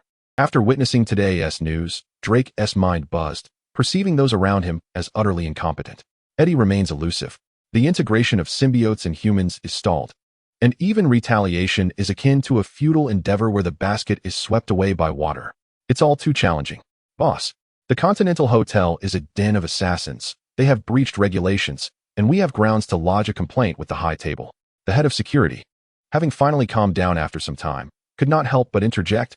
Winston will pay dearly. The high table will not let them off easily. Complaint? Drake shot him a cold glance. And still, you expect others to take action? Last night, all the assassins in the Continental Hotel were subdued by Batman and subsequently taken to prison by the police. Rather than relying on the high table for assistance, it would be more prudent to consider how we might confront this formidable figure who has emerged from the shadows. The head of security found himself momentarily bewildered. Having navigated the underworld for several years, he was not particularly renowned, but possessed exceptional skills, well acquainted with the terror associated with both the Continental Hotel and the high table. Only in recent years had he transitioned to the surface world, recruited by the Life Foundation to serve as Drake's bodyguard, overseeing his safety. Yet, he could hardly fathom that the illustrious Continental Hotel, a name synonymous with fear in the underworld, had fallen victim to this suddenly appearing Batman. Who is this Batman? The head of security could not restrain his curiosity and asked Drake, Boss, someone capable of negotiating with the Continental Hotel is certainly not an insignificant character. Insignificant character? Drake scoffed, his expression darkening. Indeed, he is far from inconsequential. He coldly gazed out the window, not turning back, stating, he is the one we must eliminate. Anton. The head of security's eyes widened in disbelief. Anton, Batman, the Daily Bugle. Drake, weary of his seemingly dim-witted subordinate, muttered these troublesome names, his fists gradually tightening. In New York, within a certain affluent neighborhood, Anton gazed at Jameson with palpable exasperation. "Old man, you've been staring at me all day. What exactly do you wish to convey?" He felt a sense of foreboding, convinced that the old man's gaze was peculiar, decidedly not that of someone observing a normal individual. "When did you acquire such prowess?" Jonah Jameson exclaimed, incredulously. "Batman. If you are indeed Batman, I shall immediately consume the newspaper before me. Is that so?" Anton raised an eyebrow, entering his Batman persona. With a swift motion, he transformed into the enigmatic figure who had stirred the city the previous night. Good heavens! Jameson was left speechless. His prior statement had merely been a test, not a dismissal of Anton's claim to be Batman. However, he never anticipated that Anton would so readily and openly unveil his secret before him. "Why you?" Jameson stammered, eyes wide, fixated on the armored Anton, entirely overlooking the mysterious abilities displayed before him. "Out of compassion, I shall spare you the necessity of eating the newspaper." Anton waved his hand, reverting to his original form. "But there are certain matters you ought not to inquire about. Old man, you will gradually come to understand this world anew." Jameson, momentarily dazed, soon regained his composure, his youthful exuberance shining through. "Where's your motorcycle? I must say, you have inherited my taste. That motorcycle is quite impressive. Let's take it for a spin, hurry." Chapter 29. How many times must we save the Earth? Anton did not acquiesce to Jameson's request to showcase the Batcycle for the old man's amusement. However, he did agree to gift him a similar motorcycle prop used during filming. Jameson, feeling content, ceased his pursuit of Anton. After a brief exchange of pleasantries, he proceeded to New York City Hall to address some lingering matters from the incident at the Continental Hotel the previous night. It was then that Anton recognized the driver serving Jameson, none other than John Wick, the very man who had attempted to assassinate him. This revelation took Anton by surprise. Nevertheless, Jameson had his own intentions, and Anton accepted the reality with composure. Furthermore, given Wick's formidable skills, having the former king of assassins at his service in an increasingly perilous New York was not entirely disadvantageous. After all, Wick was preparing for retirement. Securing a position for a quiet life seemed rather prudent. Anton could only marvel at the old man's foresight. As he watched Jameson depart in the vintage car driven by John Wick, a faint smile graced Anton's lips. He had disclosed his identity as Batman to the old man, a decision made after much contemplation. The very notion of being Batman is not something to be taken lightly. Upon deeper reflection, it is a well-known secret. Jameson was Anton's closest confidant, and on such matters, there was no need for excessive concealment. It was essential for Jameson to understand that Anton possessed the ability to protect himself and his family. The only truth that warranted discretion was the extraordinary circumstance of his transmigration. Revealing such an implausible occurrence would only bewilder Jameson. Even Anton himself was perplexed, uncertain whether he had taken over Anton's body or if his previous persona had awakened with the aid of the system, supplanting this life's identity. Regardless, Jameson remained his most intimate family member in this existence. After a brief tidying up, Anton drove to the Horn Call Daily. The incident at the Continental Hotel had stirred quite a commotion in New York and across the nation. The New York Police Department had launched an investigation and was preparing to collaborate with the San Francisco Police Department regarding the Life Foundation. Betty was surprised to see him at work and reported. Additionally, there is the mysterious figure who appeared at the Continental Hotel, the one portraying Batman. The online discourse has erupted. Is that so? Anton replied with remarkable calmness. What is the extent of its impact? He had perused the morning news and the circulating information online concerning Batman. The most viewed and liked content comprised those few images of the caped crusaders soaring from the Continental Hotel. They were captured with remarkable professionalism, showcasing exemplary lighting and composition. Unfortunately, they did not originate from Horn Call Daily. Contemplating whether to poach some talent, he overheard Betty continue. As a result of this event, tickets for Batman in New York City are nearly impossible to obtain. Furthermore, attendance in other regions has surged to 70%. Today's box office figures may very well double. Betty had taken the initiative to call the theaters and receive this information. Excellent, Anton remarked, appearing unfazed. Congratulations, you have secured the bonus I promised. Moments later, noticing that Betty had not yet departed, he inquired with curiosity, is there something else? Betty, being an insider at the newspaper, naturally gleaned some detailed internal information from the reporters who ventured to the Continental Hotel last night. An incessant curiosity gnawed at her, prompting her to inquire, do you know who he is?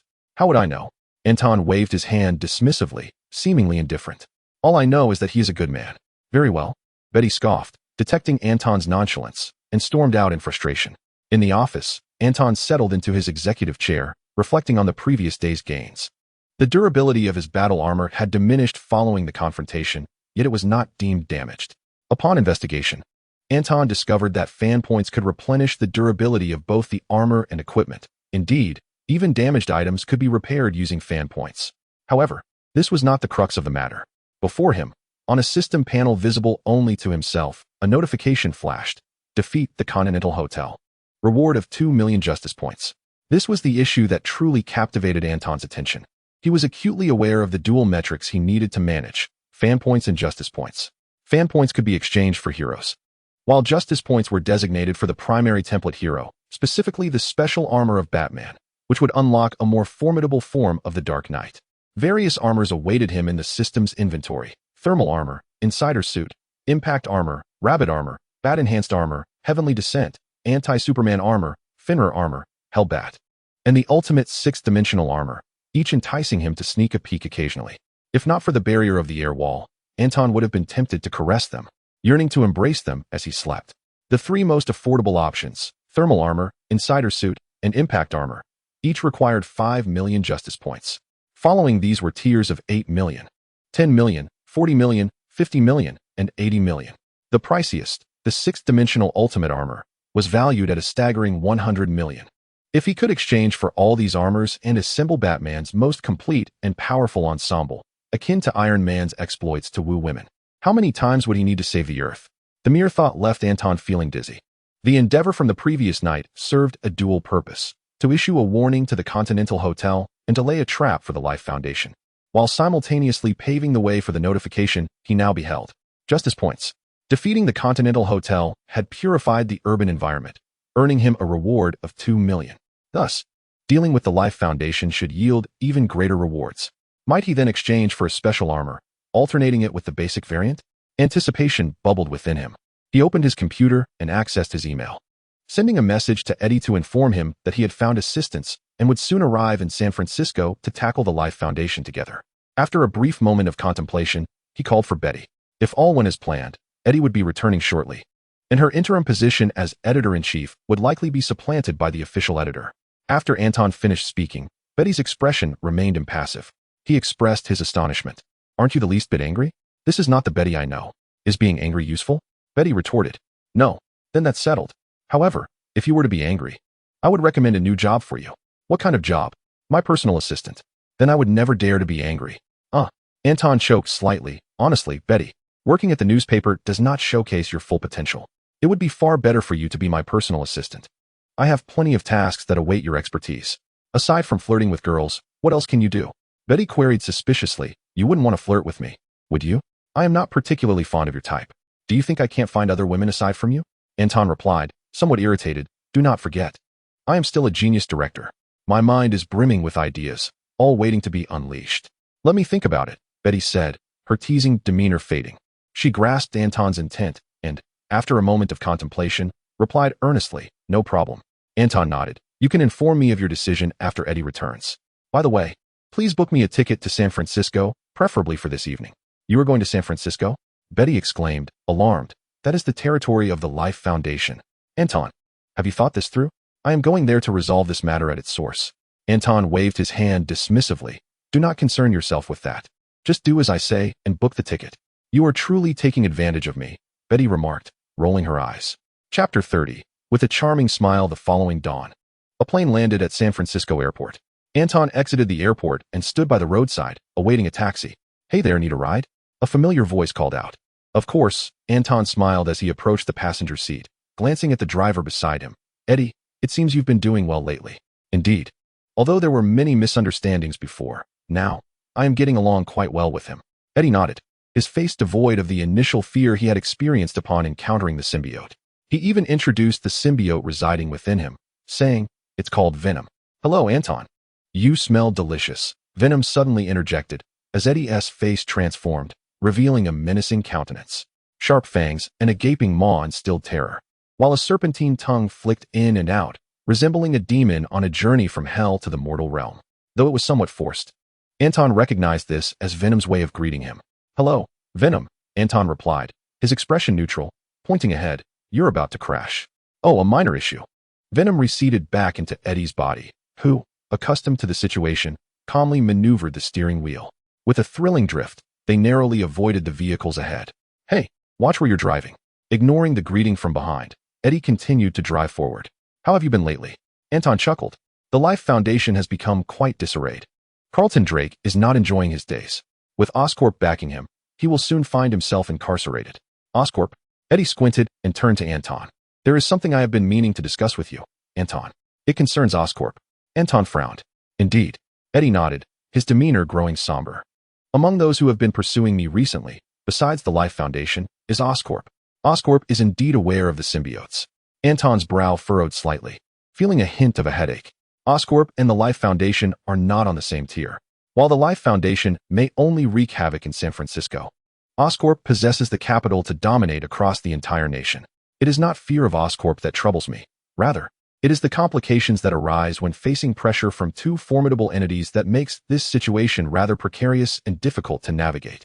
Rest assured, neither poses a threat to us, Eddie responded calmly, fully aware of his power as Venom.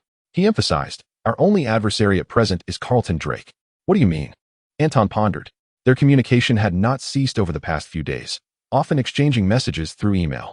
Anton had a fair understanding of Eddie's circumstances, piecing together the information in his mind. As he remembered, there are millions of symbiotes in space.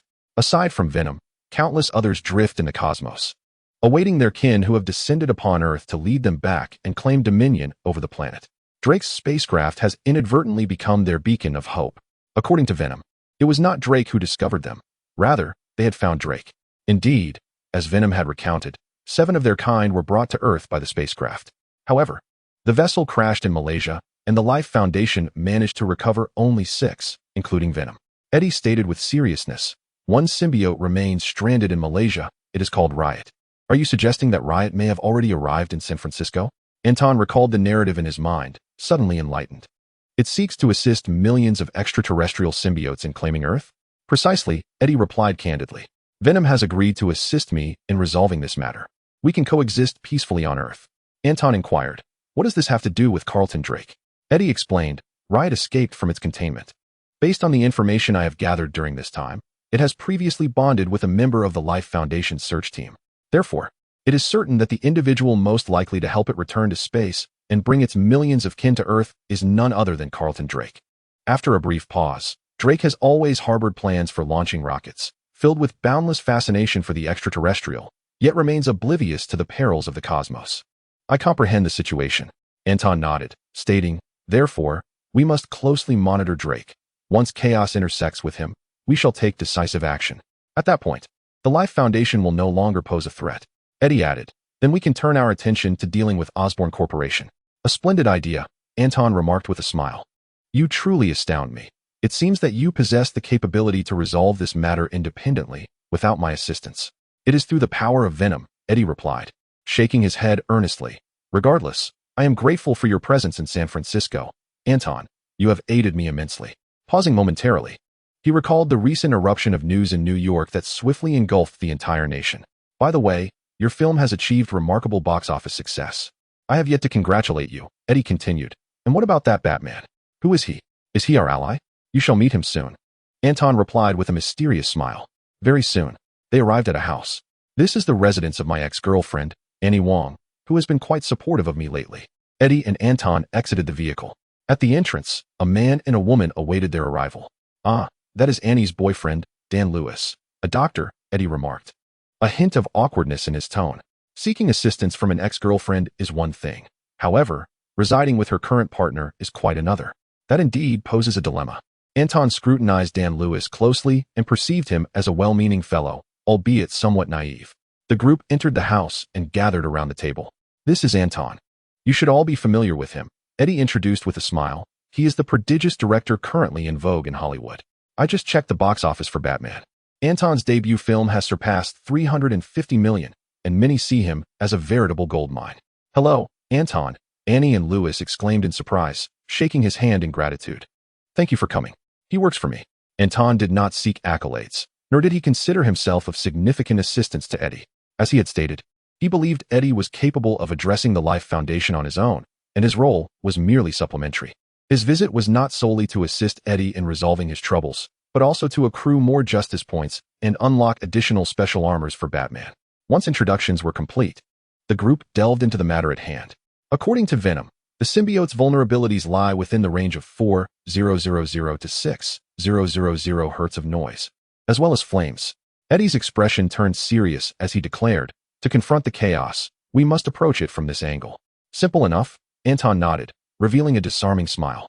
"I can procure customized weaponry from Stark Industries, creating a sound wave emitter operating at 4,000 to 6,000 hertz, and a flamethrower will be rather straightforward." He took out his phone with unwavering confidence. As long as he had money, he believed he could acquire custom weapons by tomorrow. A group of impoverished souls stood speechless. Eddie, who was utterly broke and reliant on his boss's support, felt an involuntary twitch at the corner of his mouth, witnessing Anton's self-assured demeanor. He even experienced a peculiar joy akin to being pampered by the wealthy. Chapter 31. He has arrived. Anton, satisfied, set down his phone, basking in the pleasure of his circumstances. However, to claim wealth, one must consider Bruce Wayne of Gotham City, whose affluence was truly unparalleled. A stark contrast to Anton's modest means. A man who defines his superpower as wealth. How terrifying. In the Marvel Universe, such an enviable superpower is scarcely possessed by anyone save for Tony Stark and the future king of Wakanda. These two individuals barely graze the threshold of such fortune. One is wealthier than nations, while the other reigns as an actual king. It is a formidable alliance that must be cherished. Eddie was struck by an astonishing realization from Venom. "Do you even need to say it?" he instinctively retorted.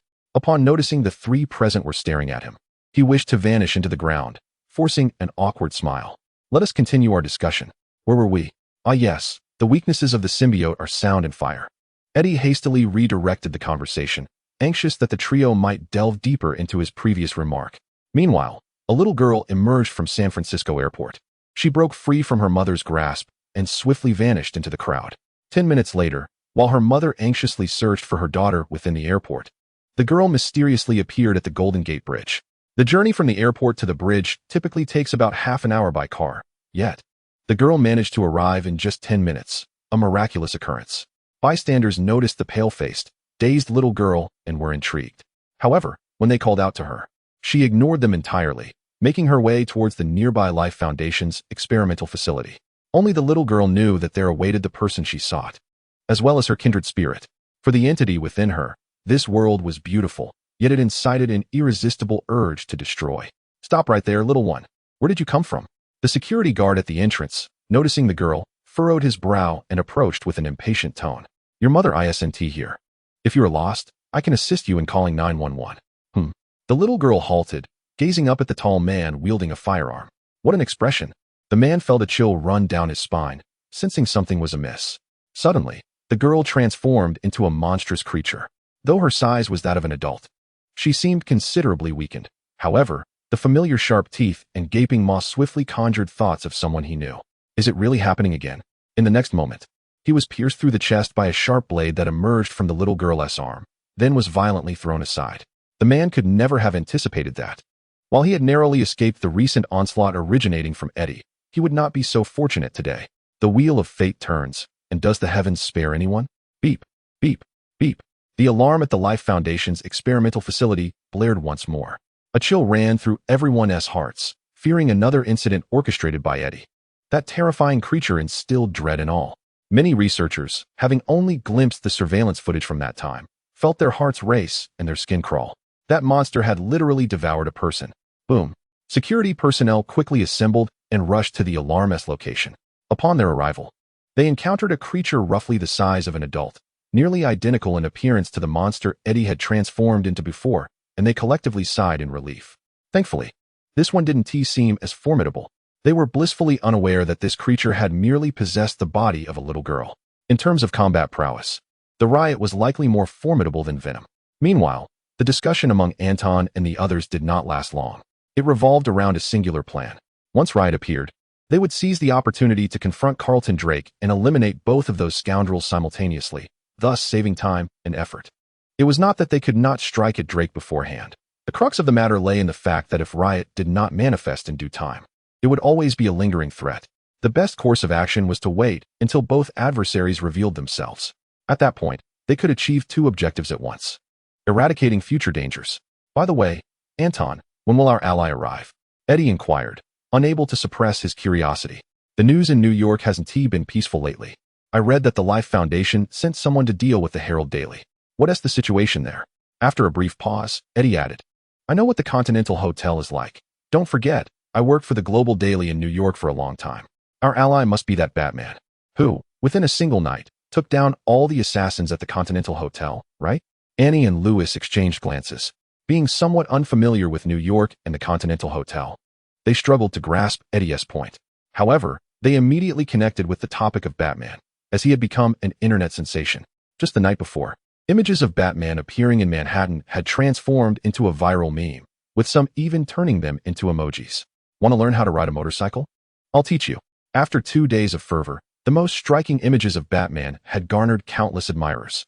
Americans have a penchant for cool boys. If Batman isn't cool enough, then this world has no cool people at all. As for Tony Stark, that isn't cool, that's just arrogant. Moreover, alongside the rampant gossip circulating online and the film The Mystery of the Hero directed by Anton, which far exceeds mere mediocrity, many have begun to perceive Bruce Wayne as a tangible individual. Some even speculate that Anton himself is Batman, with Bruce Wayne merely a figment of his imagination, a guise to conceal his true identity. There are numerous reasons to support this theory. It is undeniable that the concept of Batman was initially proposed by Anton. Furthermore, Tony Stark is a friend of Anton, albeit a friendship that warrants the use of quotation marks. Regardless, the creation of the opulent Wayne Enterprises and the character of Bruce Wayne, inspired by Tony Stark, closely mirrors the reality of Stark Industries and its illustrious founder. With Stark's brilliant intellect and the technological prowess of Stark Industries, crafting the arsenal of Batman would hardly pose a challenge. The most improbable notion, perhaps, lies in the collective consciousness asserting that the real Tony Stark could never assume the role of Batman. Batman and Tony Stark exist in entirely disparate realms, not merely as inhabitants of different worlds, but as entities of fundamentally divergent concepts. Thus, if one must choose, Anton is indeed Batman. In truth, Anton came across this post and was tempted to comment, "You are profoundly mistaken." Now, returning to the matter at hand, there is an irrefutable aspect to the conjectures of netizens. Batman intervened to eliminate the assassins sent by the Life Foundation to target the Hornet Daily. Can this not serve as conclusive evidence? As for those adamant in denying Anton's identity as Batman, they too present compelling arguments, fortified with rationale. Anton's upbringing has been laid bare for all to see. Countless individuals have concluded, with certainty, that he is merely a fortunate wastrel, whose journey offered little of distinction. Aside from an impressive or some to attract romantic interests, anyone can squander money. Nevertheless, this very wastrel unexpectedly produced an exceptional film after dropping out of school, thereby pioneering the superhero genre and defining such cinematic endeavors. Many believe that Batman is someone Anton knows personally, attributing his success to the guidance of the elusive Bruce Wayne. Otherwise, how could a wastrel suddenly transform into a genius director? With the right backing, even a fool can seize their moment of glory. The exchanges between the opposing sides grew increasingly heated, with neither party willing to concede. Annie and Lewis, due to their connection with Eddie, were equally engrossed in the Hornet Daily and were well aware of the enigmatic figure behind it, Anton. This topic piqued their interest significantly. At this moment, they regarded Anton with the same urgency as Eddie, eager for answers. Observing their curiosity, Anton chuckled softly, his demeanor calm. Batman. In truth, he is already here. Pausing for effect, Anton's smile took on an air of mystery. Whenever you are in need, he will appear before you. Chapter 32. It is time for a new vehicle. Upon hearing Anton's words, Eddie and the others felt a slight sense of reassurance. From the dialogue of the former, it is evident that they have confirmed the recent arrival of the internet's beloved superhero, Batman, in San Francisco. However, Batman is destined to make his appearance at a crucial moment, rather than now. Influenced by the fervent discussions online, Annie and Levis have speculated about Anton's potential identity as Batman, yet they both deem the likelihood to be minimal. Anton's past 2 decades have been thoroughly scrutinized, revealing him to be merely a wealthy scion. Public opinion largely suggests a connection between Anton and Batman, with some even positing that he could be Batman's spokesperson. Nevertheless, whether Anton is indeed Batman remains uncertain. Before your arrival, I genuinely believed you might be Batman, Anton. Following their conversation, the atmosphere lightened, and Annie even made a playful jest. Perhaps you are not entirely mistaken. Anton responded, shrugging, Certainly, my greatest aspiration is to be a prodigal heir, inheriting my father's vast fortune. I understand. Eddie does not doubt the authenticity of Anton's statement. Reflecting on the entire situation, he is acutely aware that Anton has entangled himself with the Life Foundation because of him, and in the face of threats from assassins. Anton had no choice but to seek the assistance of Batman. A wave of gratitude washes over him. Having such a boss instills an immense sense of security. Oh, he truly adores you. Venom muses, this must be love, right? Eddie, I appreciate your boss. Silence. Eddie's lips twitch as he instinctively rebukes. This remark draws the attention of the three once more. Feeling the weight of their gazes, Eddie stiffens, his face reddening in embarrassment as he waves his hands. No, I wasn't referring to you. You know it's Venom. We understand, Annie replies with a twinkle in her eye. We are genuinely curious about what Venom just said. The following day, Anton heads to the Stark Industries branch in San Francisco to procure weaponry. Meanwhile, Eddie and the others, disguised, venture to gather intelligence around the Life Foundation headquarters and the experimental base. The rocket project site established by the Life Foundation is adjacent to the experimental base. At the iconic Golden Gate Bridge, Drake has indeed put in considerable effort. This is yet another project that has absorbed hundreds of billions, even trillions, in funding for research and development. Regrettably, the Life Foundation is nearing its demise, while Oscorp eagerly awaits its chance to take over. The moniker Green Goblin is not without reason. It reflects not only a penchant for the color green, but also the legacy of familial genetics. In the original Spider-Man series, the second Green Goblin, Harry Osborn, found himself betrayed by his good friend Peter Parker while pursuing a romance with Mary Jane. At this moment, Eddie gazes intently at the rocket project site, observing the towering rocket, when Venom suddenly speaks. Chaos has arrived in San Francisco. The voice is deep and foreboding. A sudden realization echoed in Eddie's mind. How do you know? He stammered, his voice barely above a whisper. Haven't you been with me all this time? I saw it. Venom's tone was grave. Right before your eyes. As the words fell, Eddie focused intently, witnessing Carlton Drake emerge from the rocket base, his pupils dilating in shock. What? He gasped, instantly grasping Venom's implication. Drake had allied with Riot and become its host. This was utterly unexpected. Suddenly, his phone buzzed in his pocket. It was N. Eddie, we just discovered that Drake has restarted the rocket launch plan. He's problematic. He has likely become Riot's host. N's urgency was palpable. I know, I'm already aware. Eddie was about to respond when a jolt of alarm surged through him. He looked up to find Drake's gaze directed toward him. That piercing look cut through the dense forest like a blade, locking onto Eddie's figure. Prepare to launch the rocket as soon as possible. I will pilot the spacecraft myself. The configuration and debugging are irrelevant. All I care about is getting the rocket into the sky. Understood? Drake, having just arrived at the rocket base for inspection, paused, eyes narrowing with a cold smirk. Venom, Triss, gather everyone, equip them with weapons, and secure the perimeter, especially that dense forest. He moved toward the direction of his gaze. Understood. The bodyguard, now with a name after reviewing Venom, nodded without daring to inquire further. Boom. Instantly, Triss' expression transformed into shock and disbelief as he watched Drake bend his legs and leap into the air, soaring several dozen meters before landing within the forest. Eddie, unable to flee, stared at Drake, his face etched with concern. Venom. Drake had transformed into Riot, towering nearly 3 meters. His sinewy muscles complemented by sharp fangs and a gaping maw. Aside from a slight difference in color, he was nearly identical to Venom. Come with me. Riot's voice was low and menacing, a sinister smile curling his lips as he spoke with an alluring charm. We will retrieve our kin and conquer this planet. No. Venom resolutely rejected him. I will not allow you to destroy this world. Indeed, you are worthless. Riot's grotesque face twisted with cruelty and disdain as he conjured a massive axe, lunging at Venom like a tiger pouncing on its prey. Unbeknownst to him, Anton was completely unaware that Eddie had transformed into Venom. Near the Golden Gate Bridge, he faced Drake, now Riot, in a direct confrontation. He had just left Stark Industries' San Francisco branch, his vehicle laden with sonic weaponry and flamethrowers hastily prepared by Stark Industries.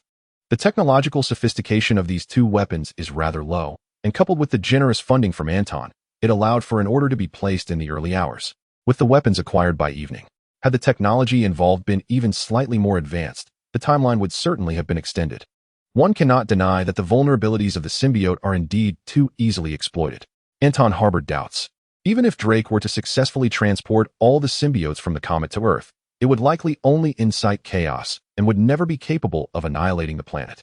The civilization that humanity has nurtured over millennia is not so fragile as to crumble under such circumstances. Suddenly, the phone at his side rang. Annie, I have acquired the weapons. What? Eddie might be in trouble? Drake has become the host of the riot? Anton's expression shifted, and he reassured her, do not worry. I will head over immediately. You all should refrain from going. It is far too dangerous. I will promptly notify Batman to provide assistance to Eddie. After hanging up, he glanced at the route and abruptly slammed the brakes, pulling the car over to a secluded area on the outskirts. Noticing the absence of onlookers, he summoned a means of transportation. It was time to switch vehicles, one that could soar through the skies. Chapter 33. Is this it? The Golden Gate Bridge. Two monstrous creatures clashed back and forth upon the bridge, causing vehicles at the roadside to collide in panic. With some unfortunate souls plummeting off the bridge into the sea below. The waves rolled in, obscuring their bodies from sight. Countless terrified citizens of San Francisco exited their cars, screaming for help while fleeing in a frantic dash. At the bridge's entrance, a fearless individual brandished a smartphone, capturing the chaos. A youth, addicted to the internet, felt as though he were immersed in a fantastical realm, witnessing two game-like monsters engaged in a savage battle. Completely oblivious to the imminent danger, he believed he was safely distanced from the fray. This video, once uploaded online, would surely garner millions of views. The young man reveled in his daydream, envisioning himself as a video creator with millions of fans, marrying a wealthy heiress, and ascending to the pinnacle of life. Boom. Suddenly, the two monsters charged from the center of the bridge toward its entrance. Panic seized the youth. Run! Someone shouted at him, but his legs grew weak, and his fantasies evaporated, leaving only regret in their wake. As the two monsters approached the bridge's entrance, poised to shred him to pieces, a sleek, all-black car sped down from the distant sky. It truly was flying. What was that? A flying car? Oh my gosh, there was someone standing at the front. Wait, that figure seemed somewhat familiar. A group of temporarily safe bystanders fixated their eyes on the airborne vehicle, their gaze locking onto the man at its helm. A cape billowing behind him like a banner. Batman. Someone swiftly pieced it together. Recently, Batman's prominence had soared, with discussions about him trending frequently, even boosting the market value of the horn call daily. With such immense influence, Batman's fame rivaled that of internet celebrities, even rivaling many Hollywood stars. Among the audience, only a handful were disconnected from the internet. The majority were well aware of trending topics online, and naturally, they recognized Batman. In fact, many in attendance had saved that widely circulated, stunning photograph of him on their phones. Batman has come to our aid. It is truly Batman. At the foot of the Golden Gate Bridge, a youth addicted to the internet was beside himself with joy, feeling as though he had been saved. Save me, Batman. I am your fan. I am here, he shouted. However, in drawing Batman's attention, he also provoked the devastating wrath of two monstrous beings. Bang, bang, bang. The two creatures uprooted the railings by the wall, effortlessly twisting the steel into a mangled mass before hurling it at each other. The railings hurtled toward the internet-addicted youth. Damn it! The youth barely had time to react, his eyes widening in terror as he beheld the incoming iron railing, fearing it would pierce his body in the next moment. This is bad. God save me. Onlookers in the distance clenched their fists, their spines tingling with anxiety. Some shut their eyes, dreading the sight of bloodshed. At that moment, the internet-addicted youth remained oblivious to the impending doom, feeling a rush of wind above him. Just as the railing was less than a meter from his face, he felt the air pressure stinging his skin, when suddenly, a dark figure descended like a meteor from the sky. Boom. The figure landed squarely on the railing, driving it hard into the bridge. A tremendous gust of wind, mixed with debris, struck the youth's face, yet he remained unperturbed, consumed by a sense of relief and exhilaration. Gazing at the caped Batman before him, he trembled with excitement. Why you, Batman?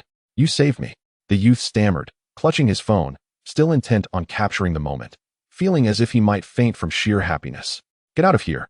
Anton cast a fleeting glance at him before shifting his focus to the two symbiotes still embroiled in a fierce battle not far away. Venom was being completely overpowered by Riot, unable to put up any resistance. Just as Venom had stated, Riot's combat prowess far surpassed his own, and the situation was dire. Ignoring the youth who still wished to speak, Anton pressed on, sprinting toward the fray. The Batmobile hovered above him, adjusting its position in tandem with his movements. Whoosh. With remarkable speed, Anton entered the combat zone. Riot, sensing an intruder, displayed an air of arrogance. Another little shrimp? A shrimp? Venom internally scoffed. Batman's arrival signified the presence of weaponry with lethal capabilities. Such weapons were deadly to symbiotes. A little shrimp?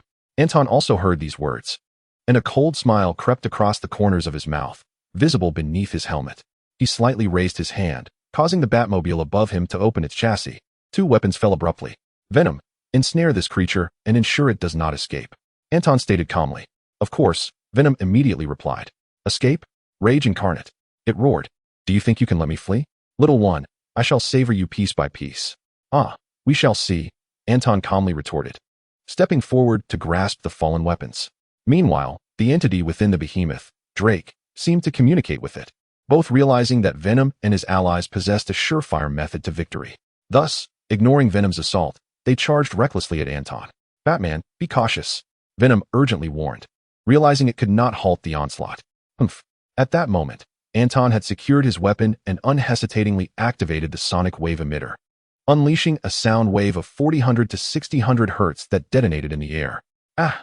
Rage immediately lost its strength, collapsing to the ground and thrashing wildly, its body boiling as if submerged in scalding water, resembling the Monkey King bound by a magical incantation.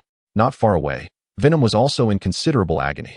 Then, with a twist of his waist, Anton activated the flamethrower, emitting a terrifying heat of over 1000 degrees.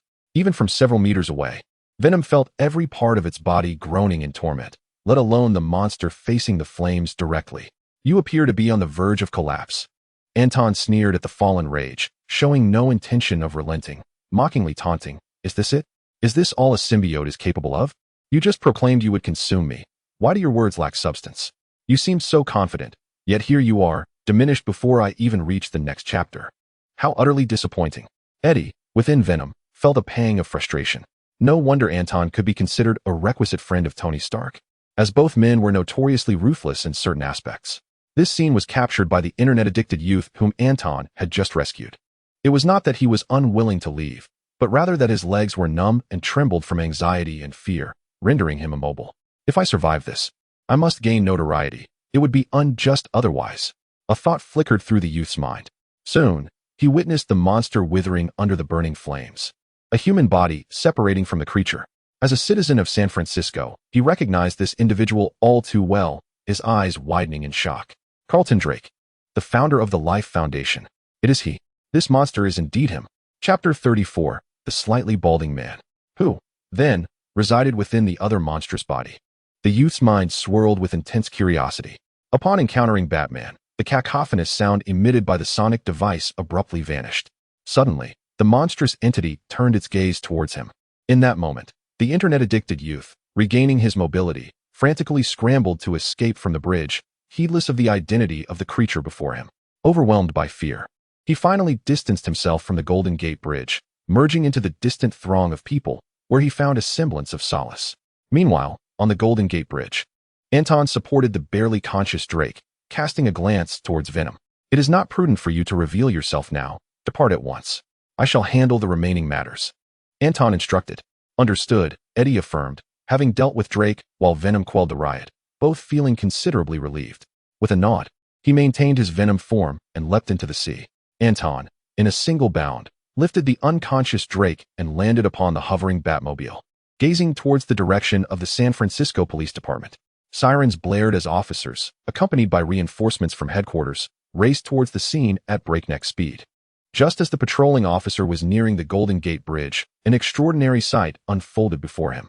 A sleek, all-black vehicle soared through the air, boasting an exaggerated wide-body design, with cannons and various weaponry subtly visible along its sides, striking yet intimidating.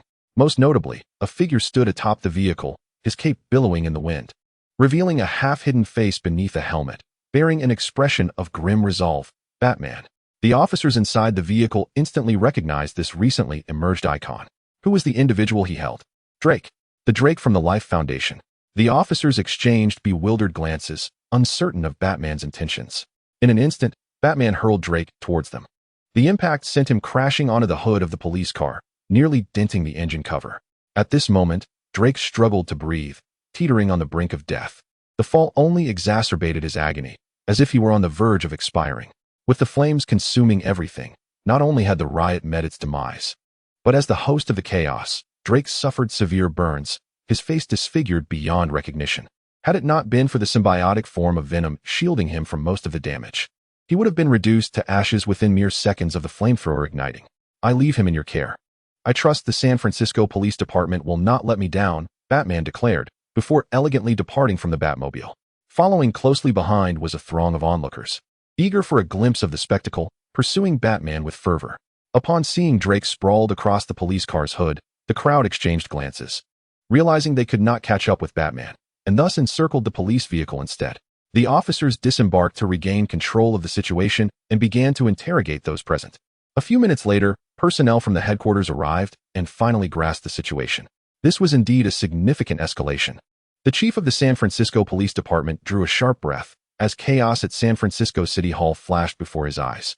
Among the crowd, Annie and Dan Levis, who had initially been en route to the Golden Gate Bridge, found themselves drawn to this location by the throngs of people. They learned the unfolding events from others and collectively exhaled in relief. Exchanging glances, they broke into smiles. It was over. The trouble had been thoroughly resolved. Grateful to Batman, Anton did not rush back to Annie's residence. Instead, he first ventured to the outskirts of the city to retrieve Annie's car from a secluded area. Humming a tune as he drove into town, his spirits were exceptionally high. This elation did not stem from the recent skirmish, which had concluded rather anticlimactically, as managing the riot and Drake had always been part of his strategy, perfectly aligned with his plans. Rather, his joy was fueled by the system notification, riot resolved.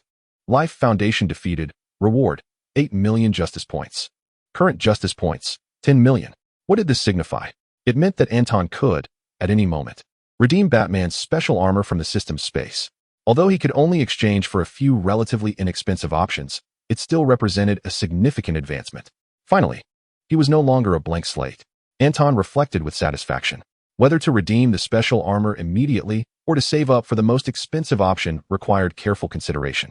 He was not in a hurry, leisurely driving back to Annie's home. At this moment, Annie and Levis had yet to return, but Eddie had been waiting in the living room for quite some time to greet Anton's arrival. Anton, we owe you a great deal. Eddie's expression was complex. He recognized Anton in the Batman armor through Venom's alert. The symbiote did not rely on appearance to identify a person.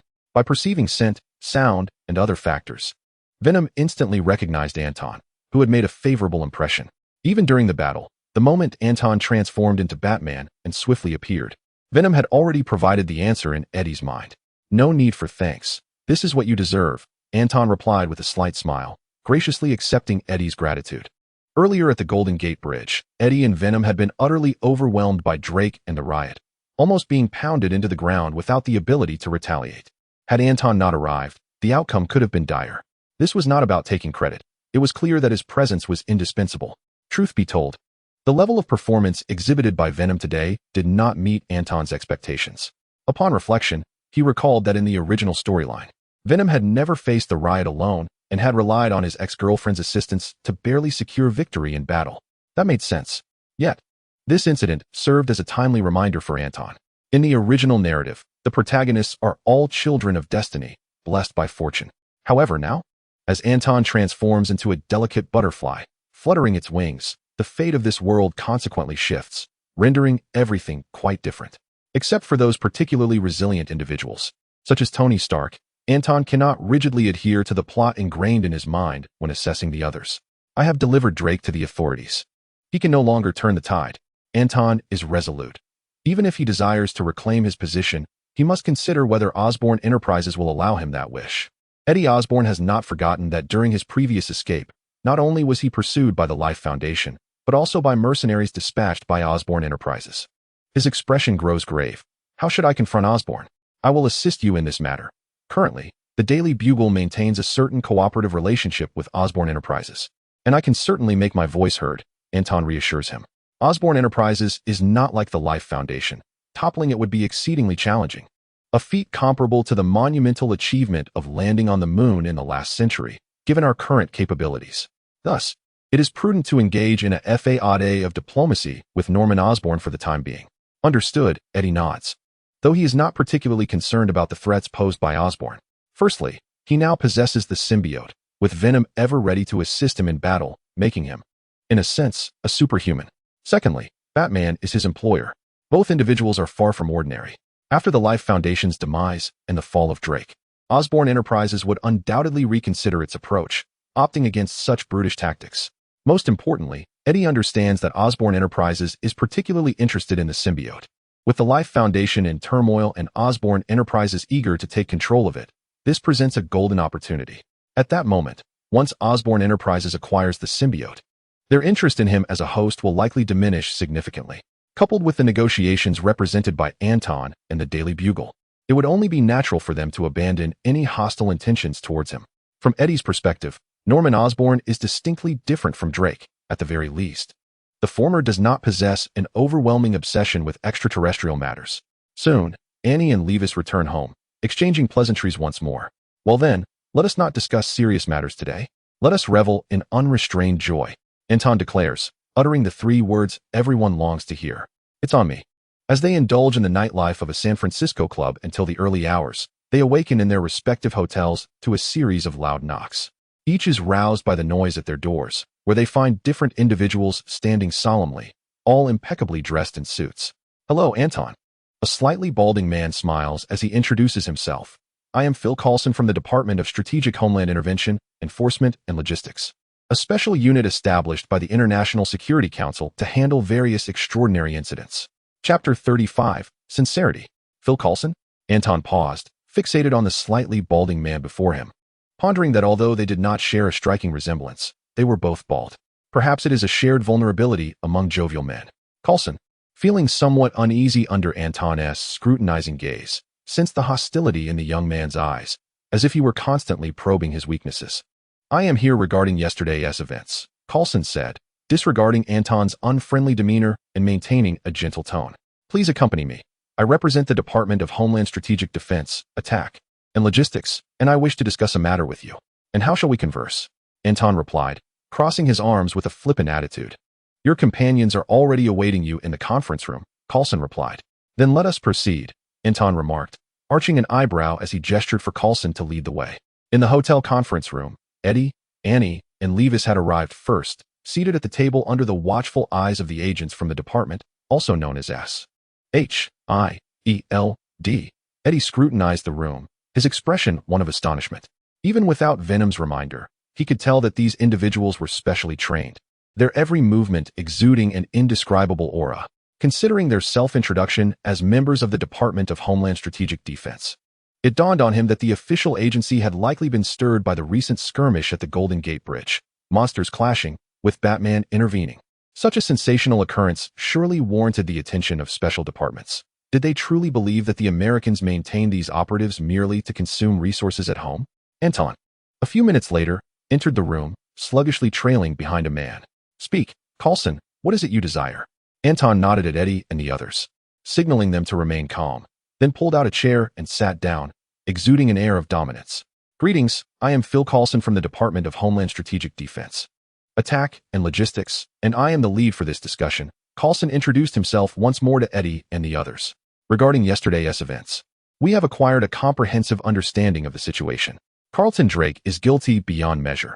We will impose the harshest penalties upon him, ensuring he shall never see the light of day outside prison again. That point is unnecessary to emphasize, whether or not you were involved. Drake would have spent a lifetime behind bars, Anton interjected confidently, a smirk playing on his lips.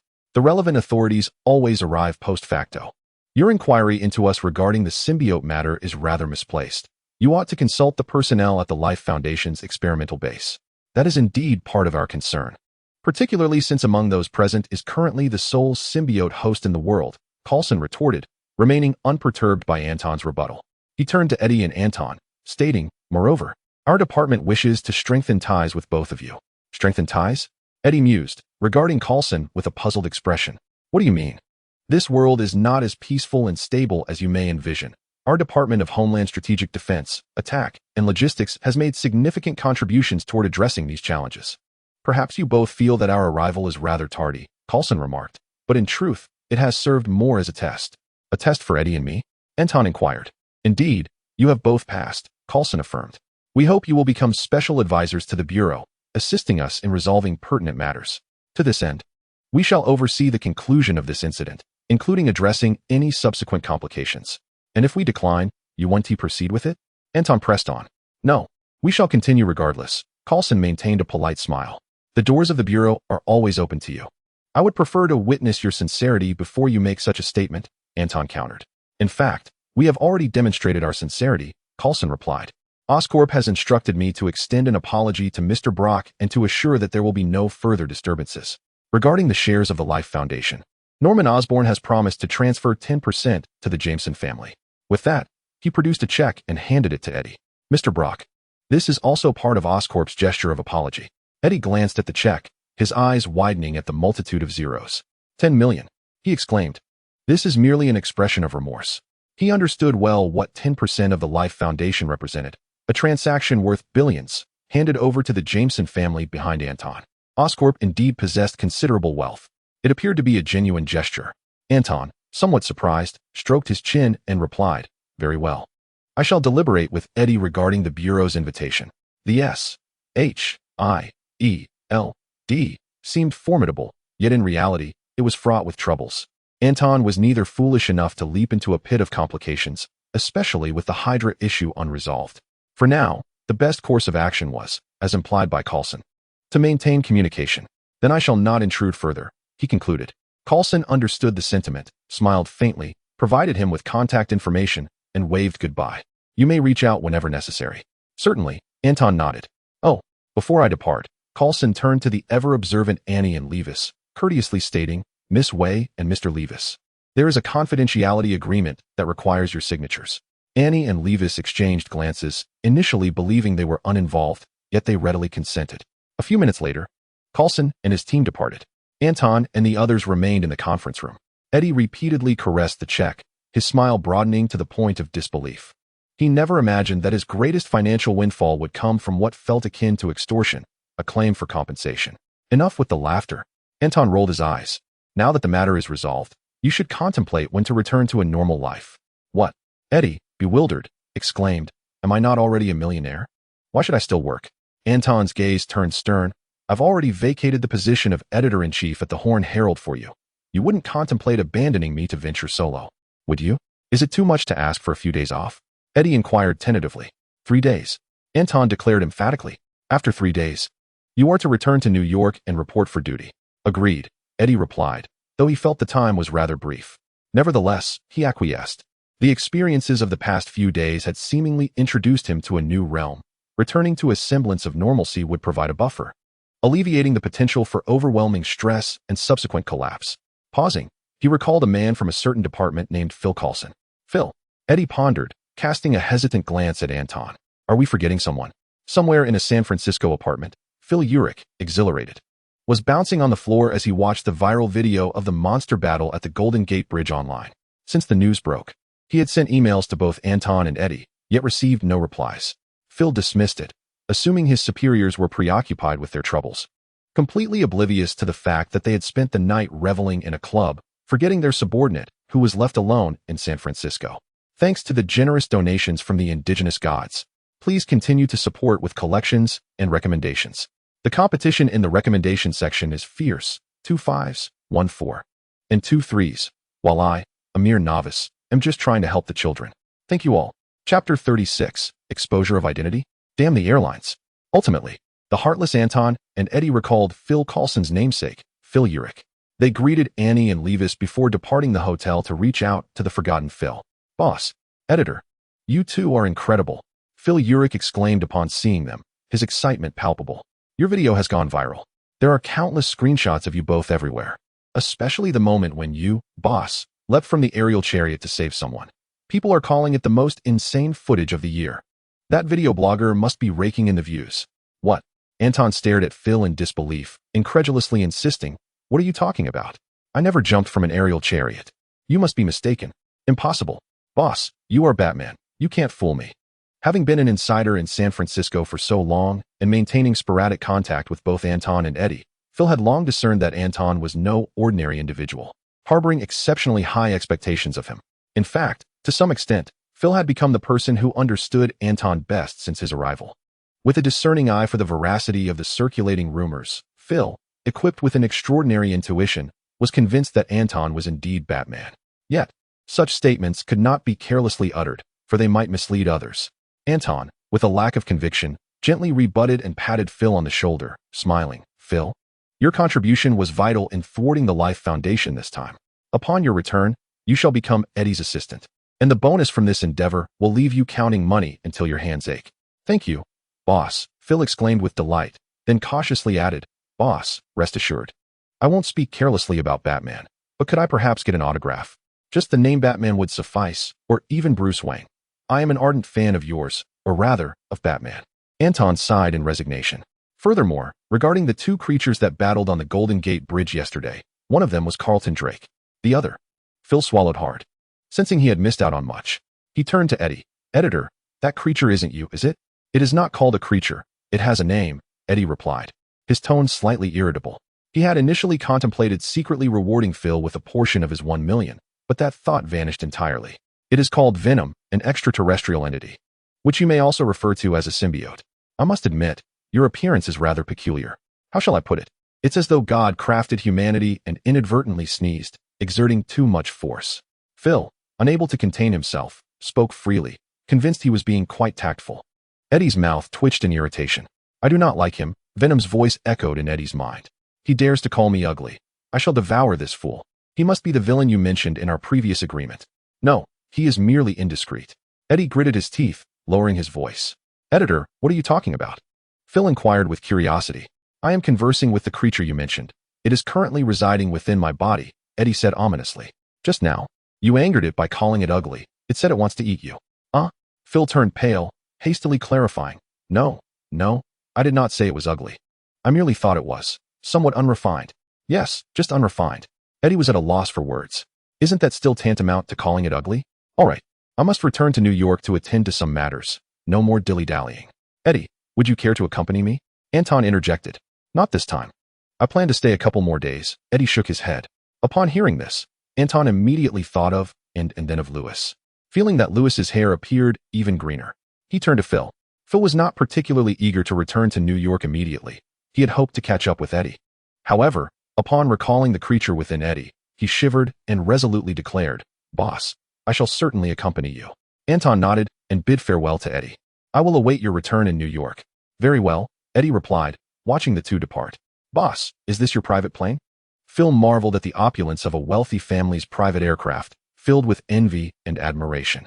Anton had originally booked a flight, but for the sake of convenience on his return, he arranged for Jameson to send his private jet after arriving in San Francisco. What a delightful experience. Phil, beaming with happiness, felt that the impending bonus made the trip worthwhile. Sir, the plane is about to take off. Please fasten your seatbelt. The beautiful flight attendant sashayed over, exuding a fragrant aroma, and smiled at Phil, who was utterly captivated. Anton, however, was accustomed to such encounters and chose to rest with his eyes closed. A few hours later, the plane landed in New York, and the two emerged from the airport, where Miss Betty was already waiting outside. Miss Betty, Phil greeted with a grin. Long time no see. Phil, she acknowledged, then turned to Anton. There's been a situation. What? Anton asked, puzzled. What could possibly have happened? It concerns the identity of Batman, Betty implied. Many now believe you are Batman, and the online community is hastily drawing conclusions. How could that be? Anton shrugged. They have no evidence. Betty felt a stir of intrigue. Anton's words did not outright deny his identity as Batman. Let us not forget, you flew to San Francisco. And shortly thereafter, Batman appeared there, dealing with Carlton Drake, the founder of the Life Foundation, who is a sworn enemy of the Hornet Daily. How would the netizens know I was in San Francisco? Anton furrowed his brow. Don't underestimate the principles of the airline, Betty scoffed, reveling in the drama. In any case, you should prepare for how to address the media inquiries. Blast it. Damn airline. Anton's expression darkened. It wasn't that Batman's identity could never be exposed. The issue was that he was not Tony Stark, who thrived on public attention, and he had no intention of being in the limelight. Let us avoid responding to the online chatter for now. Anton pondered for a moment, his face grim. I do not wish to engage in any media interviews, including with the Hornet Daily. Understood, Betty shrugged. By the way, Batman's box office has surpassed 400 million, with overseas earnings reaching 200 million, totaling 600 million globally. Congratulations. Brilliant director. It's not over yet. There is still roughly half a month of screening left. Anton finally heard some good news and smiled. My goal is 1 billion worldwide. By the way, Jim has been trying to reach you. He asked me to tell you he wants to throw a party to celebrate the Shadow's mystery surpassing 600 million globally. I think this is an opportunity to officially announce the Jameson family's entry into the entertainment industry, Betty added. That makes sense, Anton replied. Please respond to Jim, letting him know I agree. Chapter 37. Winston's visit. Have you completed the task I assigned you? Anton suddenly broke the silence in the car after a smooth ride of several minutes. In accordance with your request, the organization has officially been established, and the approval documents will be obtained tomorrow. Betty nodded in agreement.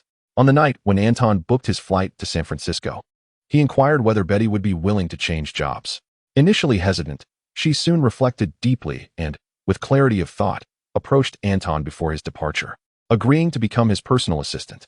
Now, as a celebrated genius director adored by Hollywood, coupled with a sufficiently prominent family background, Anton has become one of the most renowned scions in America, his fame only slightly eclipsed by the pre-incident Tony Stark.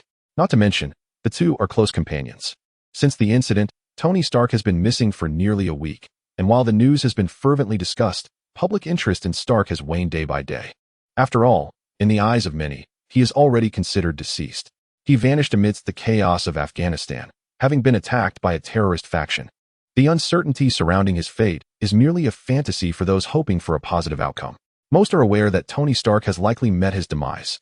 In light of this, the friendship between Tony and Anton Jameson has taken on a new dimension. Anton is not only a brilliant director, but also the mastermind behind the Daily Bugle, and he is rumored to be the recently emerged superhero, Batman, who has garnered admiration shortly after his debut. The public's lament over Tony Stark's fate is matched only by the fervor of their interest in Anton Jameson. Viewed from a darker perspective, one might say Anton has risen to prominence on the coattails of Tony's misfortune. However, unbeknownst to all, Anton's unwavering confidence in Tony's safety remains steadfast. Should Tony Stark be dead, the world would undoubtedly lose half of its vibrancy. Returning to the main topic. On the way back to the Daily Bugle from the airport, Betty continued to report on her work, stating that the head of the screenwriting department is Browning Toby, who had previously collaborated with you quite successfully and readily accepted our invitation. As for Jim, he mentioned he needed some time to consider. Film production is merely one facet of our strategic plan. Anton nodded in satisfaction, exuding the air of a capitalist, and commanded, as for comics, animations, and merchandise, etc., arrangements must be expedited. Understood, Betty replied. When is Browning arriving in New York? I have much to discuss with him. Anton inquired, by the way. Have you managed to recruit the assistant directors I mentioned? 3 have accepted our invitation, while the others declined, Betty responded. 3. Anton stroked his chin, not overly critical. Well, considering the short time frame, you've done remarkably well. As their conversation unfolded, the vehicle came to a stop along the roadside by the Daily Bugle building. Anton and the others disembarked. Upon returning to the Daily Bugle, Phil set down his luggage and first went to the finance office to collect the paycheck approved by Anton, receiving a substantial bonus. Soon after, Phil, brimming with excitement, took his belongings and headed home. Anton had granted him leave, instructing him to return to work once that he was on duty. Seated in the chair of the Horn Daily, Anton brewed himself a cup of coffee, taking a small sip and exhaling a sigh of relief. Life had finally settled into a semblance of tranquility. Suddenly, there was a knock at the door, tap, tap, tap. As the end of the workday approached, Betty entered, her expression slightly peculiar, and informed him, "Someone knows you have returned. He wishes to see you." Anton inquired, "Who is it?" Betty replied, "Winston from the Continental Hotel." "Let him in," Anton nodded. Moments later, Winston entered, his demeanor warm, entirely devoid of the rage that had marked their last encounter. "Anton, should I say it's a pleasure to meet you for the first time?" Winston smiled, eyeing the young man before him, his wariness heightened. This fellow was not to be underestimated. That night, Anton had taken on the persona of Batman, threatening him with a ferocity akin to a demon emerging from hell, an impression that would haunt Winston for a lifetime. "What brings you here?"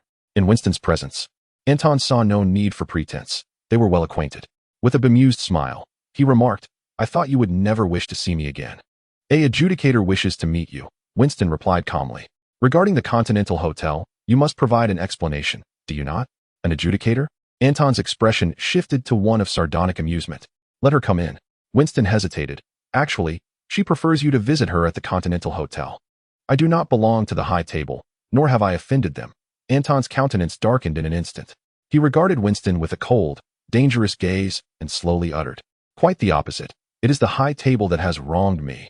Return and inform the adjudicator that if she wishes to see me, she should come to the Horn Daily. Moreover, if the high table intends to take action against me, they are always welcome. I shall relay your message verbatim." Winston, unfazed, appeared to share no fondness for the adjudicator either. He spoke slowly, then turned to leave. As the day wore on, Anton did not encounter the adjudicator of the high table. He had little interest in such matters. After all, he had never regarded the high table with any seriousness. In essence, the high table was a global empire of assassins, governed by strict rules that all affiliated killers were obliged to follow. Yet, even in this world, the high table did not dominate the entire realm of assassins. Various organizations stood tall, akin to competing sections.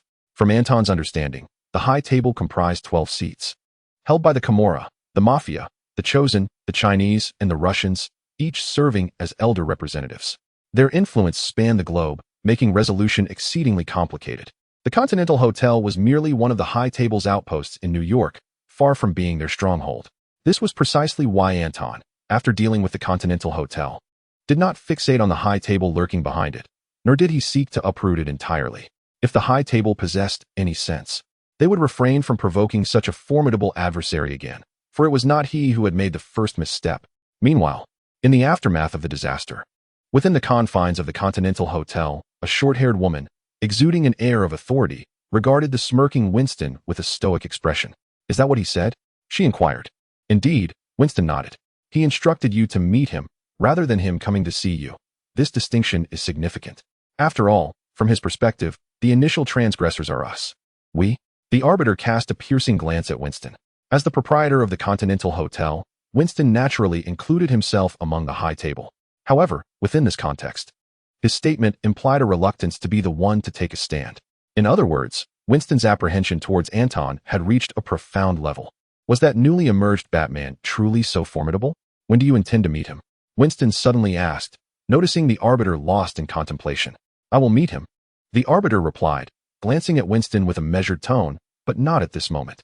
Chapter 38. The High Table's demands. The following day, upon arriving at work, Anton was taken aback to find a throng of peers gathered at the entrance of the Herald Daily, quickly succumbing to a headache. "Mr. Anton, do you acknowledge the online speculations? Are you, in fact, Batman?" With the global box office for Batman surpassing 600 million and the recent incident at the Continental Hotel in New York featuring a real-life Batman, the reporters clamored around Anton, firing questions in rapid succession, as if they would not allow him to leave until they had extracted every ounce of information. "Ladies and gentlemen, Batman is merely a coincidence." Anton, feeling cornered, halted his steps and, with a wry smile directed at the barrage of cameras, remarked, "Bruce Wayne is a character I created. He does not exist in reality. As for the emergence of a Batman in real life, I can only surmise that he resonates with my entire conception of the character." "And how do you explain the assassins that Batman dispatched at the Continental Hotel, who were actually there to target you and the Herald Daily?" The reporters pressed on, unfazed by his denial, as they relished his silence.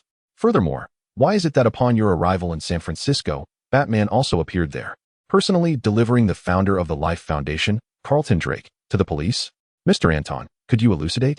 They continued. "That is merely a coincidence," Anton replied, raising his hands in exasperation. Coincidences are notoriously difficult to articulate, no matter how much one attempts to explain them. Having uttered this, he refrained from answering any further inquiries, finally severing the reporter's questioning as he entered the Herald Daily building. Inside, Betty observed Anton, drenched in sweat from his encounter with the press, and could not help but jest. "Anton, this is the most disheveled I've ever seen you. If you could pour me a cup of coffee, I would be most grateful." Anton shot her a glance, feeling the weight of the reporters still lingering at the entrance, and realized he had underestimated the impact of Batman. Currently, within the system's realm, Batman's fan value has astonishingly surpassed 14 million. This remarkable figure should not be overlooked, especially considering that he previously spent $9.98 million to acquire the primary template of Batman. If this 14 million fan value were to be equivalently exchanged for templates of other heroic figures, he might not be far from achieving the goal of acquiring another alter ego.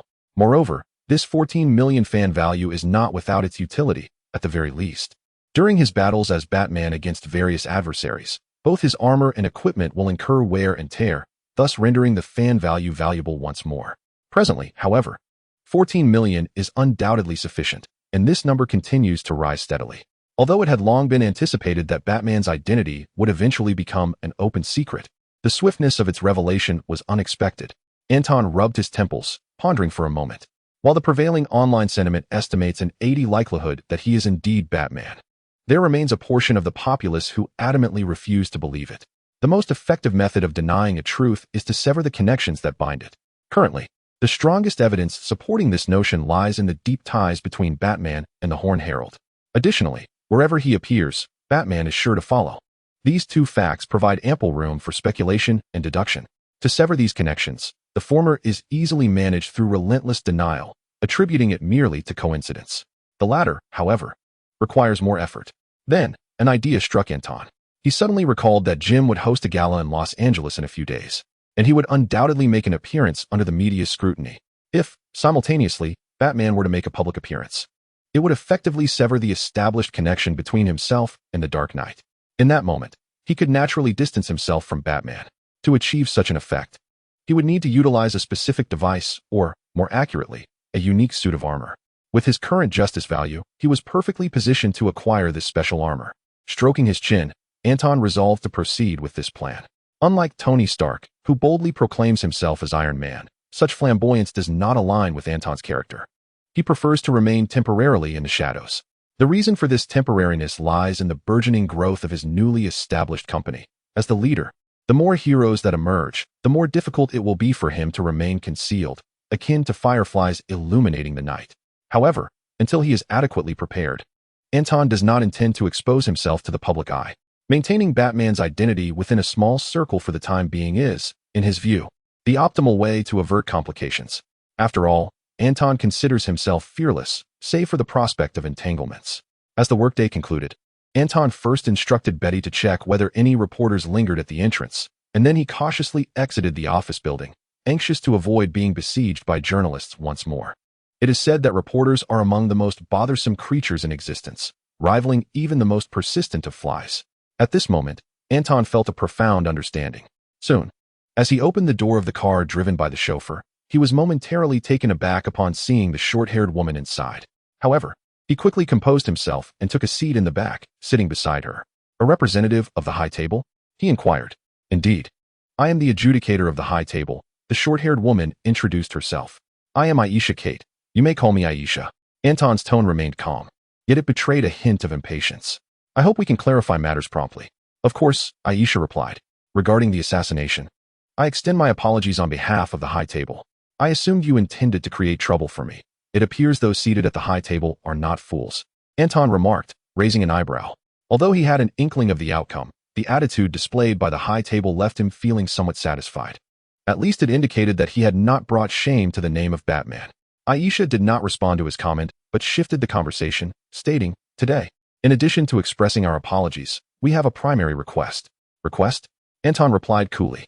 "If it is an unreasonable demand, you may silence yourself and depart from my vehicle."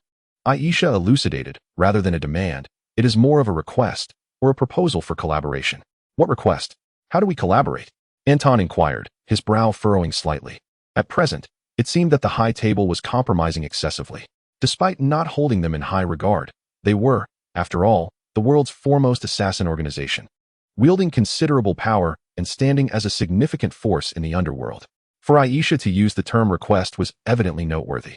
"We would like to ask you to eliminate a target," Aisha stated. "Who?" Anton expressed surprise. "The High Table itself is a premier assassin organization. If even you cannot eliminate this individual, how do you expect me to succeed?" "This is the singular request of the High Table," Aisha replied earnestly. "As for the target, I can only disclose that information once you accept the assignment. In this world, while the High Table could indeed eliminate many, the few they could not touch possess the ability to command the majority of global resources." Anton narrowed his eyes and replied nonchalantly, "Since this is a collaboration, what do I stand to gain?" "The friendship of the High Table, along with the title of High Table Consultant," Aisha articulated. "As a consultant, you would possess the authority to mobilize the assassin members within the High Table, and you would share all intelligence with us. However, correspondingly, you must also bear the associated responsibilities and enter into a blood oath with the High Table. Once the blood oath is established, it is irrevocable. Otherwise, you will face an unceasing pursuit by the High Table." Anton comprehended fully. This was an attempt to court him. It appeared that the powerful capabilities he had exhibited as Batman had captured the High Table's interest. A blood oath is out of the question. Murder is even less so. Anton firmly rejected, asserting, "Anyone who has seen the Batman films knows that he adheres to a principle of not taking lives." Upon hearing these words, Aisha's expression became intricate. She had anticipated the possibility of being rejected by Anton, yet she never expected such a rationale for the denial. not killing anyone. Absurd. However, upon reflection, during that fateful Night-S battle, not a single soul perished. In hindsight, only 2 unfortunate individuals had succumbed to stray bullets. Their deaths merely an indirect consequence of Anton's actions, hardly qualifying as murder on his part. That evening, the most unfortunate among Anton's adversaries had merely been rendered a vegetable. Nevertheless, enlisting Batman's assistance was not out of the question. Noticing the fluctuations in Aisha's demeanor, Anton interjected, "However, it must be accomplished in Batman's manner." He paused and continued, "Furthermore, Batman may establish a cooperative relationship with the High Table, but it shall be limited to the exchange of intelligence. Any future demands would necessitate a separate agreement, which we can deliberate upon gradually. It just so happens he requires a stage to redeem himself from the suspicion of being Batman. Collaborating with the High Table might serve him well. I am not the one to make decisions." Aisha pondered for a considerable time before addressing Anton. "Please grant me a moment." She alighted from the vehicle and engaged in a lengthy conversation over her phone before returning to nod at Anton. "I look forward to our collaboration. In that case, may I inquire about the identity of those you wish to eliminate?" Anton asked with keen interest. He was genuinely curious about the person whom even the High Table could not eliminate. "His name is Sloan, the leader of another assassin organization known as the Brotherhood," Aisha replied, "and he is the High Table's most formidable competitor."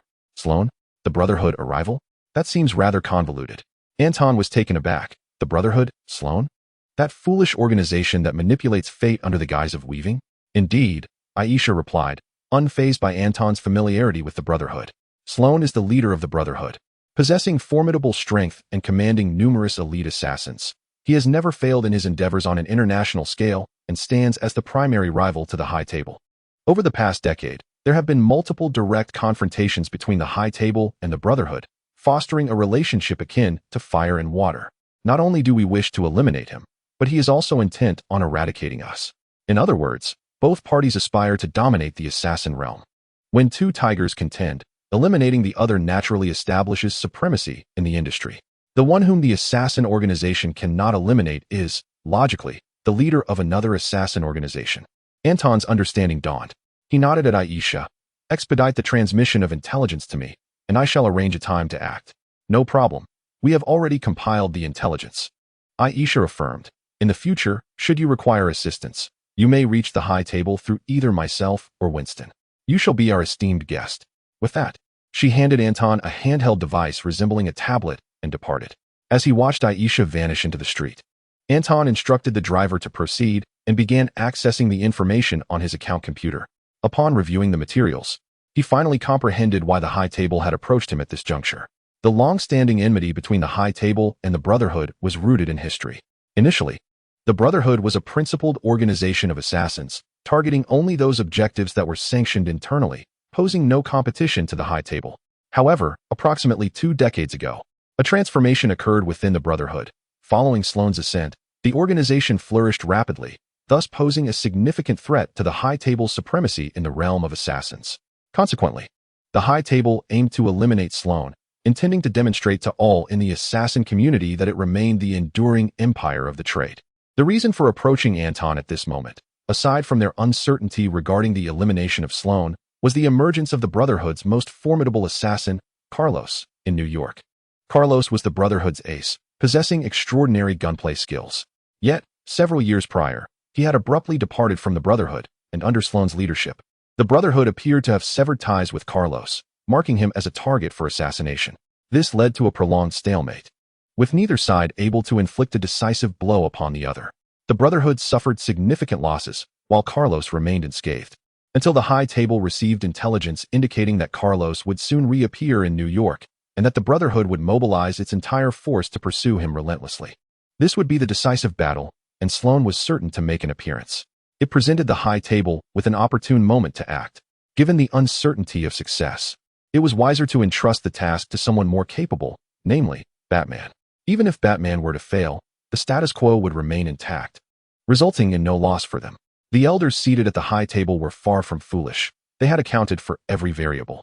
A decisive battle? Anton stroked his chin, recalling from his past life that this scenario was absent from the wanted posters. The most logical conjecture was that both sides would once again find themselves in a deadlock, unable to overcome one another. It was for this reason that, in desperation, Sloan sought out Carlos's son, Wesley, attempting to use this hapless individual against his father. Tomorrow, Fox, the mechanic, and other top assassins from the Brotherhood would arrive in New York. Anton shut his handheld device and closed his eyes in contemplation. Time was of the essence. Subsequently, he retrieved his phone and called Jim. Anton. Jim answered promptly, his voice brimming with enthusiasm. I'm planning to host a celebration party the day after tomorrow. You promised you would come, right? Of course, but not on the day after tomorrow, Anton instructed. Postpone the party to tomorrow evening. I will fly to Los Angeles tonight. What? This shattered Jim's expectations, and he retorted angrily, tomorrow? What are you playing at? I've already sent out the invitations. Do you think those Hollywood folks are free every day? Whether they come or not is their concern. I simply require a legitimate and highly publicized entrance for tomorrow. After finishing the call, Jim hung up. Damn it, he exclaimed, hearing the busy tone on his phone, unable to contain himself from uttering a classic phrase. Yet feeling utterly helpless against Anton. He understood well the consequences of Anton's capriciousness, having gained such insight during Anton's tenure as a director, leading the film crew. Anton, much like Tony Stark, was notoriously headstrong, yet his temperament was somewhat less acerbic, and he was not prone to flaking on commitments.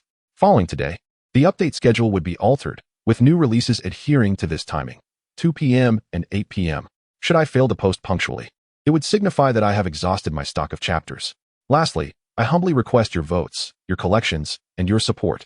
By the way, if you spot any typos, please leave a comment, and I shall rectify them upon seeing. Although I strive to revise the text before uploading and meticulously check for errors, some oversights are inevitable. Your understanding is greatly appreciated. Chapter 40. The party begins, the third party in the shadows in the early hours of the next day. Anton arrived in Los Angeles, the heart of Hollywood, where celebrities congregate, and the fervor of reporters surpasses that of their New York counterparts. A throng of individuals armed with cameras awaited at the airport exit, their anticipation palpable as they awaited Anton's emergence. With their extensive connections, they could ascertain Anton's next destination the moment he boarded a plane, including private jets, as there would always be someone willing to divulge information for a price. At present, not only were the regular exits monitored, but even the private ones had watchful eyes. Anton was bewildered by how these journalists had infiltrated. Each exit had its informants. The Los Angeles press were indeed the kings of intelligence in the city. From the mundane to the monumental, their presence was ubiquitous, infiltrating every facet of gossip and global events. Dismiss everyone on the plane and replace them with a new crew, Anton ordered, his expression darkening as he surveyed the sea of reporters eagerly awaiting him at the entrance. He was acutely aware that the leak must have originated from the staff aboard the private jet. Understood, Betty nodded. Do you want me to call in airport security? Yes. Please, Anton sighed, feeling utterly powerless against the swarm of reporters, compounded by his lack of experience in handling them. As the covert owner of the Hornet Daily, he knew better than anyone that any comment he made here could land him on the front page the following day. There was no doubt about it. He had reached such a level of notoriety. A few minutes later, surrounded by a cadre of security personnel, Anton departed without leaving a shred of opportunity for the reporters. During this process, a frenzy of journalists pressed forward, shoving their cameras into Anton's face, as though words were unnecessary. The entourage pursued Anton's vehicle to a lavish mansion in the vicinity of Los Angeles. What could he possibly be doing here? A reporter wondered. A party, came the simple reply. Another individual responded. Jim has moved the celebration party to 8 o'clock this evening. Anton has come to Los Angeles specifically to attend this gathering. What? The person expressed astonishment. Wasn't the party supposed to be tomorrow? It has been advanced by a day, and you were unaware of it? Perhaps it is time to resign and return home to tend to your child. This profession does not suit you. His peers cast him disdainful glances, as if regarding a mere fool. Time swiftly transitioned from dawn to dusk. Having obtained sufficient rest and feeling invigorated, Anton drove towards the venue. In the passenger seat beside him was his personal assistant, Betty. Observing this, the reporters eagerly followed suit. Meanwhile, in New York, under Sloan's directive, Brotherhood members gathered near the Empire State Building. Among them were Fox, the mechanic, the gunsmith, Mr. Insecticide, and the butcher, among others. Nearly the entire internal cadre was mobilized, solely to confront Carlos. They were the world's most elite assassins. The reason for their full deployment was their awareness of Carlos's formidable nature. Once a comrade, Carlos had never missed a mark within the Brotherhood and was a legendary figure admired by countless peers. His terrifying marksmanship instilled fear even among the Brotherhood's members. Even the assassins under the high table regarded Carlos as one of the most difficult individuals to eliminate, ranked even above Sloan. To be fair, while John Wick is hailed as the king of assassins in New York, in a direct comparison, he would surely struggle against Carlos, at best matching the likes of Fox. After all, had John Wick been able to eliminate Carlos, the High Table would not harbor such trepidation towards the Brotherhood. Yet, unbeknownst to these Brotherhood members, their every move was being scrutinized by a pair of eyes glowing with crimson light. Whoosh! In the darkness, an immensely tall figure concealed itself, sporting two long, pointed ears, resembling an anthropomorphic rabbit. In Los Angeles, at the time of the party, one celebrity after another arrived at the venue to partake in the celebration held in honor of the global box office success of The Shadow of the Hero, which surpassed 600 million. Reporters continuously pressed their shutters, the flashes adding an air of intoxicating allure to the gathering. Naturally, the reporters were kept outside, at most capturing images from afar, their eyes straining to catch a glimpse. A select few female journalists managed to secure the arms of prominent figures, striding confidently into the party, drawing envious gazes from countless male reporters. Anton, as one of the key figures of the evening, stood at the entrance greeting these luminaries. Some familiar, others not. In this moment, they all appeared like long-lost friends. Beside Anton stood Jim Lambert, who, thanks to The Shadow of the Hero, had returned to the forefront of production. At this moment, Jim was brimming with vitality, shaking off the despondency of recent years. When do you plan to commence filming for the second Batman? As the guests began to arrive, Jim finally found a moment to speak with Anton, whom he had not seen for quite some time, about serious matters that had been in the works. In addition to Batman, I have several other plans that I intend to advance simultaneously, Anton replied. Jim, have you given any thought to the matter I asked Betty to inquire about? Are you referring to joining your newly established company? Jim hesitated, stating, this pertains to my future career trajectory. I will need more time to contemplate it. No problem. But my patience is limited, Anton remarked coolly. You know, Hollywood is not solely comprised of you as a producer. Everyone is putting in their utmost effort. Jim's expression shifted slightly as he responded earnestly. I understand. I will provide you with an answer as soon as possible. All right, let us proceed inside, Anton said, shifting the conversation. Everyone who needs to be here has arrived. It is time to commence the next activities. With that, he walked toward the crowd. Jim lingered for a moment, contemplating, and with a faint smile of resignation, he followed suit. Minutes passed. Anton's gaze flickered. If one were to observe his pupils at that moment, they would discern that he appeared to be witnessing an alternate scene, one that did not belong to the party but rather to a profound darkness. New York, the Empire State Building. Carlos disguised himself as a janitor, navigating the corridors. This impending showdown was not merely a consequence of the Brotherhood discovering his whereabouts. Rather, it was a deliberate act on his part to expose his location, intending to deliver a crippling blow to the Brotherhood's elite assassins under meticulously prepared circumstances. Years of relentless pursuit had wearied him of this existence. He was resolved to eliminate the Brotherhood's masters in one decisive stroke. Either he would perish, or his adversaries would. Suddenly, all the lights within the Empire State Building extinguished, severed by a power cut. However, in the dead of night, such outages were commonplace and did not attract much attention, except for Carlos, who raised an eyebrow. It appeared the Brotherhood had infiltrated the Empire State Building. Upon witnessing the extinguished lights above, the Brotherhood members felt a stir of realization, believing it to be Carlos's doing. Unbeknownst to both parties, a third force lurked in the shadows, observing them all. A friend commented on Chapter 39, suggesting that the protagonist had somewhat lost his edge, prompting me to make a slight alteration to a dialogue, after which the chapter seemingly vanished, perhaps consumed. I wish to emphasize that I have not deleted anyone's comments, and those who post advertisements or group numbers do not count. As long as the remarks are not excessively harsh, I accept them with grace. Chapter 41. Prepare to embrace suffering. The third party covertly observing was undoubtedly Anton, far away in Los Angeles, remotely controlling a specialized battle suit. The mechanical bat suit, also referred to as the rabbit suit, earned its name because its ears, while retaining certain bat-like characteristics, resembled rabbit ears, hence the moniker rabbit suit. Moreover, this suit of armor boasts two enormous miniature missile launchers on its shoulders, and its overall structure resembles a diminutive mech rather than an exoskeletal suit of armor.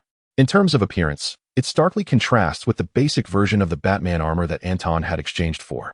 However, Anton is aware that as he acquires more specialized armors, the distinction between the basic and specialized versions will become increasingly pronounced.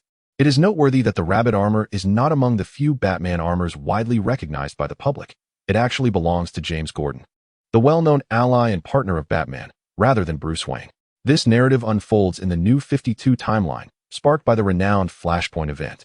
The catalyst for this upheaval was the Flash's temporal disturbances, which plunged the world into a cataclysmic war.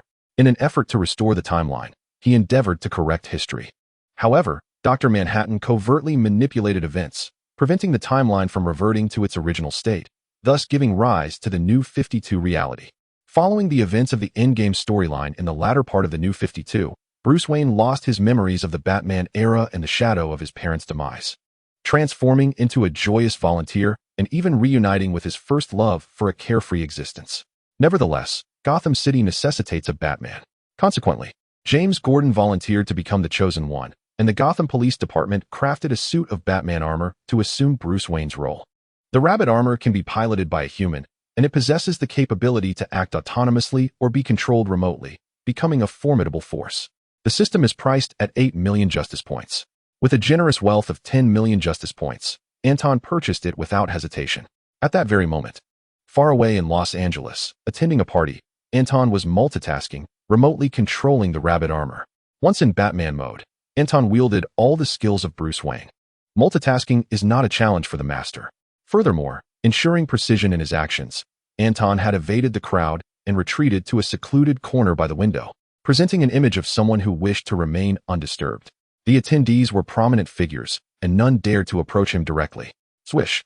Inside the Empire State Building, the Rabbit armor glided through the slightly crowded corridor with almost soundless steps. Carlos and the Brotherhood remained oblivious to the emergence of a third party amid their standoff. However, the individuals Anton aimed to apprehend were not these people. He had not forgotten.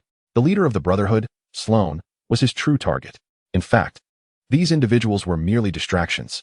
Yet, Sloane was exceedingly cautious. The intelligence gathered from the high table only revealed the movements of Fox and others, leaving the elusive Sloane beyond reach. Thus, these distractions, in Anton's eyes, were still of utility. Of course, this was only one of the reasons for Anton's presence there. The more significant reason lies in the fact that tonight, Batman must emerge into the public eye. This is essential to create a stark contrast with Anton, who is far away in Los Angeles, thereby severing any connection between the two and swaying public opinion towards the notion that he could not possibly be Batman. Suddenly, gunfire erupts. Carlos, who has betrayed the Brotherhood, engages in a fierce exchange with current members of the Brotherhood. Bullets fly through the air at astonishing angles. Yet Carlos possesses the uncanny ability to predict their trajectories, dodging while simultaneously returning fire. This extraordinary capability is fueled by an adrenaline surge, transforming his heart into a powerful engine that grants him the ability to manipulate bullet time and curve projectiles. In this realm, the phenomena of curving bullets, bending time, long-range sniping, the explosive power of adrenaline, and 360-degree shooting without blind spots are all manifestations of a personal skill known as gunfu. Both sides are adept, intimately familiar with each other's capabilities, daring neither to advance recklessly. Thus, they engage in a tactical retreat while maintaining a sufficient distance for effective shooting. Through the lens of the Rabbit armor, Anton observes both factions, noting that their mastery of gunfu has reached an astonishing level. The ability to wield a weapon with such finesse reveals that both parties are exceptionally gifted individuals. Regrettably, this world is not lacking in talent, particularly in the realm of assassins teeming with extraordinary individuals. With a sharp crack, a Brotherhood member is struck by a bullet, while Carlos remains unscathed. Fox and his companions exchange grim glances, their resolve hardening. They must pursue. They cannot allow this to end here. They are determined that tonight they will decisively confront Carlos. If so many of them cannot bring him down, then after this day, not only will the Brotherhood's reputation be tarnished, but Carlos will ascend to an even greater myth in the assassin world, a scenario that Fox and his allies cannot abide. Gunfire continues within the Empire State Building. The blaring of alarms reverberates throughout the structure, signaling that the police have been alerted and will arrive swiftly. However, Carlos and Fox are too engrossed in their conflict to concern themselves with such matters. Both parties are intent on eliminating each other tonight. Missing this opportunity would make it exceedingly difficult to find another suitable moment. In the shadows, Anton, controlling the Rabbit armor, recognizes that it is time for him to make his entrance. With a swift motion, he maneuvers the Rabbit armor, crashing through a wall and sending debris flying, obstructing Carlos's path to escape. "Who goes there?" Carlos exclaims in astonishment, instinctively firing his weapon. The sound of metal clashing resonates as the bullets prove utterly ineffective against the imposing figure before him. For an assassin proficient in gunfu, The failure of firearms renders a significant portion of their skill ineffective. When bullets cannot penetrate the armor, what can be achieved with bare hands? Witnessing this, Carlos is struck with terror, his pupils constricting in fear. It was only after he had fired repeatedly, the bullets tearing through the wall's plaster and the air swirling around him, that he realized he was not facing a human. To be precise, it was a steel shell. Carlos could not ascertain whether anyone was inside, but he surmised it was highly probable. Who could it be? With a grave expression, Carlos nearly forgot the pursuers behind him. Who are you? If you can inform me of Sloane's whereabouts, I would be more than willing to answer your inquiries. Anton's voice emanated from the rabbit armor's audio system. Upon hearing the deep electronic tone, Carlos's gaze flickered. If you are seeking trouble with Sloane, I would be delighted to assist. It seemed that Anton quickly discerned Carlos's lack of trust, realizing that he was merely stalling for time and seeking a way to escape. The rabbit armor raised a fist, and the air surged violently. The force was astonishing. Carlos hastily dodged, only to find the massive figure before him advancing, using its size advantage to send him flying. At that moment, members of the Brotherhood arrived on the scene. Who are you? Upon witnessing the fallen Carlos, they did not immediately attack. Instead, they collectively turned their gaze toward the rabbit armor. Wait, are you Batman? Fox furrowed his brow, struggling to identify the figure based on its appearance. As the individual who had single-handedly thwarted the Continental Hotel, the name Batman resonated far more powerfully in the assassin world than that of any Hollywood star, rivaling even the most seasoned and celebrated assassins who had toiled for years. It is worth noting that the audacity to challenge the Continental Hotel and effortlessly vanquish all the assassins within, leaving the high table reeling, was an achievement unmatched by anyone. None had done so before Batman. Indeed, he was the first. The first is often the most memorable. I am pleased you recognized me, Fox. The deep electronic voice resonated once more, as the red mechanical eyes scanned the Brotherhood members, cross-referencing their data. Anton continued, if you are willing to surrender peacefully and divulge Sloane's location, you will suffer far less. Dream on, the mechanic retorted coldly, glaring at the imposing figure before him. A coward who hides behind a metal shell should not presume they can defeat us. We are not the common scum of the Continental Hotel. Very well. The rabbit armor's fists clashed together, producing a sharp, resounding clang. Although the ironclad face displayed no emotion, the sound conveyed a sense of change, imbued with a tinge of regret. Prepare to experience pain.